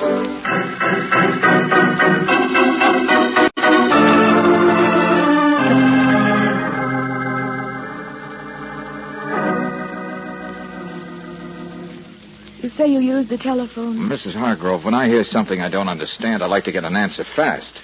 And straight from the horse's mouth. In this case, the police, Mrs. Hargrove. Police? You said you'd killed your husband. Well, I didn't tell them why, but I asked them what happened. They say 6 months ago there was an investigation. That your husband had committed suicide. Yes. Yeah, well, I just thought I'd say it. But you really know it, don't you? Yes. They were very kind at the time. I first knew it when the wire came. The ranger had left it in my cabin. Wire? Ranger? I was up at Lake Tahoe. Didn't Sonia tell you? But why do you accuse yourself of... Guilt, I suppose. I was in Nevada because I was going to get a divorce. I wasn't patient enough. I left him down here alone with his strange obsessions instead of helping But him. that's scarcely cause for... A feeling of guilt is a terrible thing. It gives you dreams. Like pretending he's alive when I really know he's dead. But I didn't ever act this way or feel this way until I came back for the first time a few days ago. Why did you come back to the same place at all?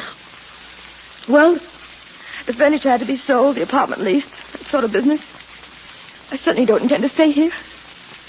I wasn't worried about it. My brother was coming with me. Oh, yeah, that brother of yours is a big help. Oh, he doesn't know any better, that's all. It's just the building somehow. The tower. Even before I came back, I was a little nervous. I ordered my husband's old office, Mr. Sims now, repainted, so I wouldn't remember him. I started out in that office. I was my husband's secretary several years ago. But the things up here I had to face, and I couldn't. All the souvenirs of death. I get so mixed up. Why, Mrs. Hargrove? Maybe because you still think your husband's collection was just a hobby, the way your brother said? You've never thought it was an obsession that led to suicide? I wish Sonia were here. She called from the drugstore if it were just the elevator. Oh, everybody's upset. Maybe no one close to him thought he'd actually do it. Only in your case, you can't see any other explanation, and so you develop all this stuff about your own guilt. Valentine, no. No, Mr. Valentine, please. But you... No, I won't listen. I'm mixed up enough. I can't believe that. It had to be suicide. All right. I'm sorry. Forget it. You're afraid I'll go spinning off the handle again, aren't you? No, skip it, will you, please? I know the elevator wouldn't stop Sonia. But maybe I should see about having it fixed if it hasn't been... I've already spoken to your brother about it. Oh, Peter doesn't know what to do. Down in the office is a separate house phone with the building engineer. I'll run down and talk to him. Yeah, that might be a good idea, Mrs. Hargrove. Give me something to do, you mean? Maybe. I'm all right, really, I am. But we'll do lots of things tonight. And singing and dancing, we'll have so much fun. It'll keep my mind off this awful place. Come on. And, Angel, we don't even know yet why we're here. Well, George, it wasn't just to take care of an hysterical woman. Sonia said she was afraid... Hey, come on. What's that? What do you think you're doing? Hey, what is this? Look at him, handcuffed. I did it. Handcuffed? Get me out of these. Valentine, take that key away from no, them. you don't. No. English handcuffs at that. They're antiques. Hey, what? Now try and find your key. All right, Buster, so you threw it to the birds. What's the big idea? I was just standing here of all the ridiculous notions for a joke. Leave him here, Mr. Valentine, and come with me, will you? Come with me out to the elevator.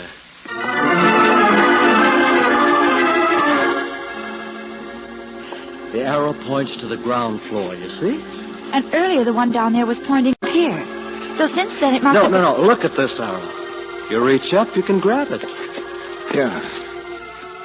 Yeah, it's swinging loose. It's been pulled that way. So nobody would guess... What do you mean? That the elevator isn't broken at all. But it's not downstairs. It's right here.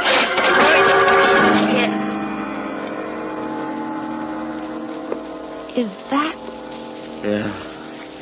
Sonia Bells. Yeah, and she's dead, all right. Been dead for some time, I guess. Since before we got here. I was asleep in my room all afternoon. Oh. It's a knife, huh? More stuff from that crazy collection. And George, here's her purse. Now, we'll take a look.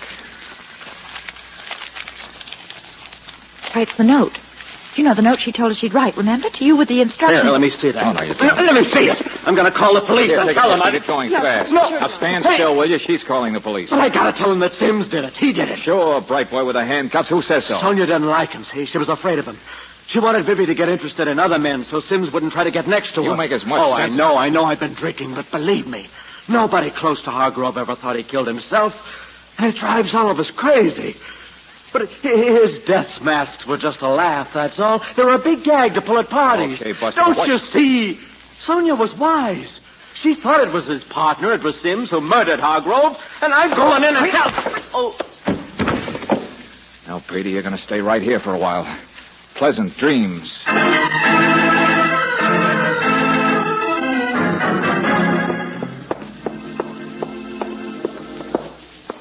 Get him, Angel? Yeah, I talked to Lieutenant Riley. He'll be here as fast as he can. Well, let's see that note Sonia Belsing wrote. You know, George, it's funny.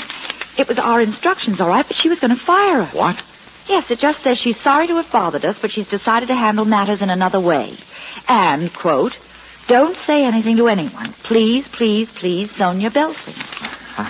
Darling, she must have been threatened. That's the only explanation. So she did know something.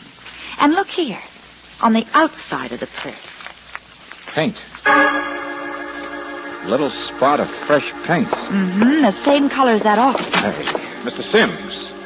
Mr. Sims. Angel, where is he? Well, George, I've been at the phone. But he has handcuffs on anyway. What difference does that make? He's gone. I know, and I've been asleep at the switch. I let Vivian Hargrove go downstairs to that very same office.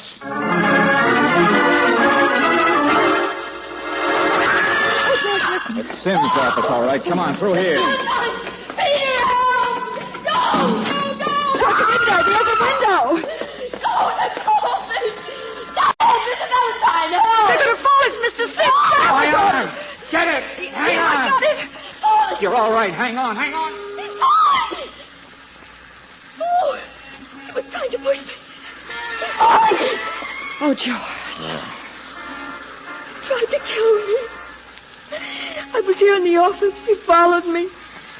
He had those handcuffs on him. He hit me with them. Come on, George. Take it easy. Now get away from the sill. It was awful. He was insane. He knew, I guess, that he killed my husband. Mrs. Hargrove, it's all right now. He knocked me down. And then he opened the window. I struck him. When I heard you coming, I screamed. What's that? The police, I sent for them. Too bad they couldn't have flown. Oh, Mr. Valentine. Now look, Mrs. Hargrove, stop crying on my shoulder. If you live too close to the stars, you've got to fall sometime. Stop it. His death was useless. And I'm sick of your acting. What? But if it hadn't happened, I guess we never would have caught you. What? Yes. You said saved my life. What did you do, Mrs. Hargrove? Knock Sims out, have him ready, and when you heard us coming, give him the final shove so you could start screaming out the next act? Mr. Valentine, he hit me. He hauled me over to the window. He was handcuffed. George, that doesn't make any difference. You yourself How did he said- open the window, Mrs. Hargrove? No, don't touch it. Police like fingerprints. Come on now, how did he open it? It was part of your own act to order this place repainted, remember? So the sash sticks. They always do. You've got to push on both sides at once. And how are you going to do that, Mrs. Hargrove? When you're wearing handcuffs.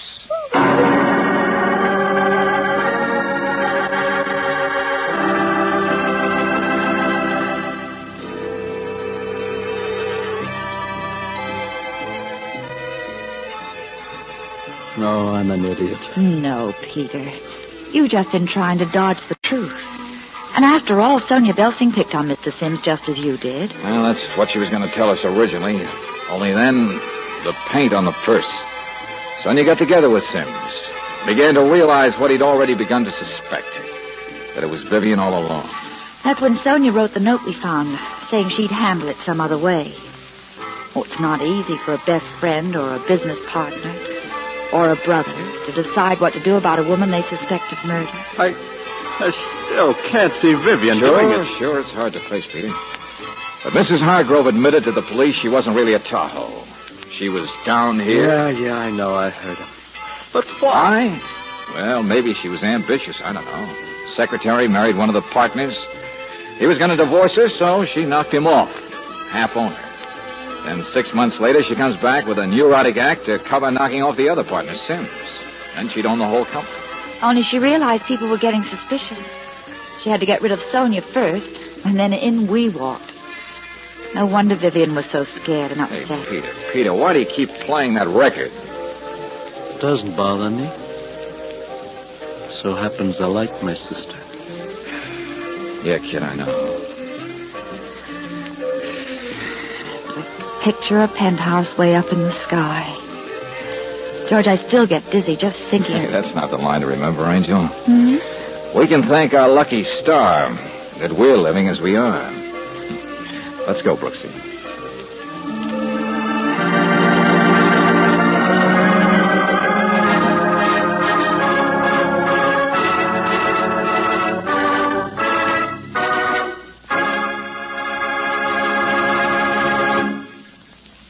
A man doesn't have to lift the hood of his car to keep it running, naturally. He can put some gas in the tank, forget all about the vital parts under the hood, and his car will run all right for a while. But if you want both safety and savings for your own car, it's wise to have your station man look under the hood regularly. At standard stations and at independent Chevron gas stations, the underhood checkup is part of their protective service. That's when they can catch a worn fan belt or leaky radiator hose, things that might lead to major repair bills. Another example is regular oil check. Maybe 9 times out of 10, they'll tell you your oil is at the safe level. But when fresh new oil is needed to avoid costly engine damage, that's when protective service pays its own way many times over. A few minutes of your time tomorrow for an underhood checkup may save you hours of delay and expense the day after. So why not stop at an independent Chevron gas station or at a standard station where they say and mean, we take better care of your car. Tonight's adventure of George Valentine has been brought to you by Standard of California on behalf of independent Chevron gas stations and standard stations throughout the West. Robert Bailey is starred as George with Francis Robinson as Brooksy. Let George Do It is written by David Victor and Jackson Gillis and directed by Don Clark.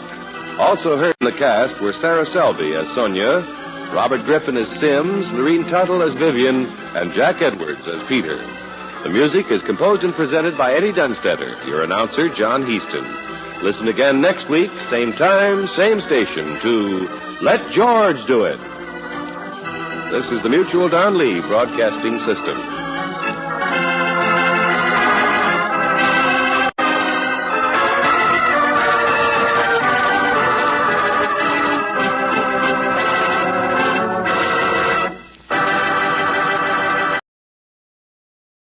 Well, notice, danger's my stock and trade.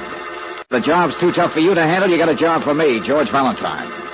Write full details.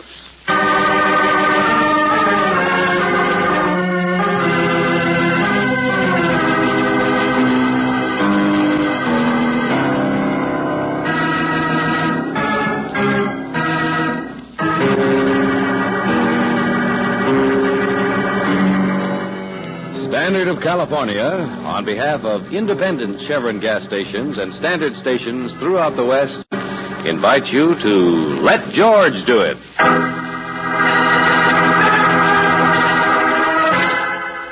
Partner in Panama, another adventure of George Valentine.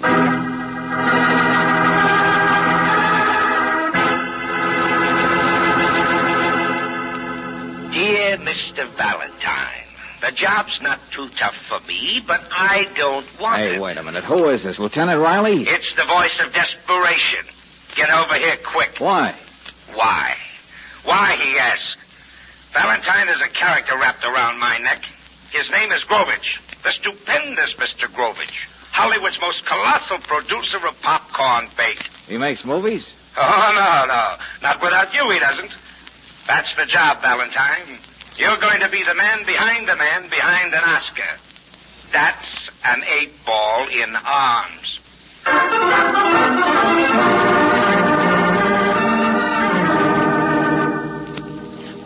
Please, Miss Brooks, I do not do cherry faces. My style is realism. My own invention, realism. Oh, I see, Mr. Grovich. In my last picture, a man chases a man across Golden Gate Bridge. You know where we took that picture? Golden Gate Bridge. Precisely. You have the feel of it. Real people, real places, real blood in the heart of the heroine, real bullets. Yeah, sure, Mr. Grovich, and it's real money, too, I suppose. But what is it? He's made a picture, but he can't release it, Valentine. Why not? Nobody will buy it? The world is clamoring for it. So is the Academy. So is my bank. I have got $1 million tied up. Well, what's the matter? What happened? Vic Ruskin. That's what's happened. Vic Ruskin? Huh? Yes, a name from ancient history. One of the prehistoric thorns in my side. Lieutenant, I've heard of Ruskin, but I thought he was dead. So did I. So did the police in half a dozen cities all over the world. Only to be honest about it, he just disappeared 10 years ago. He might have stayed that way if it hadn't been for my friend Grovich here. But no, he's got to go around raising the dead. Mr. Valentine, this latest picture of mine that I can't release, it's a masterpiece. Why? It is real. What's real about it? People. Real people like bank robbers, murderers, you know. Like Vic Ruskin. He's in it. His name. Things he did. Oh, now I get it, Mr. Grovich. You've done one of your super thrillers based on some of Vic Ruskin's crimes. And, you haven't bothered to get his permission first. But I thought he was dead, and he had no relatives. What makes you think he isn't dead? He sent us a letter. He read about the picture in the fan magazine. He wants $50,000 for the right to use it once of his life. $50,000 cash, and the lawyers tell me. Did he sign the letter? Yeah, sure. But there isn't a record of his signature we could check. But there's a record of other things. In the letter, he gives facts about his crimes only he and the police could have known. No, there's no doubt about it. It's him, all right. Okay. So Vic Ruskin's alive instead of dead. And he's got the amazing girl to want $50,000 for giving you... to give him the money. What? And if he sticks his neck out far enough to take the cash, maybe the police can close in and get him extradited before he pulls into hiding again. Say that again, will you? Extradited? Well, whoever delivers the money will have to go to Panama, naturally. That's where the letter came from. Panama? Oh, now, wait a minute. Mr. Valentine, think of my picture. It's in the can, but on the hook. Look, it's a big favor to us, Valentine. Now, if you'll only... Stop it, both of you. George, it's suicide. Vic Ruskin will know that whoever's bringing the money will want to catch him, Miss too. Brooks, all Valentine does is deliver the money, get Ruskin's signature on the release, then duck out, and we do all the rest. Yeah, and I suppose I find this guy wearing a sign around his neck saying... Well, it's here in the letter. You meet a guide who'll take you to him, Del Catoni. Now, you meet Del Catoni at Balboa when you land at Tocumen Airport. Hey, you see, nothing to it, Angel. Just an 8-ball with wings.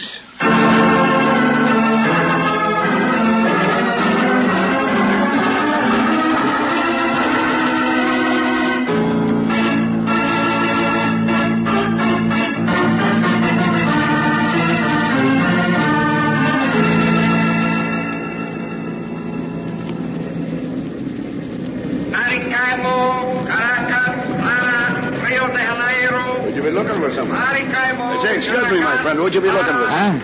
Oh, no. I just got in. Oh, you didn't. What's that? My friend, I couldn't help noticing. You've been walking around the airport with your bag there like a man lost.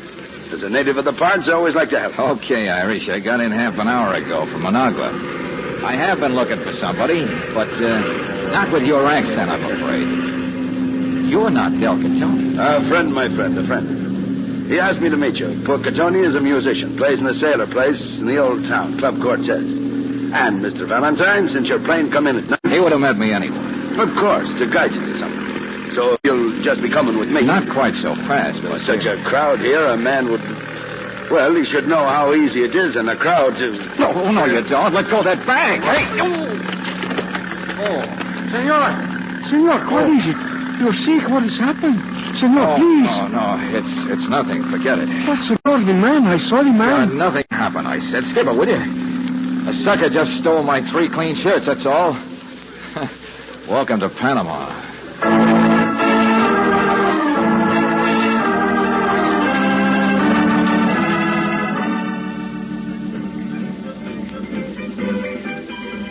You're not drinking, monsieur? No. In the Club Cortez, everyone drinks. Yeah, sure. Well, I'm way behind. I'm an exception, that's all. But you are alone. Well, that's the way exceptions always are. Now, look, there's an English sailor across the bar who wants somebody to talk to. He's quite happy talking to himself. I'm a singer, but in the Club Cortez, the boss says everyone should have a partner. What are you doing here? Waiting for the music to stop? The orchestra. I like to visit with musicians. Oh. And why are you in Panama? Oh, now, look, sister, I don't see where... Oh, wait a minute. Come on, sit down. Thank you. You bump into people, don't you? Well, I had a friend down here once. Name was Ruskin, I believe. Of course. Vic Ruskin. Yeah. What do you have to drink? Nothing. Where did you know him? When? A long time ago. Know where he is now? I wish that I did. I wish I could help you, monsieur. Oh, what do you mean? Nothing. Just that Vic Ruskin is dead, isn't he? Okay, lady. Many thanks anyway. But, monsieur... I'll stick to musicians, thank you. Show me which one of these marimba boys is Catoni, will you? Del Catoni? Yeah, that's right. I'd like to meet him. Everybody should have a partner. Then you're still alone, aren't you? I still have a chance. What's that?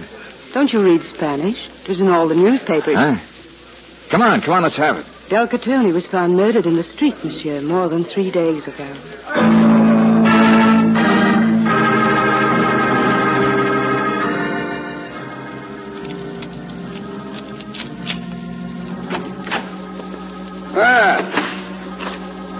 We meet again, eh, Mr. Valentine? Well, make yourself at home in my room, my friend. I had a little key, and it just happened to fit. Oh, well, don't apologize, Buster. After the runaround I've been through, I'm glad to have a man-sized shadow to work out on.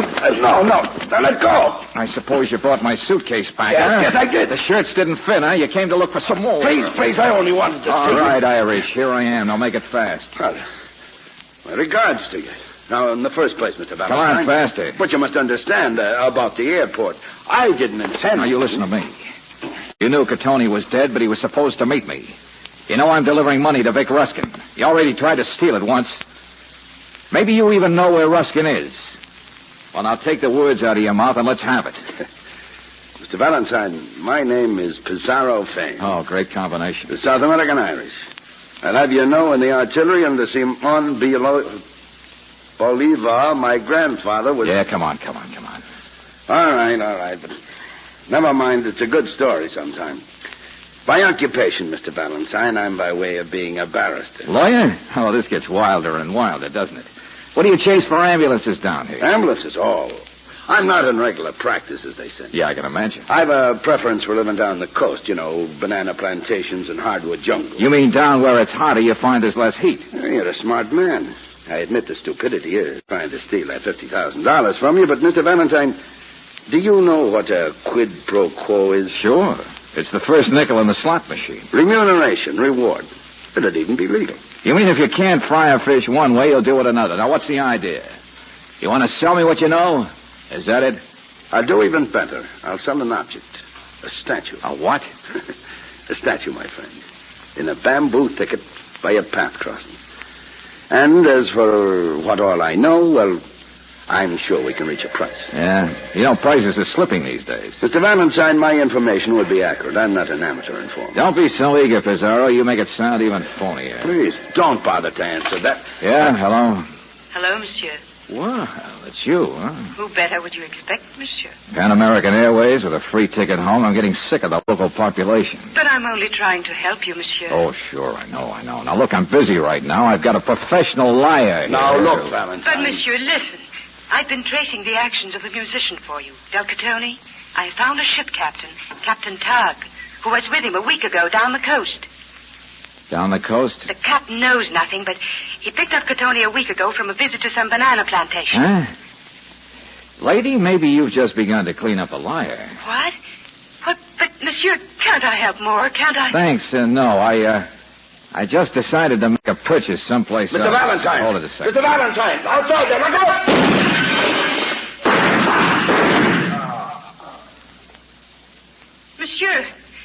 Monsieur, where are you? I'm right here on the rug. Where do you think? But what was it? What happened? Do you really think you can help me find Vic Ruskin? Down the coast with this captain you dug up, find the plantation? I would hope so, monsieur. I would want to, whatever you want. Okay, sister. Seeing the dance floor's just been swept clean by bullets, I guess you finally got yourself a partner. The competition was just shot full of holes.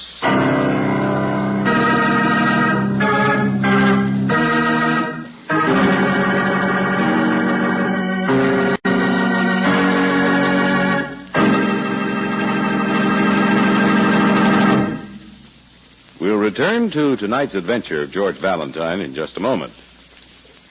One of these days, you get in your car to start out to a dinner party, a business trip, or maybe a family gathering. You touch the starter, and, dead battery. But there's an easy way to avoid that kind of holdup and have your car start fast every time. The protective service you get at an independent Chevron gas station and a standard station will do it. They can tell in the jiffy if corrosion is threatening the battery cable. They'll make sure the water level is right and the terminal posts and clamps are okay. Why not get this speedy protective service tomorrow? Avoid the delay and extra costs of a neglected battery. It's especially important at this time because short trips in cold weather put extra drain on the battery, cut down on its ability to do its job. And, of course, your battery loses power most when your car is used least. So for full starting power and to keep your lights and radio working properly, ask for a battery check. It's another protective service offered you at standard stations and at independent Chevron gas stations where they say and mean, we take better care of your car.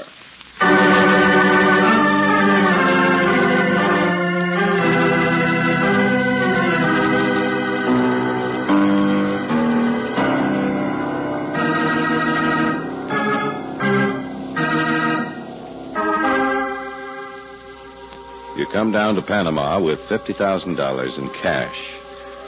You're to deliver it to Vic Ruskin, a criminal who's been hiding out for 10 years but is now threatening to sue a movie company which dared to make a movie about him on the supposition that he was dead. But it's not so easy delivering the money, is it? The guide Ruskin sends to meet you is murdered before your arrival. And then a lawyer of sorts who is offering to sell his knowledge is shot from outside your own hotel window. Well, if your name is George Valentine, you give yourself a third and last chance as you sail down the coast with a girl you found in a bar and the boat captain she found, Captain Tog. Well, a little calmer this morning, huh? Yeah. You don't talk much, do you, Captain? Why talk? There is nobody to talk to but people. Ha. All right. Anyway, it is a little calmer. I'm turning into the main river current. Yeah, so I see. Can't you remember any more about dropping Catone off, picking him up on your way back to Panama? Didn't he? Wake up down there, Pedro. High speed. Want some bitches scraping in the mud, huh? Say, look, Captain Tog, the plantation pier. Don't you know who lives there? Haven't you ever heard the name Vic Ruskin? From you, yeah. I know the big hut plantation I do business for. The little forgotten dead ones. Numbers and places, that's all. For the alligators and snakes alive waiting for man to lose his fight with the jungles. Each one of us to his own craziness, eh? What do you mean? Here she comes. Oh. Now listen, Sarge, she found you, but I hired you. I'm paying the bill, you understand? Huh? Yeah. Perhaps not so crazy. I don't forget. Slow it on the engine, you idiot! We're almost there, monsieur. Yeah? When we go ashore, when you give him the money, what will you say? I'm going alone. It may be hard to find If it. there's a house, it won't be far from the pier. If Ruskin's in it, I'll be back on the boat fast. I knew him once. I could help to recognize him for you. Look, sister, I've got my own way.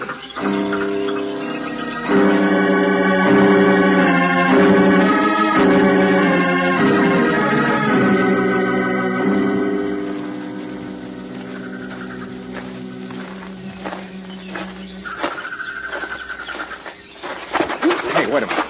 Cut it out. All right, cut it out, will you, Sammy? Say out. That ain't thing. Sure. Who'd you think it'd be? Would you? Excuse. Come with me.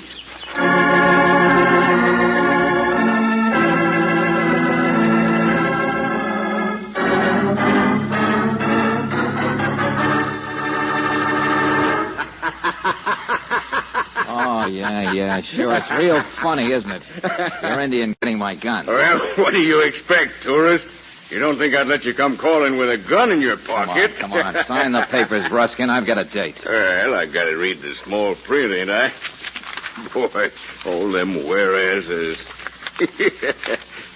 I'm in the movies, Valentine. I hereby release all rights. That's me. Yeah, well, it kills me, too. Let's see a sample signature. Oh, a legal beagle, huh? There. How do you like that? Oh, it's the same, all right. Check it against the letter I wrote Grovich. Okay, you're it. Now, come on. Scribble it on the papers. There's a little matter of money. There you are, big shot. 50 grand.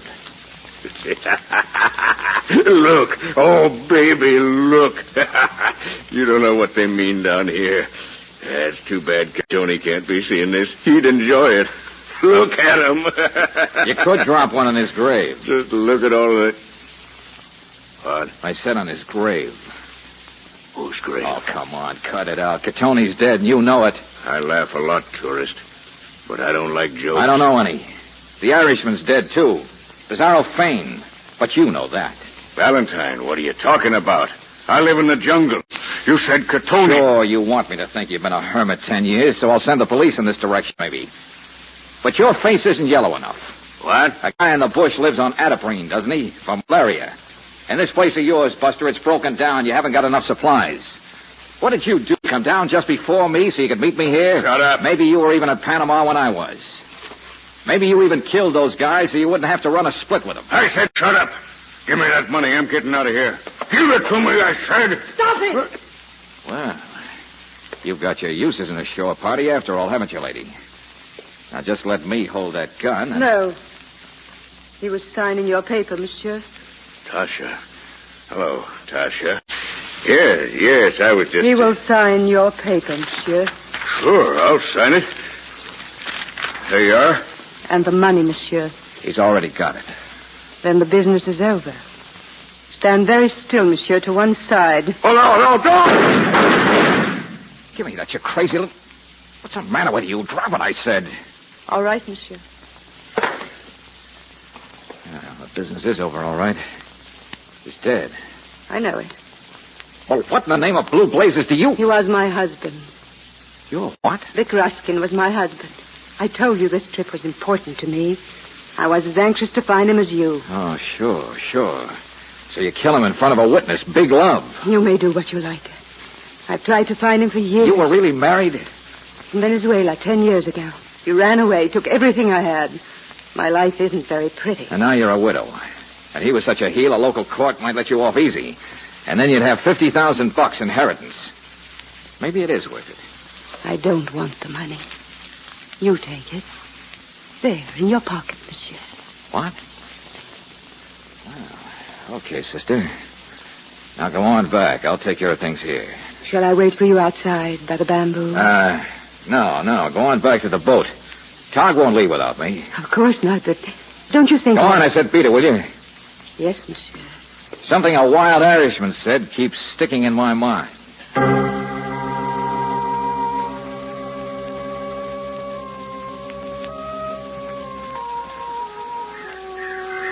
In a bamboo thicket by a path crossing. Sure, it's even the only crossing. I'll tell you what I know, my friend. An object. A statue. Pizarro, I'll bet you're laughing at me. Hey. He wasn't kidding. This is it, all right. Homemade statue. Tombstone. Rest in peace. Victor Ruskin. Died 1939. Valentine, I guess you finally dug a grave for yourself, didn't you?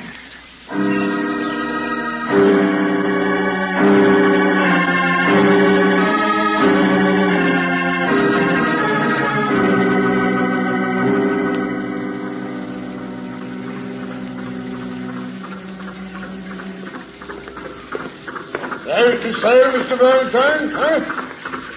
Nice below all right, you know. Yeah, Captain. I'm all finished ashore. Yeah. Pedro, your legs is come. Where's the girl now, Captain? She went to her cabin. We'll be casting off. Yeah. Well, I'll be watching from on deck. Pedro, get that thing sailing so I can toss the line. Hello. I was going to rest, monsieur, but you see, I'm here. Yeah, so am I. A person left up there in the jungle wouldn't have any way to get out, would he? Of course not. So the money's still safe, too, still here in my pocket. But of course. You know, I guess I had a couple of chances to live and didn't take them. What? Back there in the house, I still had a chance to live. Only I had to get curious and goad that guy up there about Catoni and about his not really living here and about all the things. I have killed a man, monsieur. I do not want to talk about... Oh, yeah, you killed him, all right. Because I went too far and found out too much, and so did he. That's why Catoni died and Pizarro. They knew too much they might use for themselves. Sure, you killed him. You even said you didn't care what happened.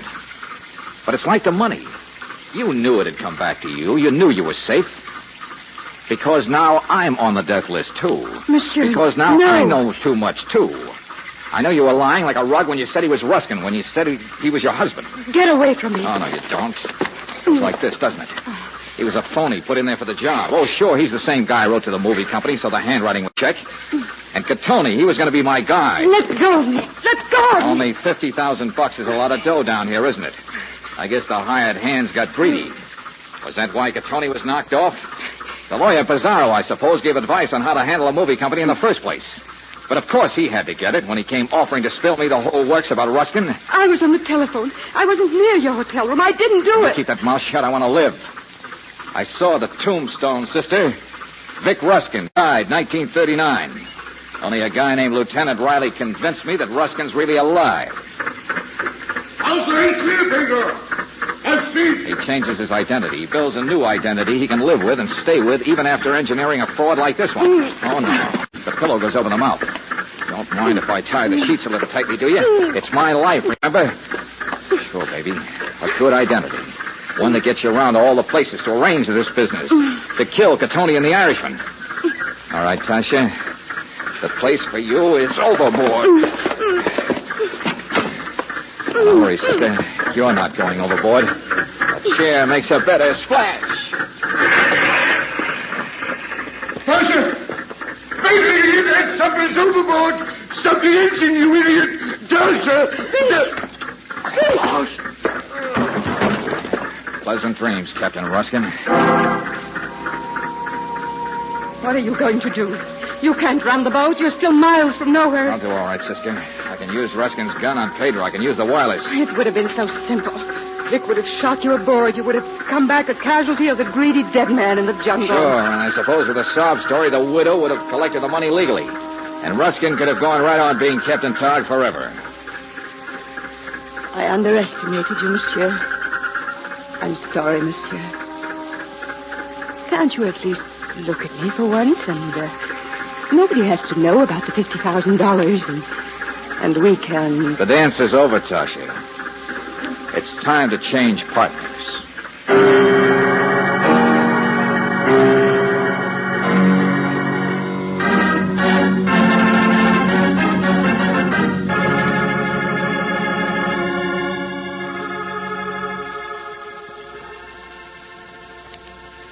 George, what was she like?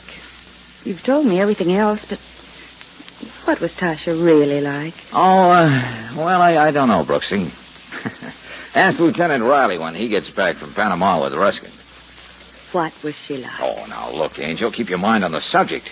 It's not every night we get to see a private showing of a movie, is it? Right here in the home of a big producer? No, I will kill myself. I am ruined. I will kill myself. Mr. Grovich, what's the matter? I thought you were on the phone. Long distance is a tragedy. My beautiful realism. Long distance? From Panama, from Lieutenant Riley. Now that Dick Ruskin is being extradited, he will stand trial for many crimes. But, Mr. Grovich... $500,000 he wants now. $500,000 for his rights so he can hire the best lawyers. This is what happens to me, the father of realism. The bank won't stand for it. My beautiful picture, every part of it so true to life, and now it would never breathe. Hey, wait a minute, Mr. Grovich. I've got an idea for a picture you could do. Look, a young man goes down to the jungle to deliver a crook some money. Only there he meets a very beautiful girl. But she's really the crook's wife. And she's... No, it is not real. This could never happen. There's your answer, Angel.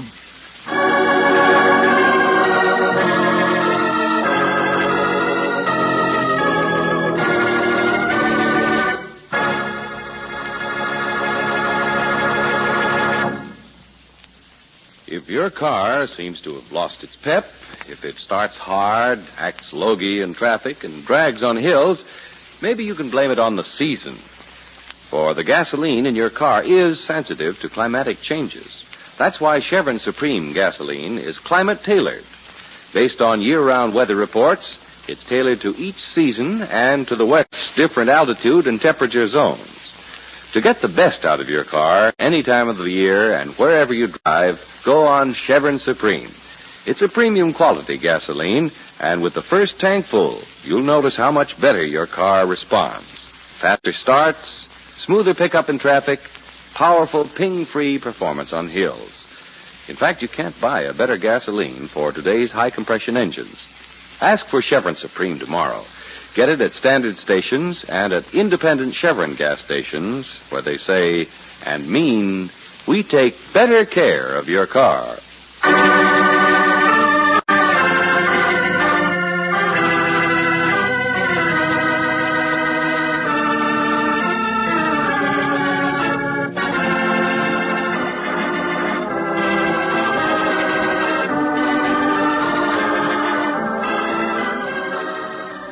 Tonight's adventure of George Valentine has been brought to you by Standard of California on behalf of independent Chevron gas stations and standard stations throughout the West. Robert Bailey is starred as George. Let George Do It is written by David Victor and Jackson Gillis and directed by Don Clark. Virginia Gregg appeared as Brooksy, Wally Mayer as Lieutenant Riley. Ed Begley was Grovich, Ted DeCorsia, Fane, Maria Palmer, Tasha, Joseph Granby, Togg, and Fred Shields, Ruskin. The music is composed and presented by Eddie Dunstetter, your announcer, John Heaston. Listen again next week, same time, same station, to Let George Do It. This is the Mutual Don Lee Broadcasting System.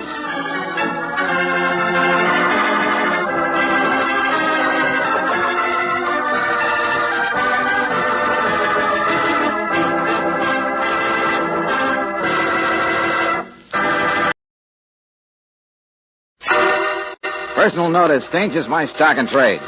If the job's too tough for you to handle, you got a job for me, George Valentine. Write full details.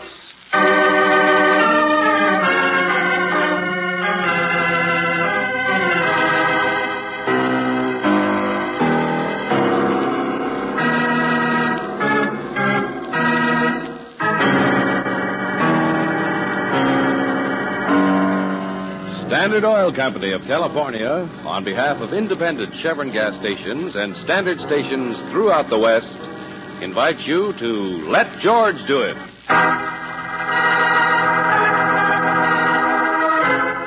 Follow that train, another adventure of George Valentine.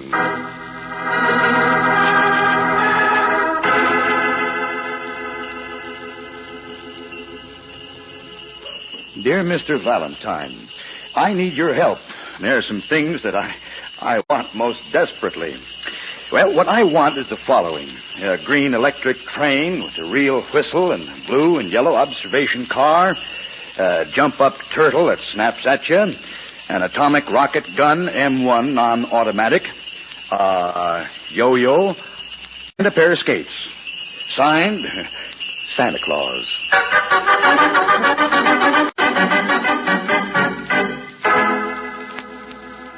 Santa Claus. Oh, now, wait a minute. What kind of a But that's gag? the way the letter is signed, George. I suppose it's postmarked North Pole. Uh-huh. What? Well, I mean, the letter is. Inside, it's engraved with a picture of the North Pole and...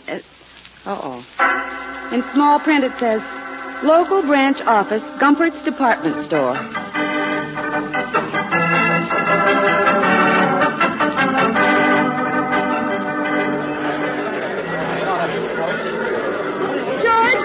I'm right here. Oh, those shoppers. There must be millions of them. Hang on to me now. Oh, watch the umbrella, lady. Oh, come on. Let's get out of here, Angel. It was nothing but a gag, the whole thing. Letter from Santa Claus. Publicity stunt, Oh, maybe. that's my foot you're walking on, bud. Okay, Buster, but get those packages out of my... Hey! Riley! Well, hello, Miss Brooks. Merry Christmas. Why are you here, Lieutenant, buying stockings for your wife? Handkerchiefs this year. No, it's the policeman's charity down at the orphanage. Say, you coming? Yeah, I guess so. Oh, some of the stuff turned over to us was broken. Gotta get a new motor on this thing, see? You mean people give toys for charity that aren't any good? Well, I grant you this item was, well, you see, me and some of the boys were playing with it down at the office, and it broke. Hey, wait a minute. Electric train motor, isn't it? Yeah, and it's got the slickest blue and yellow observation car you ever saw. It's still on my desk. Sergeant Del Valle is fixing the wheel. Yeah, let me see the rest of that package. Huh? This Hey, wait a minute, stuff all Professor. comes together, The wrappings. didn't it? How should I Hey, know? who sent it? Oh, it's just a box of new presents, that's all. Somebody just dumped it off at headquarters. It's nice stuff. George, the electric train. Huh? Jump-up thing that's dressed like a turtle. Yeah. Atomic rocket gun, yo-yo, and a pair of skates. Yes, Angel, exactly the present Santa Claus wants. Exactly the things in the letter.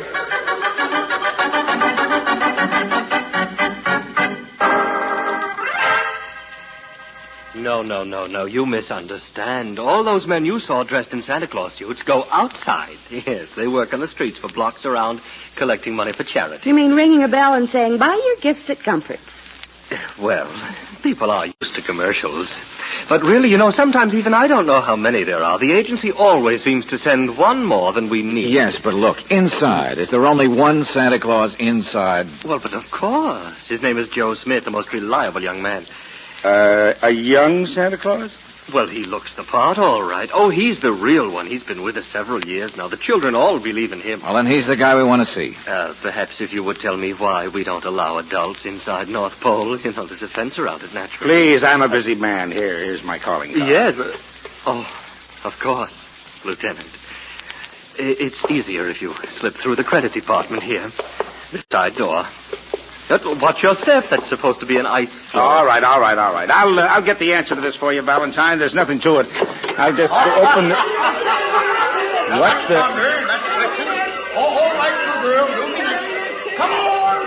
Oh, North Pole. We couldn't get in there today. Well, I guess maybe we'd better shut the door.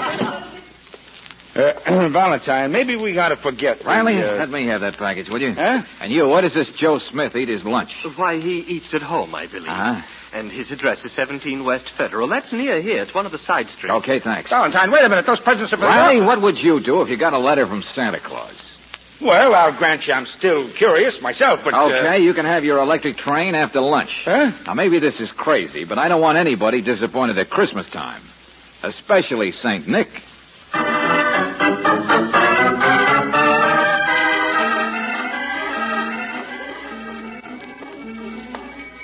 Buy your gifts at Gumbert's. Merry Christmas. 17 West, there it is, George, across the street. Yeah, the brownstone, huh? Boarding house, maybe. Hey, look at the signs in the window. You want a job? I'll find it. Let Louis place you. One-armed employment agency. Seasonal employment especially.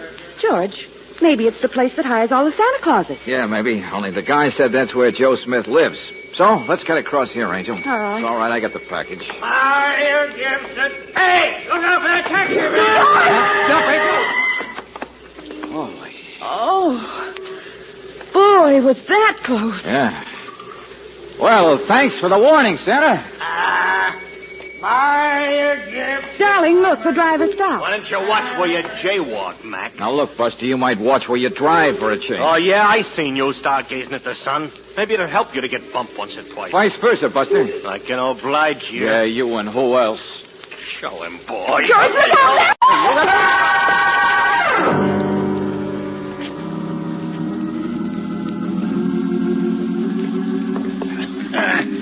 Bad enough a man should be a Samaritan. He shouldn't strain his heart doing it. No, Hilda. His feet on the couch, not under him. Yes, Mr. Louis. He might break his leg. You want he should sue us? No, Mr. Louis. Oh, my back. There we are. Oh. Men my age carrying bums off the street. Hey, where am I? It's Mr. Louis' house, sir. Louis' house? I'm the cook, Hilda, and I saw you lying out on the street. Louis' and... house. Oh, the employment agency. It won't do any good to sue us. Well, this is where Joe Smith lives, isn't it? Oh, no, sir, no. Joe Smith lives. That does it. I break my back like a Samaritan for insult. Joe Smith is my boyfriend, that's all, sir. I mean, he lives in a cheap little hotel, but this is a better address. Lives here, that's all I need. A worthless bum. Every time I turn my back, he's eating my meals. Every time I go out, he's sneaking in. Okay. You don't like your cook's boyfriend, skip it. Hey, I was carrying a package. A package? Now he thinks we're stealing. What package? And wait a minute. Where is she? Where's Miss Brooks? Who? The girl. The girl who was with me out there on the street when some guys jumped us. Where is she? You pick up a bum, what happens? How should we know? Here's a guy on the street, Hilda says. He's all alone. What girl?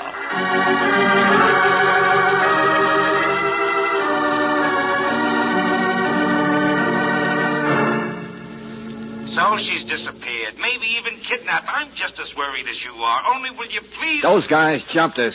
She's not maybe kidnapped, Riley. I've got every man on the force searching for her. What else can I do?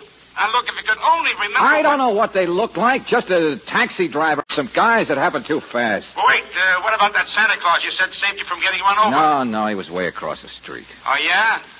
Well, listen, I had a man check the people on the street, and he says there wasn't any Santa Claus there at all on the street. Okay, it's a riddle. I don't care. All I want is to find Brooksy. Valentine, will you please let us do the job we can do best? Will you please stay with that electric train and... Riley, you can take that electric train, and you know what you... Look, get smart, will you? It was stolen from you. That's why you were attacked. Only listen. Were the wires made of platinum? Was there a crown jewel in the headlight smuggled dope on the yo-yo?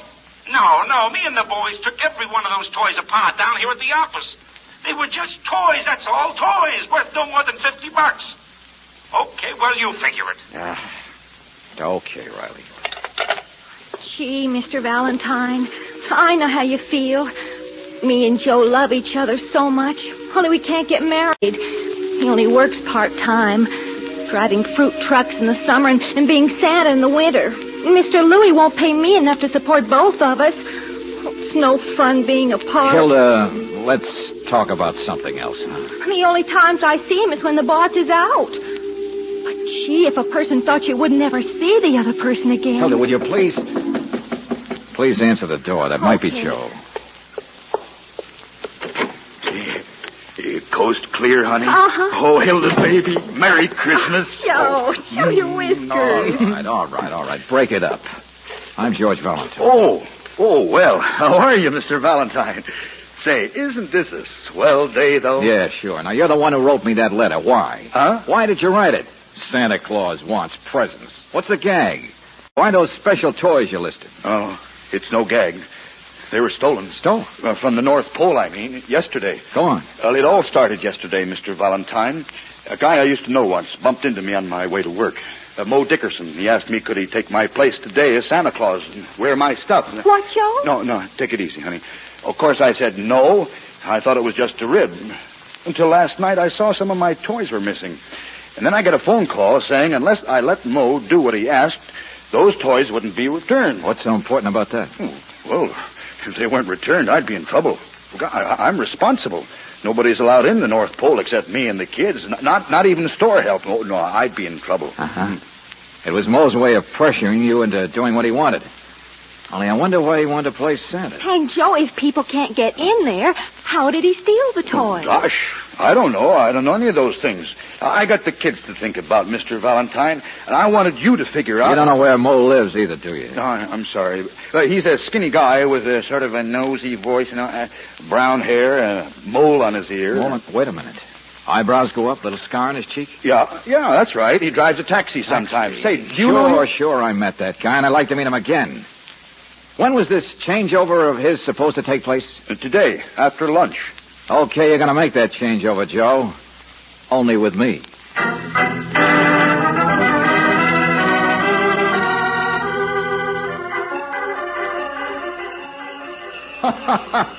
Well, of course, little girl. The dolly will do everything your baby sister does. Don't you worry. Yeah. Oh, brother. How many kids are there in this town? All right, Sonny. All right. You're next. Don't push there. Well, now, there's a fine little fella. Up on my knee. That's it. Now, let's see. You wrote me a letter up at the real North Pole. I remember that. But you know how those elves can mix up a man's desk. I brought you one. Hey, what's that, Sonny? You'll have to speak louder so Santa can hear what you... Letter. I brought it. Here. Hey, let's see your face, kid. Oh, no, you don't. You got your mail. So long, sucker. Hey, wait a minute. Well, I'll be a midget. Dear Santa Claus, you still got your chance to play ball, but open your mouth 1 inch wider and you'll find yourself stuffed up a chimney with a stocking around your neck.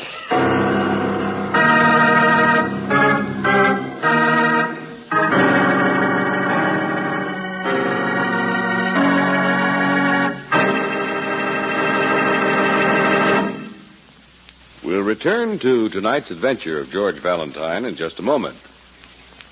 Christmas shopping is usually a happy and exciting affair.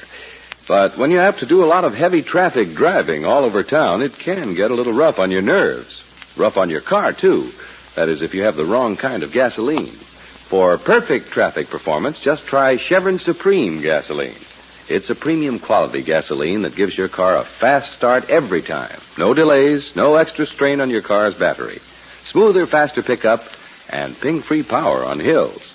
Best of all, Chevron Supreme is climate-tailored. Tailored according to weather reports from your area.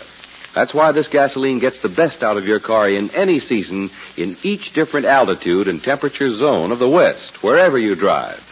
In fact, you can't buy a better gasoline for today's high-compression engines. So why not try a tank full of Chevron Supreme tomorrow? Ask for it at standard stations and at independent Chevron gas stations, where they say and mean we take better care of your car.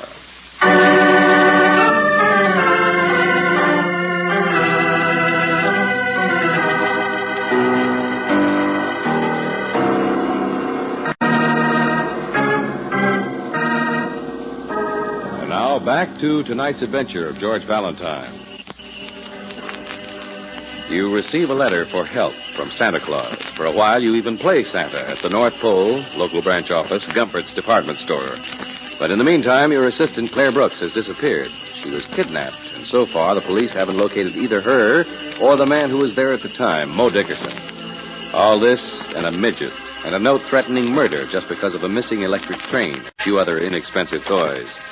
Even if your name is George Valentine, you're thoroughly and completely stumped.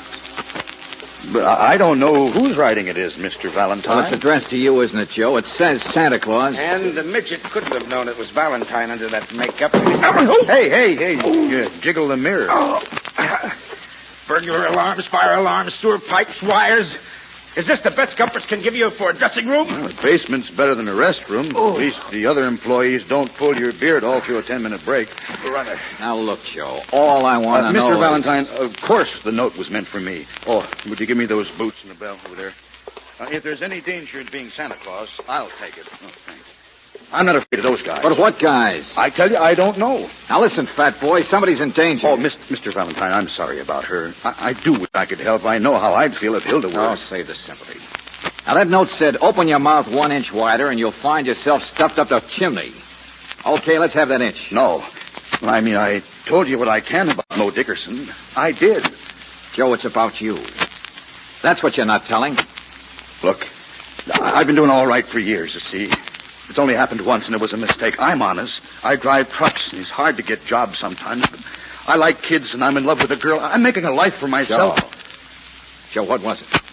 That once. Jail. That's why I'm always so afraid of anything questionable happening again. Jail for what, Joe? Stealing. That's it. That's all there is to tell. Uh-huh. I hope the kids don't pummel you like they did me. I don't mind. I like the job. Valentine, wait a minute. Where are you going? To catch a thief who could have stolen an electric train. A small thief, Riley. A midget.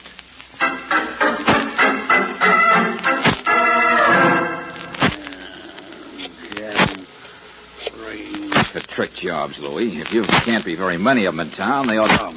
Tall guy, he's tough for a water skier in Florida. Who is employment? Now, here, listen. Want a paycheck, so get over here. No. What's what? He's in a... Take the next. Main 8409. The kid who gave me the note. And he must be up at the North Pole yesterday.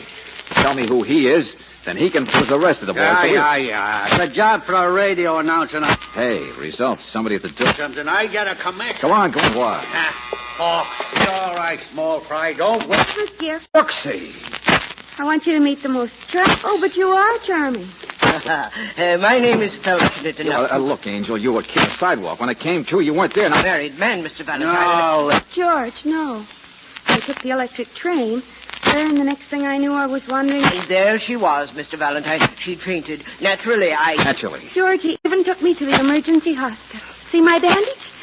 Oh, it's under my hat. Mr. Felton, you and who else revived her? Tom and Jerry? I beg your pardon. My darling, once a year a little nutmeg won't hurt anybody.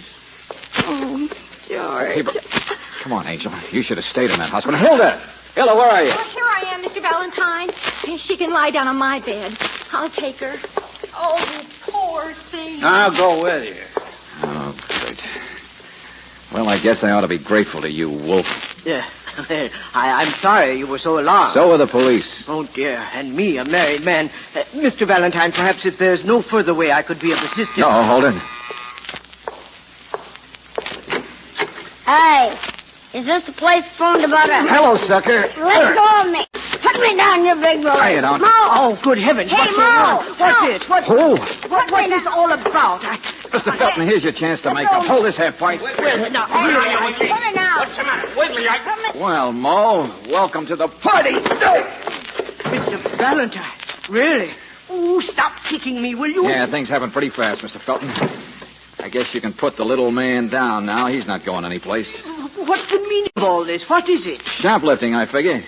The big guy here used the little guy to try and pressure a Santa Claus. Wanted to borrow a red suit for the afternoon so he could get into Gumpets unnoticed and fill his stomach full of mink coats or something, I suppose. Yes. Only what I don't... Yes, really, Mr. Valentine, that scarcely makes sense. Then I suppose neither will this. Hey, boy. Nice going, boss. Thank you, Wiggly. Thank you.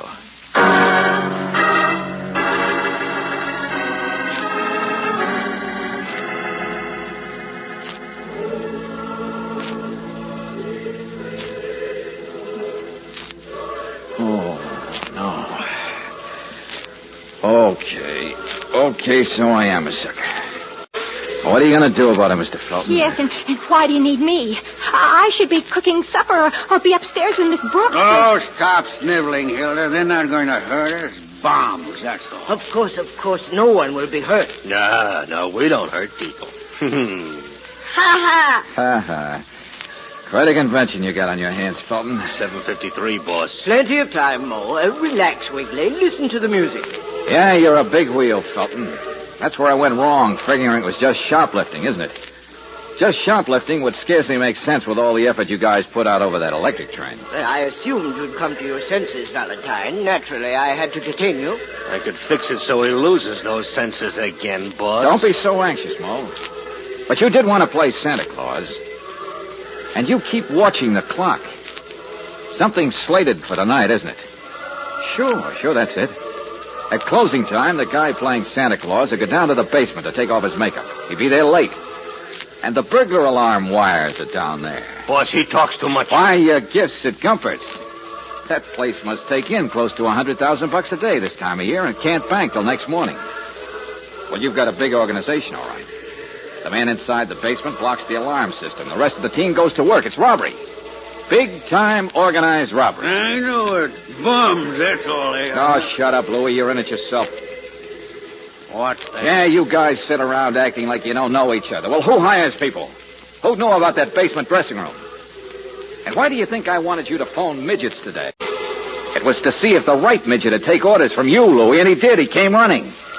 And the crackpot way you and Felton picked Miss Brooks and me up after Mo and the boys slugged us. Mr. Louie, no. Oh, no, Mr. Louie, Shall no. I kick him in the shins for you, boss? Turn that blasted radio off. Mo, you and Wiggly run down to Fred's garage. Pick up a car. Get back here fast. Sure, Louie? Yeah, Louie. Now, cool off, Louie. You've got a bad heart. There's no need. Louie, Smooey, shut up. All day you've been botching. I have not. Just a bit of bad luck. Picking that Dame Brooks off the sidewalk. But the boys had hit her too hard. They'd hurt her head. It only seemed decent to... well, she didn't know what happened, Louie, and you yourself brought in Valentine. Samaritans, bums, you and dumb Hilda. I didn't know, Mr. Louie. I just saw him lying there. I didn't know you were a criminal. You didn't know nothing. You never do, but you do now. Too much. Yeah, and so do I. Now, you listen, Buster. I finally figured out the electric train, why it's important. It starts out on the North Pole. It was stolen from there. So smart. Only instead of dumping it in an ash can, Felton, you go soft-headed and put it in a charity box, where a cop can get hold of it and play around with it in his office, can give it to me. Yeah, now I know why it's so important, why you had to have the boys slug me to get it back again. The world is full of bums. Fingerprints. Sure, fingerprints. There's nobody can resist playing with an electric train. Go ahead and make noises while you can. Now, wait a minute, Louie. Of course I'm going to kill him. So I work with bums. So a big-time robbery gets botched up. I get rid of him, I can still pull it. So I ain't got the burglar alarms fixed. I can still There's a blue and yellow observation car, Buster. What? You've got that electric train back, all right, but there's a blue and yellow observation car still on my friend Lieutenant Riley's desk. I've already told him to check it. Every big baby in your gang has probably had his mitts on it. Well, a complete fingerprint roundup is going to make your robbery a little risky, isn't it? It might even make killing me a little risky, too. He's right, Louie. They'd know who to look for afterwards. You see? It's not practical anymore for us. Shut up, you sissy! What? You botched it up, Samaritan. Playing with toys, turning soft. All of a sudden afraid to take a bum for a ride. Oh, I am not a sissy. But for gosh sakes, don't you realize... well, it's Christmas. Yeah, and that's Riley. You might as well face it, Louie. You'll have to buy your gifts at Gumpert's. Get away from that phone, Valentine. Hilda, stop twisting that handkerchief and answer it. Yes, sir. My prints ain't on file, Valentine, and they ain't on no toys either. Not me. Just say Louie ain't here, Hilda. Just that. Yes, sir. Hello? I'm sorry, but Mr. Louie isn't here. Christmas. All right, Scrooge. It looks like it's your party. Yeah, there's your boys out there. It's an awful black car. Stand still, Falcon. You too, Hilda. In case you got any Rose Bowl tickets you want to get rid of, Valentine. Oh, shut up. Let them in. Let's get going. All right, Mo, come on. Merry Christmas, baby. Merry... Joe! What are you talking... Get him, Joe!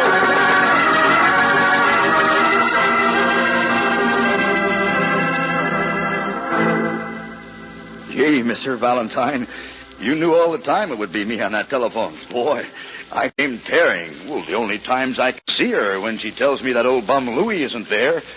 Oh, it's lucky that other Santa Claus told me to phone the minute I got off work.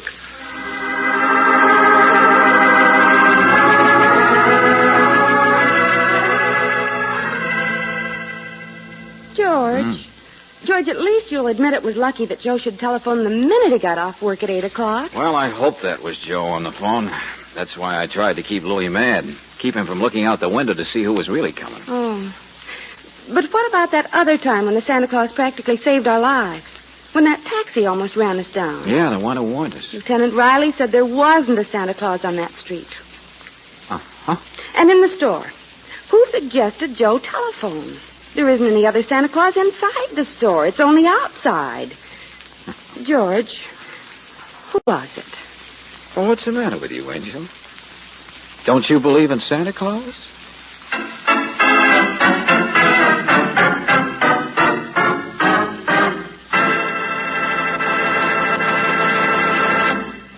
It won't be long now before we celebrate the holiday that is probably everybody's favorite.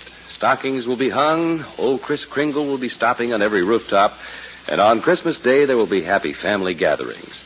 So right now we want to wish you the happiest and brightest Christmas season you've ever known. A Merry, Merry Christmas to you from all of us here in the studio, and from the sponsors of Let George Do It, Standard Oil Company of California. Incidentally, this is the 4th Christmas season we've been on the air with you. And once again, independent Chevron dealers and Standard Stations personnel also want to sing out to you, Merry Christmas. Have a happy week, a happy holiday, and we'll be seeing you next Monday night. Tonight's adventure of George Valentine has been brought to you by Standard Oil Company of California on behalf of independent Chevron gas stations and Standard stations throughout the West. Robert Bailey is starred as George. Let George Do It is written by David Victor and Jackson Gillis. Virginia Gregg appeared as Brooksy, Wally Mayer as Lieutenant Riley. Larry Dobkin was heard as the executive, John Daner as Joe, Herb Butterfield as Louie, Virginia Eiler as Hilda, Junius Matthews as Felton, and Tony Morris as the Midget. The music was composed and presented by Eddie Dunstetter. Your announcer, John Heaston. Listen again next week, same time, same station, to Let George Do It. This is the Mutual Don Lee Broadcasting System.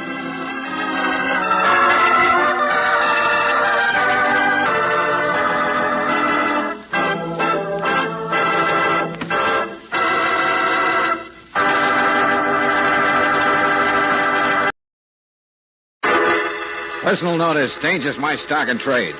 If the job's too tough for you to handle, you got a job for me, George Valentine. Write full details.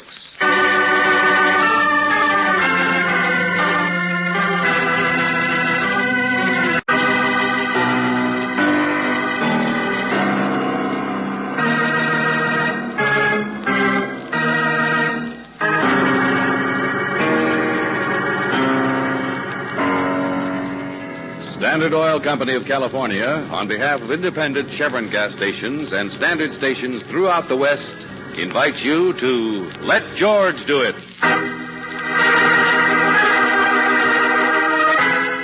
Needle in the Haystack, another adventure of George Valentine.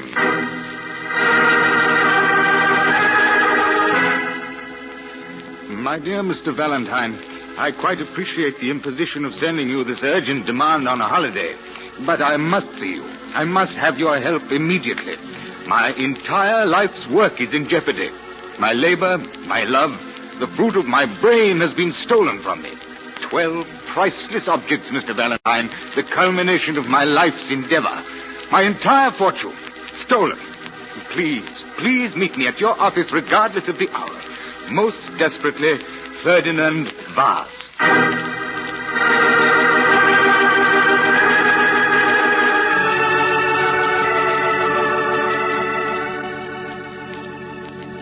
All right, let's have it. Something pretty valuable was stolen from you, is that right? Oh, my most priceless possessions, Mr. Valentine. Without them, I am nothing. Without them, Yeah, what were they? My roses. Huh? 12 red roses. You lost your roses, Mr. Vaz? Precisely. I suppose it gives you kind of an empty feeling. Oh, rather, yes. Yes. Brooksy, it's been a rougher weekend than I thought. Wait a minute, George. Mr. Vaz, where did you lose these 12 red roses? In Pasadena. Pasadena. Look, Buster, get out of here fast before Mr. Valentine, what is the matter with you? Have you gone crazy? Oh, no, I'm as sane as you are, Napoleon. But let go of me. No, please, listen, Mr. Valentine. The flowers are worth thousands. My life's work, they are. Sure. Worth thousands of Rose Bowl tickets, I know. find a dozen roses among millions. Oh, now, listen to me. I have devoted my life to those roses. They're the only ones of their kind in the world. They're not just red. No, they're flame. They're crimson. They're fire. The Ferdinando rose. Ferdinando? It was the mater's idea, the name. Rather appropriate, don't you think? We live in Mexico City. Oh, sure, I could tell from your accent. Quite so. Oh, yes, I see what you mean. But we've been there for years now. And climate, you know. Mr. Valentine, you don't seem to appreciate. The Rose Festival in Pasadena attracts the world's foremost authorities on flowers. My unveiling of the Ferdinando today would have emblazoned my name in history. Like Martha Washington. I beg your pardon? Skip it, never mind. Somebody clipped your buds, stole them, huh? Okay, how did it happen? Well, I came up on the train, and then at the last possible moment, the mater posted the roses to me by air express. And so they'd be fresh, you know. But I have never received them. Did you call the airline? Oh, yes, the box was transported all right yesterday, but somewhere in the express delivery service it became lost or stolen. The service insists that they've never even heard of it. Oh, look, that sounds more like a mix-up in mail than it does... Mr. Valentine, I have the name of the man at the delivery branch office. I'm not concerned with whether he's a criminal or an idiot. All I want is my roses. I've tried to see him alone, and I've got nowhere. There's only a few hours left, man. My roses will be wilted unless you help me now. All right, take it easy. We'll go see this guy with you. Oh, brother, what a way to start the new year.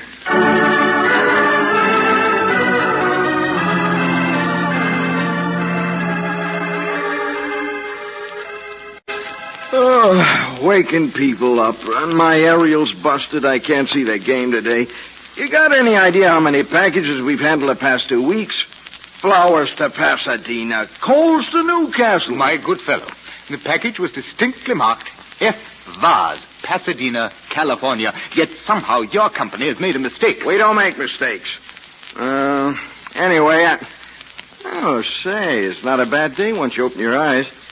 The flower vase. That's it. That's what happened. Flower vase? Yeah. I got a small district. It's the name of one of our little flower shops in my area.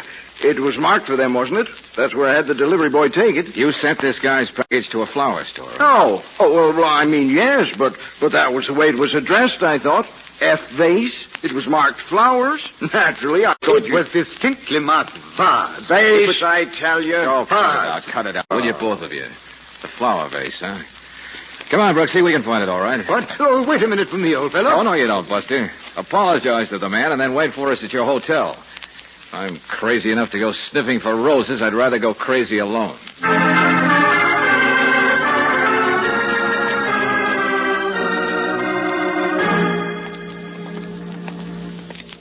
This is it, I guess, George. Yeah. Not much of a shop. Well, it's a neighborhood place. Far cry from all the excitement up on Colorado, isn't it? Looks like it's open, though. At least somebody isn't rushing to get an early seat for the parade. Oh, brother. When I think I could be having scrambled eggs and waiting to tune in the Orange Book. George, look. Yeah. The joint's a mess. Flowers all over the floor. The lock was broken. This shop's been broken into. You mean broken up, Angel? Boxes all torn open, counter tipped over? I certainly don't see any roses, huh?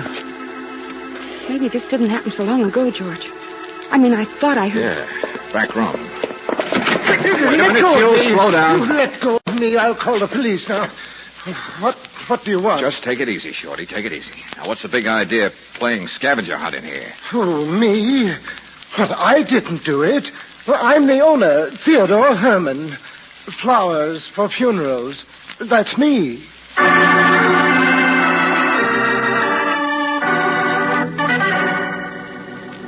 Mr. Herman, it just doesn't make sense. None of it. My shop has never been broken into before, Mr. Valentine. Never. I hate trouble. Funerals, a few corsages. Maybe somebody remembers a wedding anniversary. That's all I ask. Yeah, sure, I know it's tough. But you say there wasn't any money taken out of the cash register. Well, how about those roses? Well, I have nothing to do with the Rose Festival. I'm just a small man. I mean, did you get the package? The one intended for Mr. Vaz. But I tell you, the only business I had yesterday... Here's the receipt, George. What? It was with the papers where the counter tipped over. Yeah, sure, that's it, all right. 4 p.m. yesterday, received delivery, Air Express, package, Mexico City. So your memory's not so good, is it, Mr. Herman? Here, let me see. Oh, but I didn't. There, you see, J.H. It says J.H. Of course, it was my brother. Your brother? Joshua Herman. He signed for the package. I remember now. I had gone to Forest Lawn. Joshua stayed here for an hour or so. But didn't your brother say anything when you got back? He must have put those roses someplace, in water maybe. They must have been here several hours. He didn't say anything unless... Well, he might have made a mistake and put them in the big refrigerator back here. He's not a flower man. Cold storage is usually just for orchids. Stand still, everybody. Well, look at the orchid. Don't remark, sister, or I'll aim this gun closer. Suppose you stop waving it around the room, Rollo. I can't help it. I'm cold. Waiting all morning for you guys to stop jabbering. Well, get out of my way. Not so fast, Buster. You're the guy who tore up this joint. Of course he did. He did it. He was caught. He was hiding there. Shut up, Shorty. I ain't got no roses. There's nothing in there but a quart of ice cream. Now step to one side. I said stick around, Now, Rollo. don't get any bright ideas about following me, Valentine. You didn't find the roses, huh? Come on, who do you work for? You're not bright enough to want them. You can't hurt my feelings, Valentine. But I can hurt yours. But you don't. Here, that's better. Now, you want to know where I'm going? I'll tell you, Bright Eye. I see. It's a hot bath.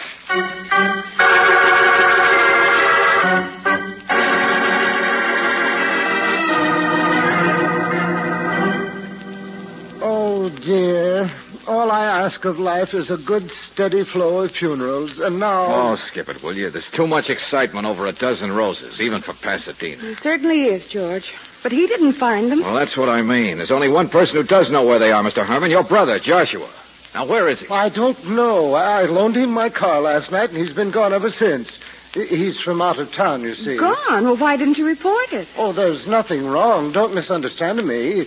Joshua said he had to get in condition for the game, that's all. The game? Well, of course. That's why Joshua's here. He's wealthy. He's successful. He's just a little blind, that's all. He thinks Ohio State is going to beat California.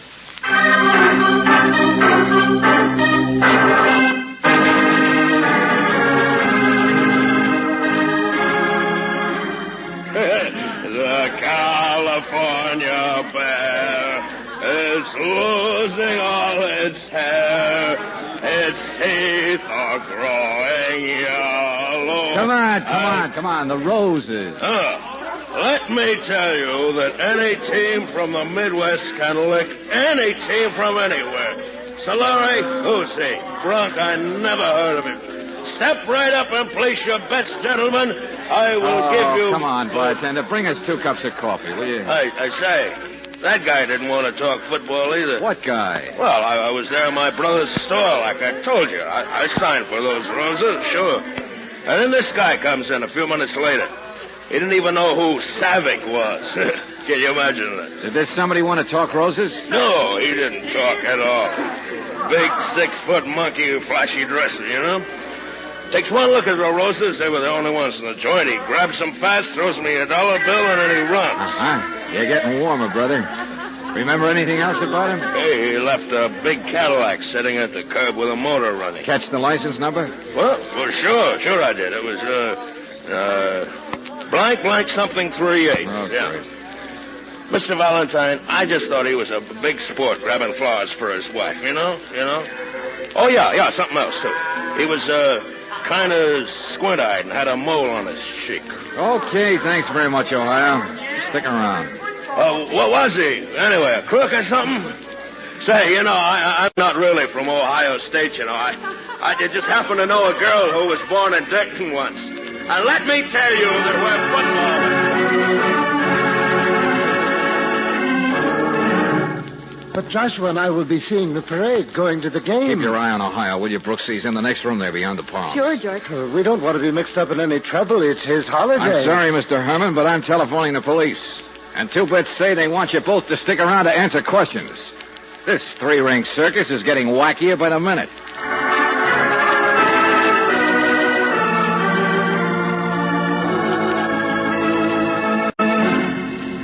But where is Ohio? I don't see him him, do you? Well, maybe Joyce needed to wash his hands, Miss Brooks. I'll go and You're see. looking for Ohio Steak? He's outside. What? He said he needed some fresh air, miss. Coffee makes him sleepy. Oh. Through the back door there, toward the parking lot. Parking lot? Oh, you don't suppose he's on his way again, do you? Mine is a blue sedan. No. There he is, over there, asleep in the back seat. Oh, yes. You'd better let me snap him out of it. Joshua! No, wait a minute, miss.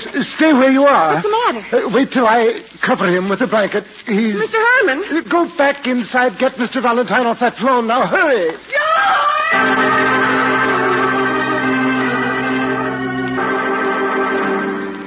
I shook him.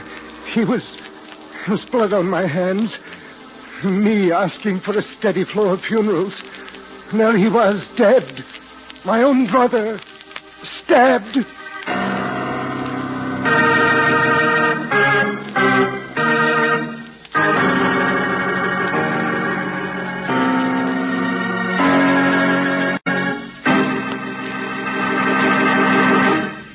We'll return to tonight's adventure of George Valentine in just a moment. One of these days, you get in your car to start out to a dinner party, a business trip, or maybe a family gathering. You touch the starter and, dead battery. But there's an easy way to avoid that kind of holdup and have your car start fast every time. The protective service you get at independent Chevron gas stations and at standard stations will do it. They can tell in a jiffy if corrosion is threatening the battery cables. They'll make sure the water level is right and the terminal posts and clamps are okay. Why not get this speedy protective service tomorrow? Avoid the delay and extra costs of a neglected battery. It's especially important at this time because short trips in cold weather put extra drain on the battery, cut down its ability to do its job. And of course, your battery loses power most when your car's used least. So for full starting power and to keep your lights and radio working properly, ask for a battery check. It's another protective service offered you at standard stations and at independent Chevron gas stations where they say and mean we take better care of your car.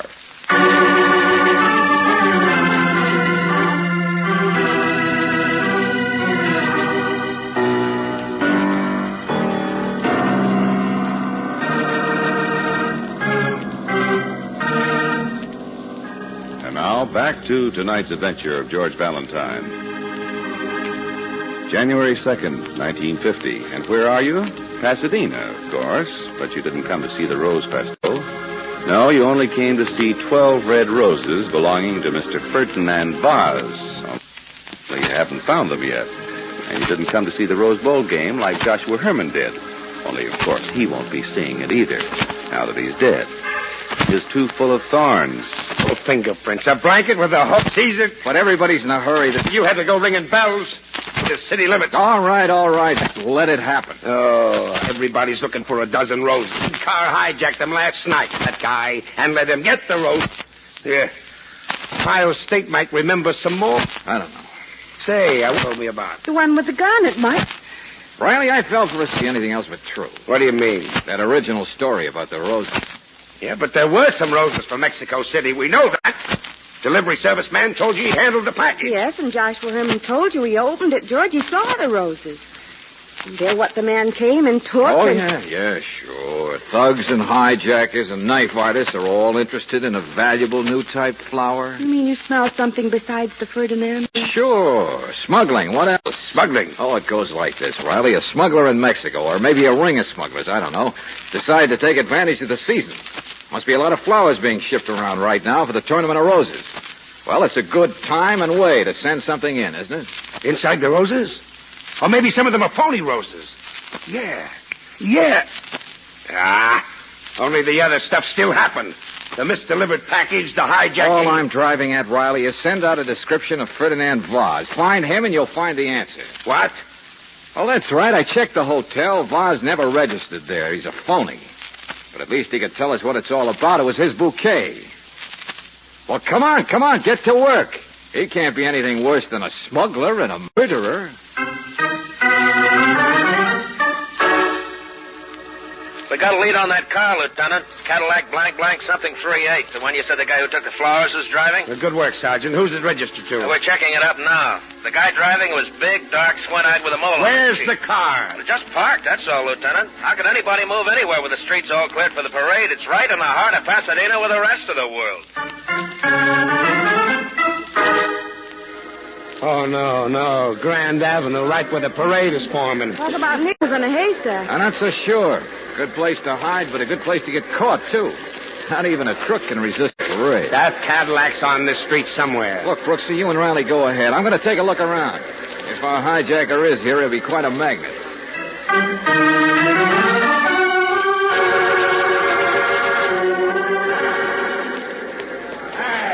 Quit shoving. Plenty of room for everybody to see. Hey, there's a lady standing on my foot. How soon's the parade start? Here, search me, buddy. Oh, boy, look at them girls on the floats. They're blind with a bathing suit made out of daisies. See her?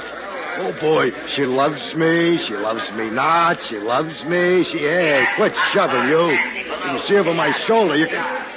Hey. Yeah, Rollo, it's me, Valentine, remember? You followed How was me. your hot bath? I had coffee instead. Beat it. Man at work, huh? Don't you know it's a holiday? I still carry a gun. Get lost. Okay, you slide through the crowd, I slide through the crowd. Join me, you'll join the pavement. I don't mind. Go ahead, pull the trigger. Fearless force stick, huh? With a few thousand witnesses, sure. Go on, create a little excitement. Smart boy. Look out, don't slide that way. Cop over there. Huh? Yeah, thanks. Hey, what do you want, Valentine? Oh, not much. Spotted him yet?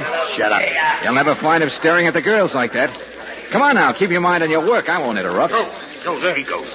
What? There he goes, in the squat coat, red necktie, running out on the street. So that's him, huh? The hijacker. Oh, I say, Valentine. Well, hello, Mr. Barnes. Welcome to the party. What'll I do with him, boss? I can't shake him. Well, never mind. Get after that red necktie. He's got the flowers. Sure, get the hijacker. Let's see what's in those flowers. I'll attend to Valentine. Run. The man will get away. He's heading for one of the floats. Hey, boss, wait a minute. You can't shoot a guy in this crowd. Will you do as I say? Now, run. After all, Valentine, a chap could use a knife in a crowd quite successful. A knife? Well, not on a decoy, I'm afraid. Beg your pardon? I got fans in the audience, mister. About a dozen cops watching me. You see what's happening to your strong boy already? Come back there! Get out of the street! Well, stick around and watch the same happen to yourself. Not to me, Go down on one to go, Buster. I'm going to grab that hijacker myself.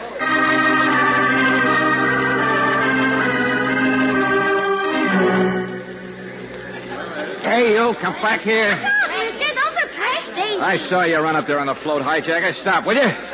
Oh, you don't get a free ride out of here. Get away from me. Mister, look out! What do you want? Get away. Just you, that's all, Buster. I said get away from here. Oh, no, you... No! Strike three, you're all out.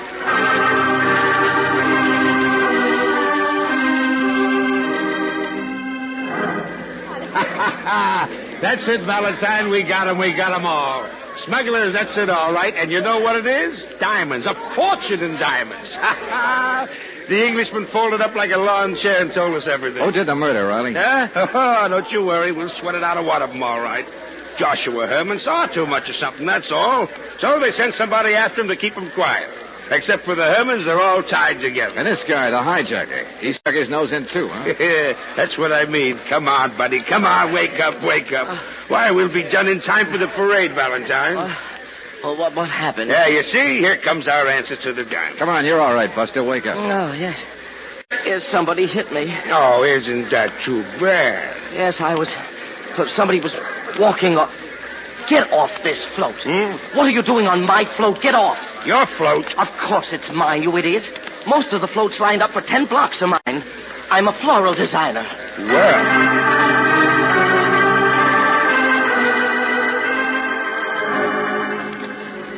Yes. I ran into Herman's last night and bought some roses. I ran into every flower shop and front yard in Pasadena. But don't you understand? We needed them at the last minute. We were short of roses at the last minute. We thought you were a hijacker. You interfered with the big smuggle. Do I care? Am I interested in diamonds? Well, you should be. They're in the roses you bought. At first I thought I would sue you, gentlemen. Now I don't think I will. Oh, there goes the first band. About those dozen roses. Look, getting ready for the parade, we just throw all the flowers into bins for the decorators to use as they work. Gentlemen, this year I used 325,550 roses. And you're looking for diamonds in a dozen roses. Excuse me. Oh, no. Go ahead, look at the floats, Riley. They're No, look. Elephants made out of roses. Girls throwing roses all over the crowd. Horses decorated with roses. Horses even walking on roses. Roses. Oh, roses. Don't let it get you, Riley. You said you could work your murder case out all right. Why worry about the diamonds? But they're there. A fortune in diamonds. Maybe those roses are in the hubcap of a float. Or maybe somebody will just throw them in a garbage can. Well, at least you can't say we don't do things big in California.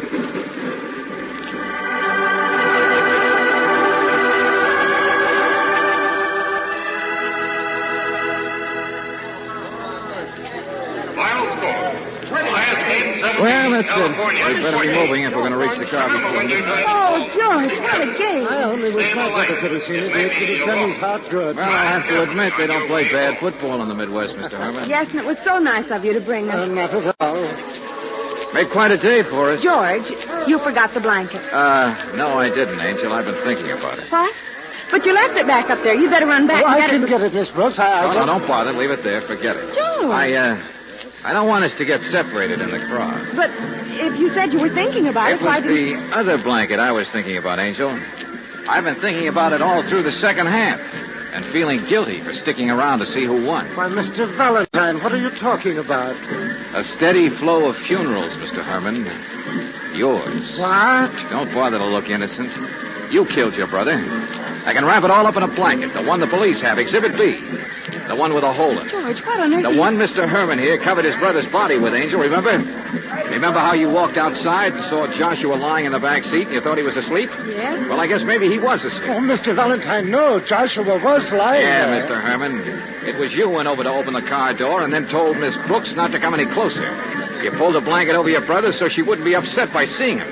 Told her to run to me for help. Well, yes, George, that's right. Well, Brooksy, how did the hole get in that blanket? Unless our friend here stabbed his brother through it. After you'd gone and just before he came running back to the bar. How about it, funeral fan? Goodbye, Mr. Valentine. Hey, what's your rush, man? Excuse me, get out of No, my no, way. Mr. Herman, you're not going Get any out of place. my way! Not in this crowd. Stop shoving, will you? 103,000 people make a pretty good jail.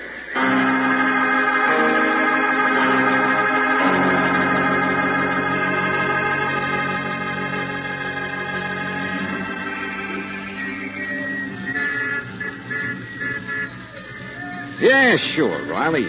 Boz's story and his phony name, well, they were just cooked up to get me interested so I'd help him trace the diamonds. The flowers were supposed to go to Mr. Herman, to the flower vase. Yeah, that's right, of course. That's how they were addressed. The delivery man told us so. There wasn't any mistake. But if they were supposed to go to Mr. He's Herman... already confessed that much, Miss Brooks. He was part of the smuggling ring himself. Boz and the tough boy couldn't understand why he hadn't got the delivery yet. Or rather, why Herman couldn't produce the diamonds to pass on. They thought he was trying to pull the fast one. Then Herman got the notion of saving himself by killing his big shot brother. At a time when there were so many people mixed up in it, almost, well, anybody else would be a suspect. His brother had money, didn't he? Uh-huh, lots of it. We all knew that. Herman could have squared himself with the boys and then some. So it ends up and he doesn't even have a rose to his name. Murderers are crazy, aren't they? Yeah, don't exaggerate, Miss Brooks. People are, too. Look. Here I still sit at the steering wheel. No, there's an opening, Lieutenant. Hurry up. Huh? Step on it. Ooh, yeah, here we go. Yeah. There, you see? We made 10 feet. Yeah. Hey, what time is it? Well, it's 7:30. Where are we now, huh? Pasadena. I don't believe this. Do you? Almost to the city limits, though. George, I wonder if anybody else who saw the game today's home yet. You know, it's too bad we don't have a two-way radio set in this car. We could ask him. We could also tell him. Happy New Year, everybody.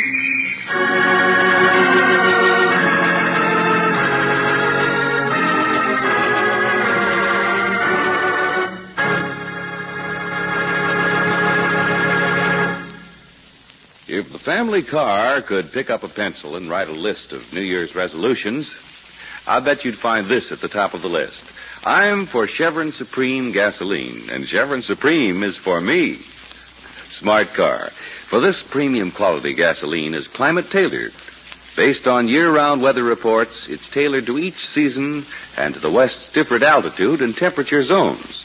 So, to get the best out of your car each month in 1950, and wherever you drive, go on Chevron Supreme. With the first tank full, you'll notice how much better your car responds. Faster starts, smoother pickup in traffic, powerful ping-free performance on hills. In fact, you can't buy a better gasoline for today's high-compression engines. Why not try Chevron Supreme tonight? Or ask for it tomorrow at independent Chevron gas stations and at standard stations, where they say and mean, we take better care of your car.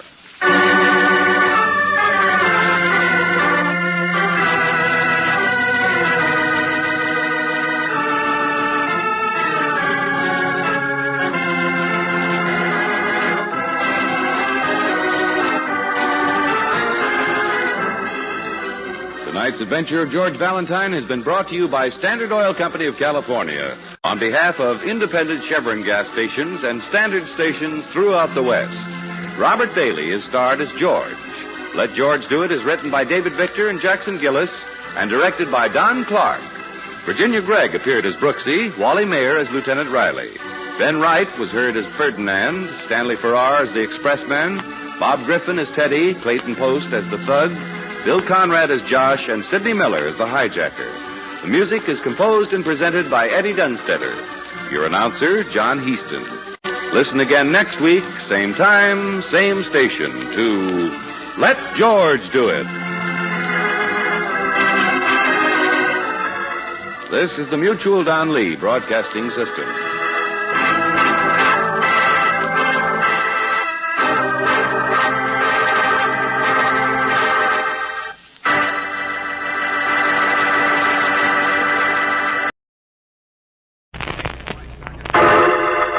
Personal notice. Danger's my stock and trade. If the job's too tough for you to handle, you got a job for me, George Valentine. Write full details.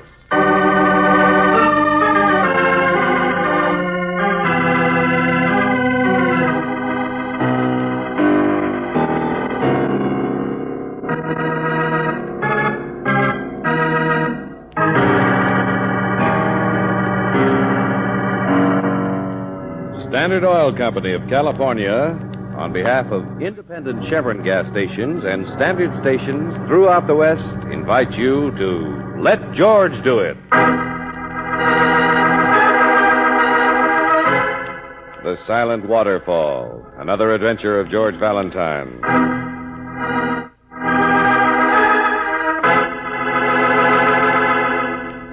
Listen to this, George. Huh?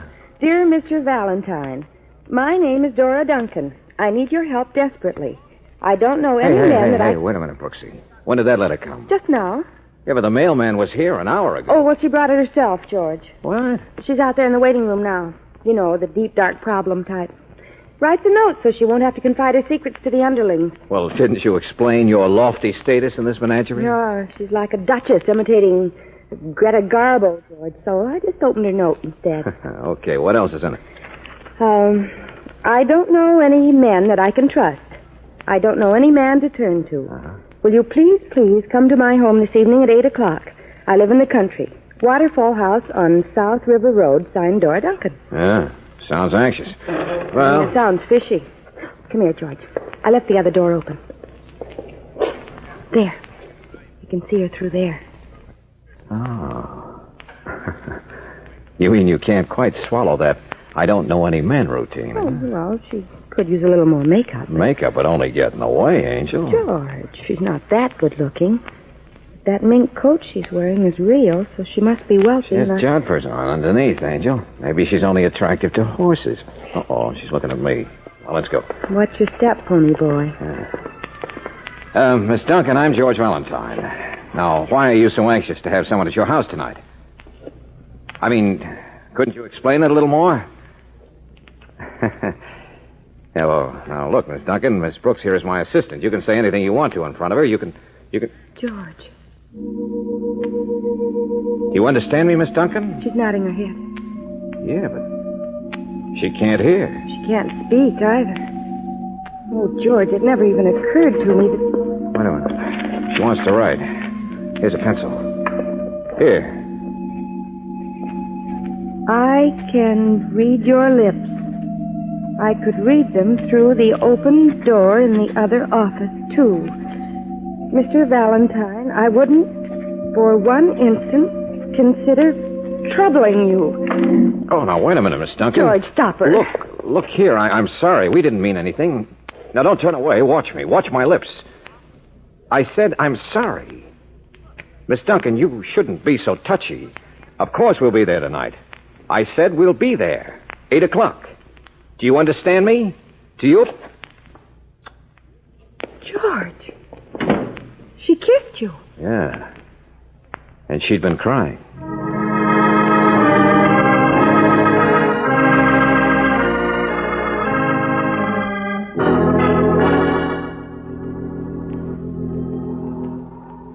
Well, come in. Come on in before the house blows down.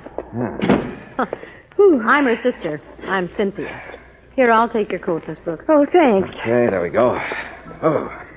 Oh, boy, look at that fireplace. Well, help yourself. She'll be down, I guess. The maid says she's dressing tonight. That's because I have a suit on. What's that? Huh? She'll be down. That's her music you hear. Drums. Plays a stack of drum records on her phonograph all the time. Says she can feel the rhythm of it. You want a drink? Drum buoy, maybe? No, thanks. Say, this is quite a place, isn't it? I guess so. I will. Somebody's a hunter. All the trophies and the guns hanging on the wall. My father. He's dead, though. She likes it, too. He used to take her riding and fishing with him all the time. Tell me, Cynthia, has your sister always been the way she is? No, Mr. Valentine. Dora lost her hearing from an accident when she was 13 years old. Oh. But then her speech shouldn't have... Oh, that was part of it. She was in bed for more than a year. It was one of those mental things, too. The doctor said she was forgetting how. But she can hear and talk a little now if she wants to. I see. She used to have a beautiful voice, and now she can't trust what it sounds like. She can't hear it. She's proud. Catch on quick, don't you? What are you doing here tonight? Well, didn't Dora inform you? I've only seen her for a few minutes since she got back. You mean back from town this afternoon? Back from India. Yesterday. You didn't know that? No. Well, what difference does it make? So she traveled? Yes, she traveled. And when she got back, she sent for me. She ordered me out here tonight, too. What is it you want to explain, Cynthia? Nothing. Why should I? This is her house. It's her money. Father left it all to her, and the courts upheld it. She's a poor, suffering little thing, Mr. Valentine, and you might as well... Oh, it's 8 o'clock, isn't it? Yes, but I think that's the door. I know, but I've got to shut that door, those drums.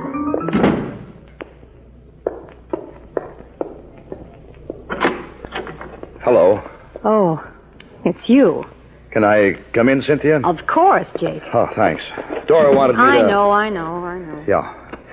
Yeah, gosh, it sure is a cold night. It's almost as cold as Hey, is that him? What? Oh, no. That's not Everett. Oh. You needn't look so tough, darling. This is Jake Mannering. Miss Brooks, Mr. Valentine. Oh, well, hello. I'm sure pleased to meet you. Jake is the next-door neighbor. Uh-huh. Well, who's Everett, Cynthia? Everett? Everett Stone. The devil. Oh, great. That doesn't tell me anything. Now, look, Cynthia, there's no need He's Mr. Mannering's new competition, isn't he, Jake? No, he's not. Just some guy Dora met on the boat coming home, Mr. Valentine, or over there in India. I don't know. Cynthia doesn't know either. She's never met him. Oh, but Dora told you all about him, didn't she? Wasn't that what you were yelling at her for out there after supper? Out there in the dollhouse? So funny, Miss Brooks, the way people forget and raise their voices at a deaf person. Cynthia, I didn't see Dora in the dollhouse, and besides, I don't yell at people. Now, will you please stop all this? I'm sorry, Jake. I didn't really know what it was. I guess I'm awfully tired. Oh, sure, Cynthia. But, gosh, you folks must think that What's we're the matter, Mr. Valentine? Where are you going? Oh, no place particular. Just listening to the drums. You know, that's the same record was playing when we came in here. George. The phonograph up there is just turning them over and over.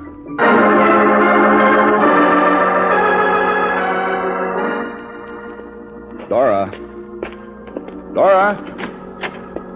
Dora? Her evening clothes are still laid out on the bed, George. Yeah. The maid said she hadn't seen her since lunch. The clothes and the records and everything were just notes. Dora gives all her orders by note. Uh-huh, lunch, huh? Well, around supper time, it was the dollhouse. Okay, let's take a look at that dollhouse.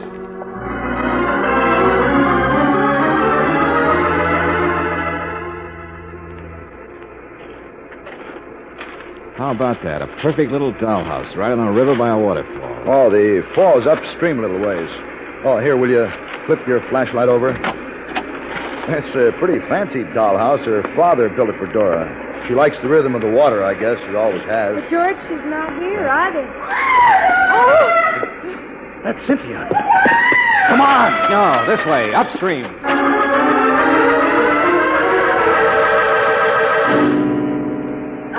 Dora! She's drowned! She's been drowned!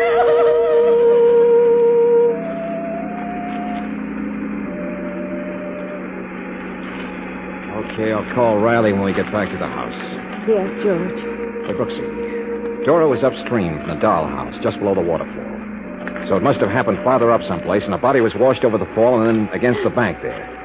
But, Brooksy, I'm positive it happened at least an hour or two ago. Just like I'm positive it wasn't suicide. What's that, Mr. Valentine?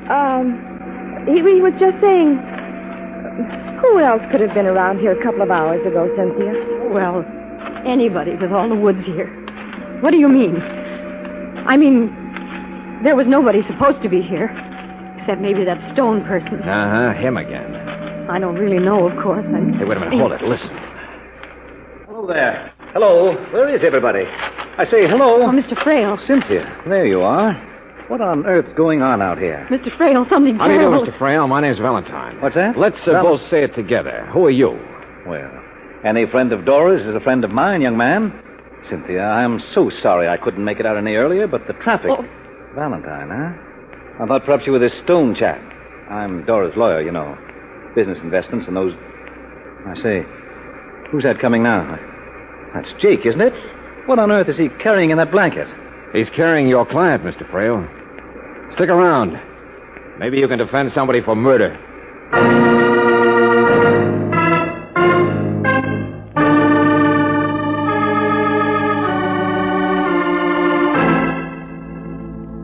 I don't know why we're here, I tell you. I rather assumed it was to meet this new young man, that's all. Oh, sure. Stone. That's all I hear. But at least you can hear, Mr. Valentine. Life wasn't very easy for Dora, you know, living in the silence, not knowing what people were saying, people trying to take advantage of her. That's not true, Mr. Frail. Now, see here, Nobody Jake. ever took advantage of her. Nobody ever tried to, not even for her money. She just thought they were. She wouldn't let herself be loved. She was so proud, so afraid of pity. Just because you weren't successful, young She man. never let herself love anybody. I'm just trying to face it. I don't know who this guy Stone is, but I can't believe I'll that tell you who he is, Mr. Valentine. A fortune hunter, that's all. A smooth-talking fortune hunter. And some man was with her earlier this evening, you said? Cynthia heard a man's voice in the dollhouse, and if it wasn't Jake here, You then... talk too much yourself, Mr. Frail. No. I'll go answer that. Hi, Mac. Duncan's residence, ain't it? Yeah, that's right. Yeah, I got a fare looking for it. Well, wait a minute. Who is he? How should I know? Don't ask me. Never mind. I see now. Yeah, it's the people's choice. Who else? What's this? Here comes the guy who shouts at people, Mr. Frail. The smooth-talking fortune hunter. Now, why didn't I guess? What do you mean? Oh, I should have figured the guy a girl like Dora might have fallen for. Hello, Mr. Everett Stone. Welcome to nothing. No point in talking to him, Mac. Yeah, I know. He's deaf and dumb, too, isn't he?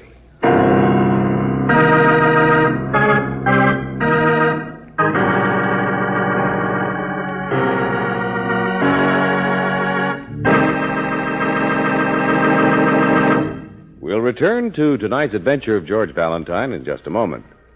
Now's the time of year when Chevron Supreme gasoline lends a helping hand to your car in more ways than one. Take this business of cold starts, for example. It can be awfully exasperating bearing down the starter with no results. And that means an unnecessary drain on your car's battery, too. Chevron Supreme, a premium quality gasoline, contains special blending agents that assure fast starts in the coldest weather. Not only that, it's climate tailored to meet the demands of each different altitude and temperature zone in the West. That's why wherever you drive, Chevron Supreme gives faster starts, smoother pickup in traffic, and ping-free power on hills. In fact, you can't buy a better gasoline for today's high-compression engines. Try a tank full. You'll notice right away how much better your car responds. Ask for Chevron Supreme at standard stations and independent Chevron gas stations where they say and mean we take better care of your car.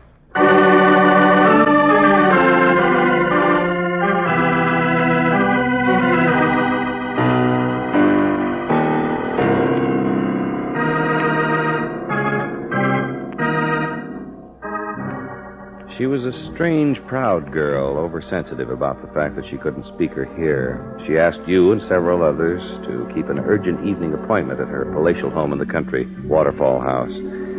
Well, you kept the appointment, but she didn't, because Dora Duncan was dead before any of you arrived. And now the last and strangest of the guests has arrived, the person no one knew and everyone seemed to suspect, until they realized that Everett Stone, Dora's newest boyfriend, is a man who lives in the same half-world of silence.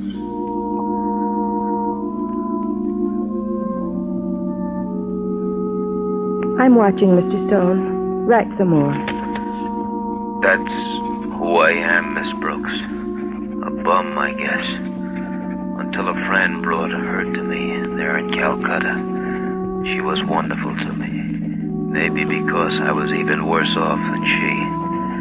It only happened to me a year ago, my being like this, result of a shock. I guess I was pretty sour until I met her. She was even starting me on learning how to read lips. She was even... Oh, nuts. Go on, Mr. Stone. Keep writing, won't you? I loved her.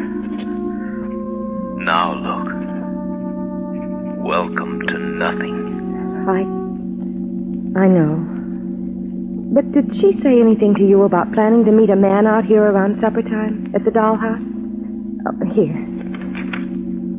Meeting man out here, the dollhouse. No. What do you mean? What man? Where is Mr. Valentine?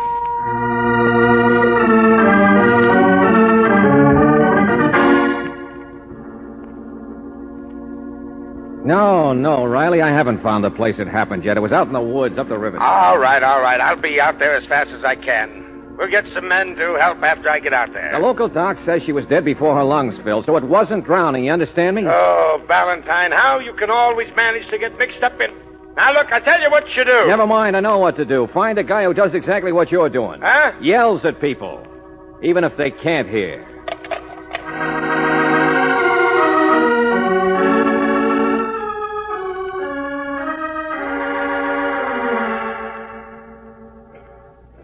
Feeling any better, Cynthia?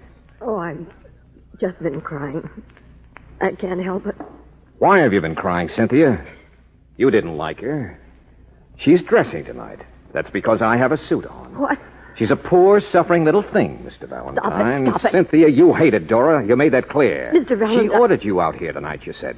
Dora's so beautiful. She's got all the money. She gets all the sympathy. No. She gets all the boys, isn't that it? It's about Jake. You love him. Lady, maybe I don't blame you for resenting your sister. You should. You should. She was handicapped. But she wasn't like most people when they're handicapped. She was a little hard to take, maybe. Oh, my trouble is I've always been normal. She didn't want Jake, but she wouldn't let you have him. Only out there in the dollhouse, for some reason, he got mad at her. It was Jake's voice you heard, wasn't it? That was your first impression, and that's who it was. No. I don't know who it was. Yeah. Now you're again saying you heard it. Confused, aren't you? So either you're protecting the guy, or... Or what? Or you're protecting yourself. Thanks for clearing up the motive, Cynthia. Yours, I mean.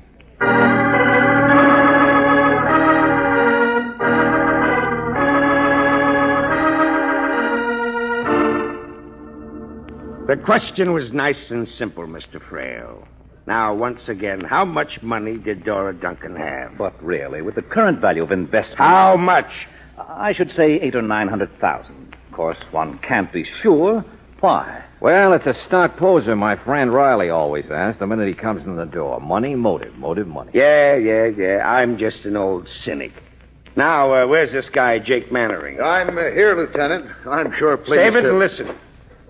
We ran a check with all the specialists in town, and one of them clicked. Definite improvement after her trip, the doc says. 25% hearing, he called it. Okay, Riley, so Dora was getting well. And so she ordered a gathering of the clan out here tonight, my friend. Why? Why? Did someone speak out of turn and get her upset? Huh? Think about it. Come on, Valentine, let's go. Hold it, Riley. Why? I want to go upstairs? Since you started this, let's wind it up. Huh? Oh, Brooksy, Yes, George. has he finished yet? Just about. It took time to write all the questions. Here. Oh, good. Oh, excuse me, Everett. This is Lieutenant Riley. Lieutenant Riley. He knows, George. Yeah, well, how do you do, Everett? Now, let's see. I had to remain in town to see about luggage and so on. Besides, I believe Dora wanted to surprise everyone with the news of our marriage. Wait a minute, what's that? Hey, you mean Everett here? Dora and I had been married by the captain of our ship just after we sailed from India. How about that, Riley? Now let's do some guessing about what else she was going to tell at 8 o'clock.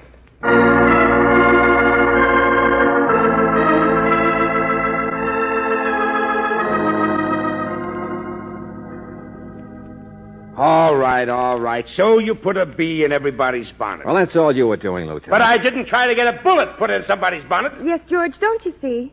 If Dora was murdered before any of them knew that she was married... Yeah, and you pull your smart stunt in a house full of guns. Okay, so Everett here is in danger now. If this does have anything to do with Dora's money, then Everett stands just as much in the way of the killer as she did. You're up against a case with no real clues, Riley. You won't get anywhere unless you force someone's hand. With what? Those boys I've got upstream haven't even found the place where she was killed yet.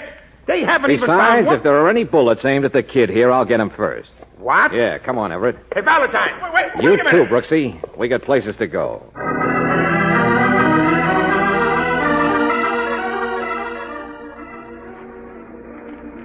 The dollhouse, George? Yeah, this thing won't make sense otherwise. Come on in. Here, Everett. Now, look, the starting point's her character. Dora loved this place by the river. She liked the rhythm of the falls.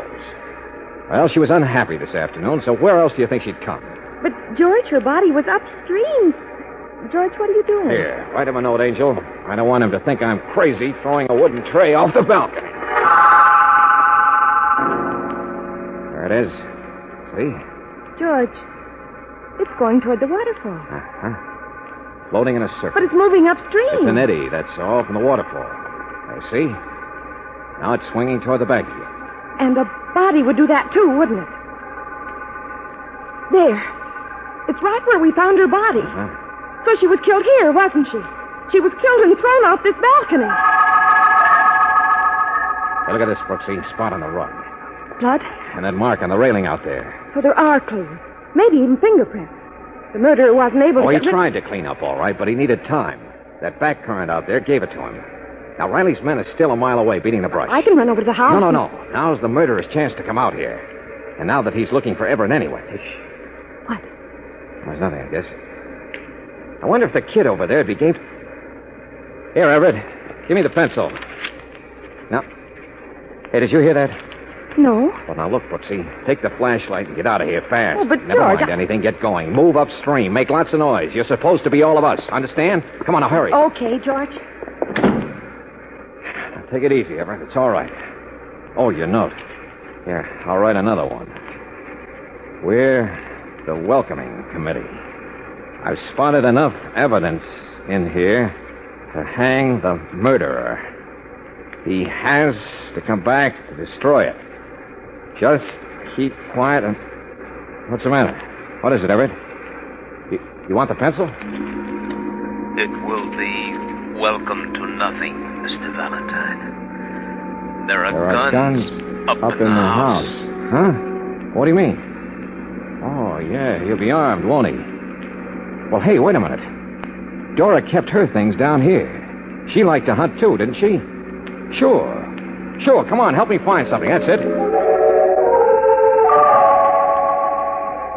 Well, there's nothing over here, but... Huh? Yeah, a rifle. Good. That'll do it. Thanks. Now, you stay down here, Everett, behind the door. That's it, that's good.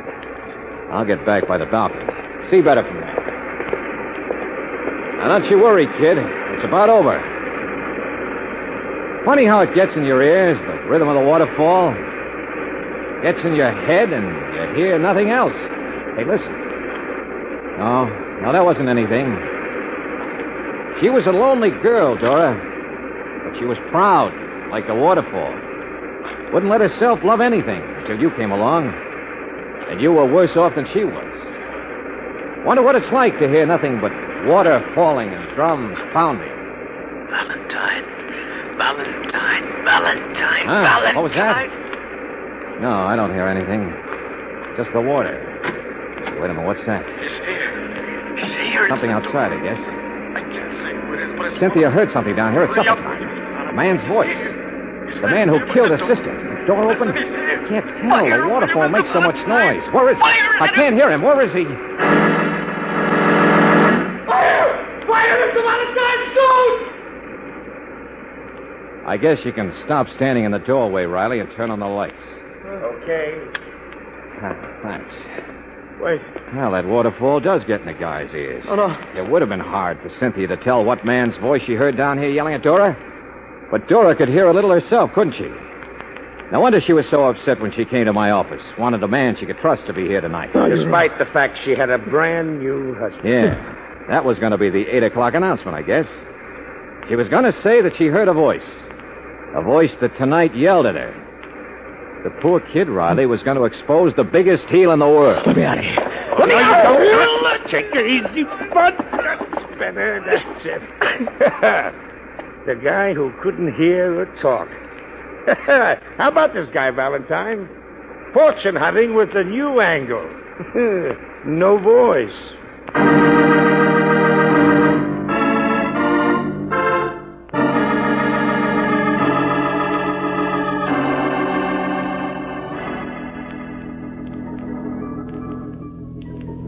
Cynthia, the only thing you should feel bad about is that he almost got away with it. Yeah. You know, Everett put in a lot of practice for that act. It was going to be worth $800,000 or $900,000, wasn't it? Getting his sympathy, being her husband. And if I hadn't read that note George wrote me the minute I got outside saying to get Lieutenant Riley, He might have got away with it. Well, I knew the only way to make Everett talk in front of anybody was to scare him into it. Feed him a lot of phony stuff about finding evidence, like coffee stains on the rug. Coffee stains? Why, you said... Yeah, Everett actually thought if I'd shoot Jake or Mr. Frail, then there'd be a fall guy. And the evidence would just be a few notes and a post-mortem. He'd be left clear. That's why he was so anxious to give me that rifle. How did you guess, Mr. Valentine? Welcome to nothing. That was a phrase of George's Everett seemed to like. Not much to go on, but, well, he repeated it in 2 of his notes. Mm-hmm. And when I gave him that phrase, I spoke it. He was just getting out of a taxi. It was dark. And what really clinched it, your sister had only begun to teach him how to read lips. I wonder if Dora really loved him. You mean, if she really loved Jake, don't you? Oh, no. I know that she didn't care for Jake, but... But has Jake got over caring for her? That's the question, huh? Well, why don't you answer the door and find out? But Go on, Cynthia, go on. Don't stand on ceremony. Yes. I see what you mean.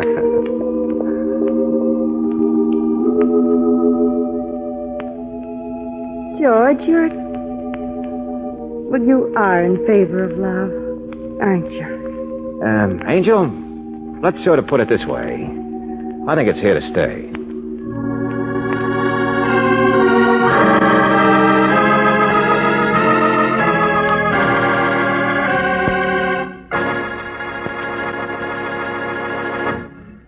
If you're headed for the snow country or planning any jaunt next weekend, first stop at a standard station or at an independent Chevron gas station and ask for a battery check. These friendly station men can give you this protective service in about the same time it takes you to buckle on your skis.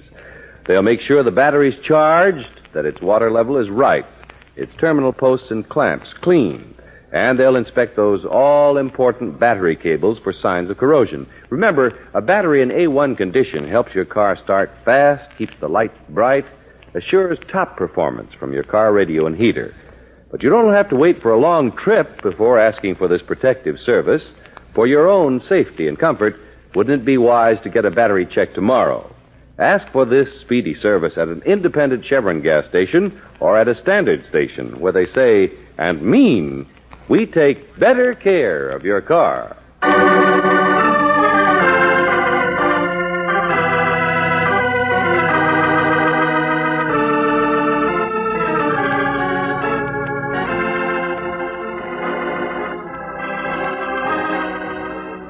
Tonight's adventure of George Valentine has been brought to you by Standard Oil Company of California on behalf of independent Chevron gas stations and standard stations throughout the West.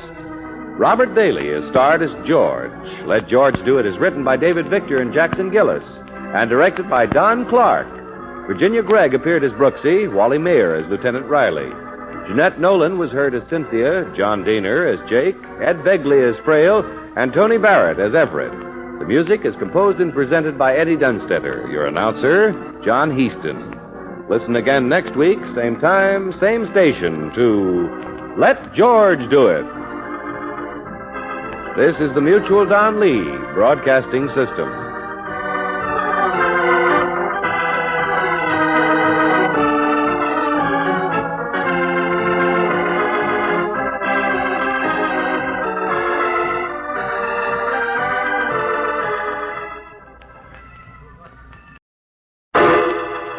Personal notice. Danger's my stock and trade. If the job's too tough for you to handle, you got a job for me, George Valentine. Write full details.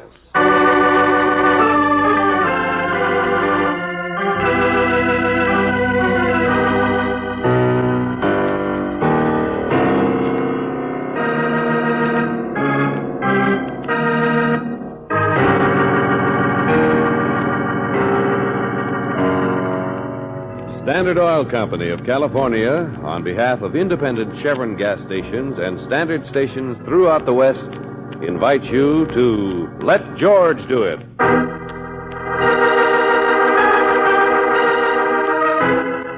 Juniper Lane, another adventure of George Valentine.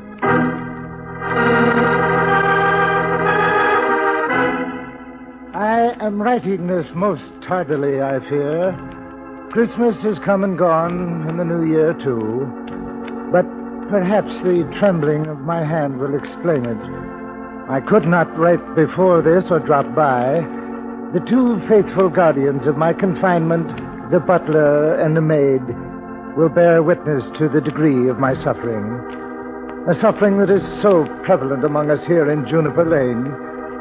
Yes, I shamefacedly admit that my writing to you has been delayed by a common cold. And so, my good Aunt Bess, please accept my apologies and know that the pair of brown wristlets, which you so thoughtfully knitted for me as a Christmas gift, were most gratefully received. Huh? What's all that, Brooksy? That's what the letter says, George. Wristlets? Those old-fashioned things like a glove with no fingers. Keep your wrists warm. Oh, yeah. Well, who wrote this letter? What's the signature? There isn't any. Heading? Isn't any? Well, pretty simple, I guess. Just a mix-up of mail. One thing I know. I'm not Aunt Bess. Oh, I thought you'd enjoy it, that's all. Now we can get back to our own knitting. The next letter... Hey, don't tear that thing up. Why not? The envelope, let me see. George Valentine, proper address. So whoever wrote this thank you note also wrote to me. Then got the envelopes mixed. Absent-minded professor, maybe. He sounds sort of stuffy. Yeah, that's probably a man, all right. And the words he uses. He's sure not young. Butler and maid. Might be wealthy. Now, a guy like that wouldn't be writing to me unless it was pretty important, would he, Brooksy? Maybe something dangerous. Maybe frightening. Come on. What? But, George, you don't even know his name. I'm not thinking about him, Angel. I'm thinking of crossed envelopes. Of who must have got the letter that was intended for me. Aunt Beth. That's right. We have to find her. Think how she'll be feeling when she opens her morning's mail. A little old lady who knits wristlets and who lives in a place called Juniper Lane.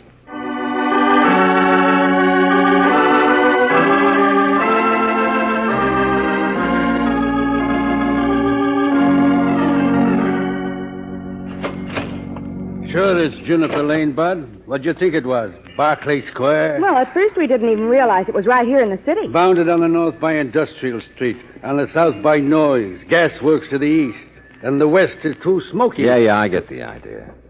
Is Juniper Lane just one block long? It's a dead end. Dead at both ends. Uh-huh.